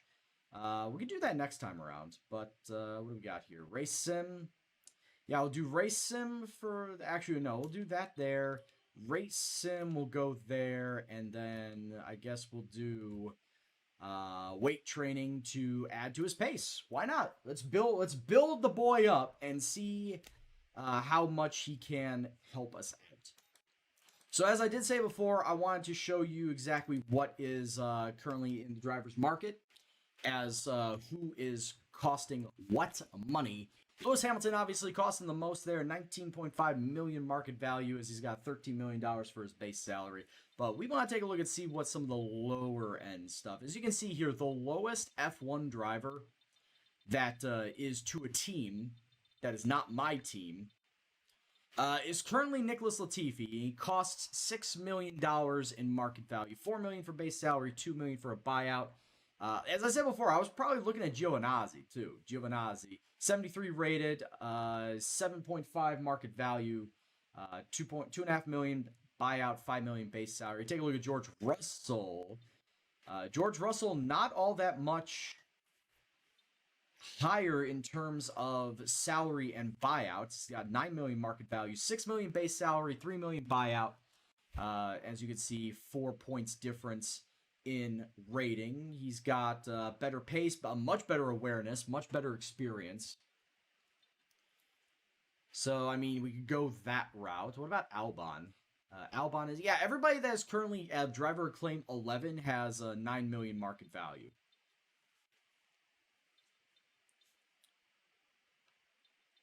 Russell does develop fast? Okay. So, I mean, there's always that option. But like I said, it was either going to be like Giovinazzi or Russell as to who I was going to go with. But you take a look at Giovinazzi, he's 4 points off of Russell. And look, he's so close to driver acclaim of 11. He's going to be getting that contract boost real soon. So that's probably a no there. So yeah, we could go after Russell. Yeah. Albon's not going to choose us. Norris probably won't choose us. In fact, I'm going to say basically from Albon up, they're not going to choose us. Straight up, they're just not going to choose us, and it would not honestly be worth it. Hamilton, wait, who's got the 100 experience? Oh, of course, Kimi Räikkönen's got 100 experience. Bottas with the 99 awareness. 96. Is there anybody else with the 100 anything? No, Kimi Räikkönen's the only one that's got 100 anything. He's got 100 experience. So, yeah, we could put George Russell on the watch list, as he could be a viable option for us next season. But like I said, we could also go after Jack Aitken, who's currently at 69. Nice. And his cost is only $2 million. He could develop fast. I'm sure he could develop fast. At this point in time, yeah, let's just get rid of everybody that was down here. Yeah, look at Mick Schumacher. 63 rating. Low experience, great pace. What about what? What about Grosjean? Where is Grosjean? Grosjean's all not up here. I had Mahavir. He's like Grosjean. Yeah, that makes sense. Does make sense. No name, thank you very much for the follow there. Hope you're doing well. Hope you enjoy the stream. Where the fuck is... Oh, that's right. Grosjean's retiring. What about Grosjean? Yeah, Grosjean's retiring at the end of the season, Sarancia.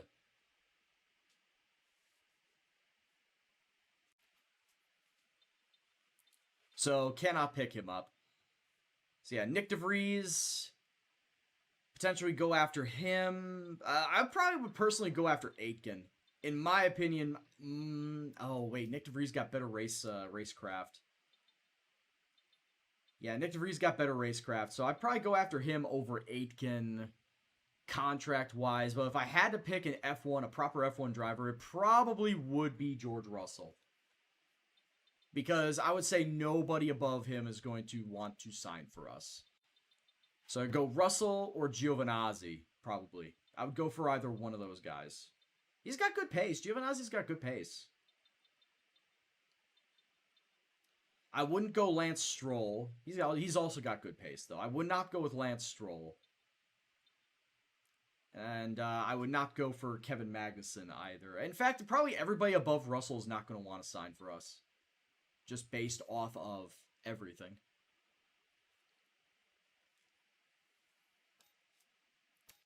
That being said, I don't think I'm going to be spending any more money.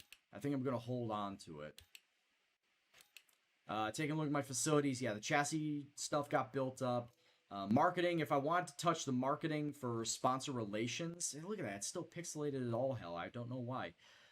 Sponsor relations be something I'd want to build up to increase my team acclaim and accelerated rate. But as I also said, I would also love to build the powertrain up to Spec 2. If I build my fabrication up to level 2, which would get it up to Spec 2, it would open up so many more options on the developmental tree so that I can go ham on it in Season 2. So, more than likely, I will go and build the fabrication up on my powertrain unit when I have the money. Which, right now, I don't have the money.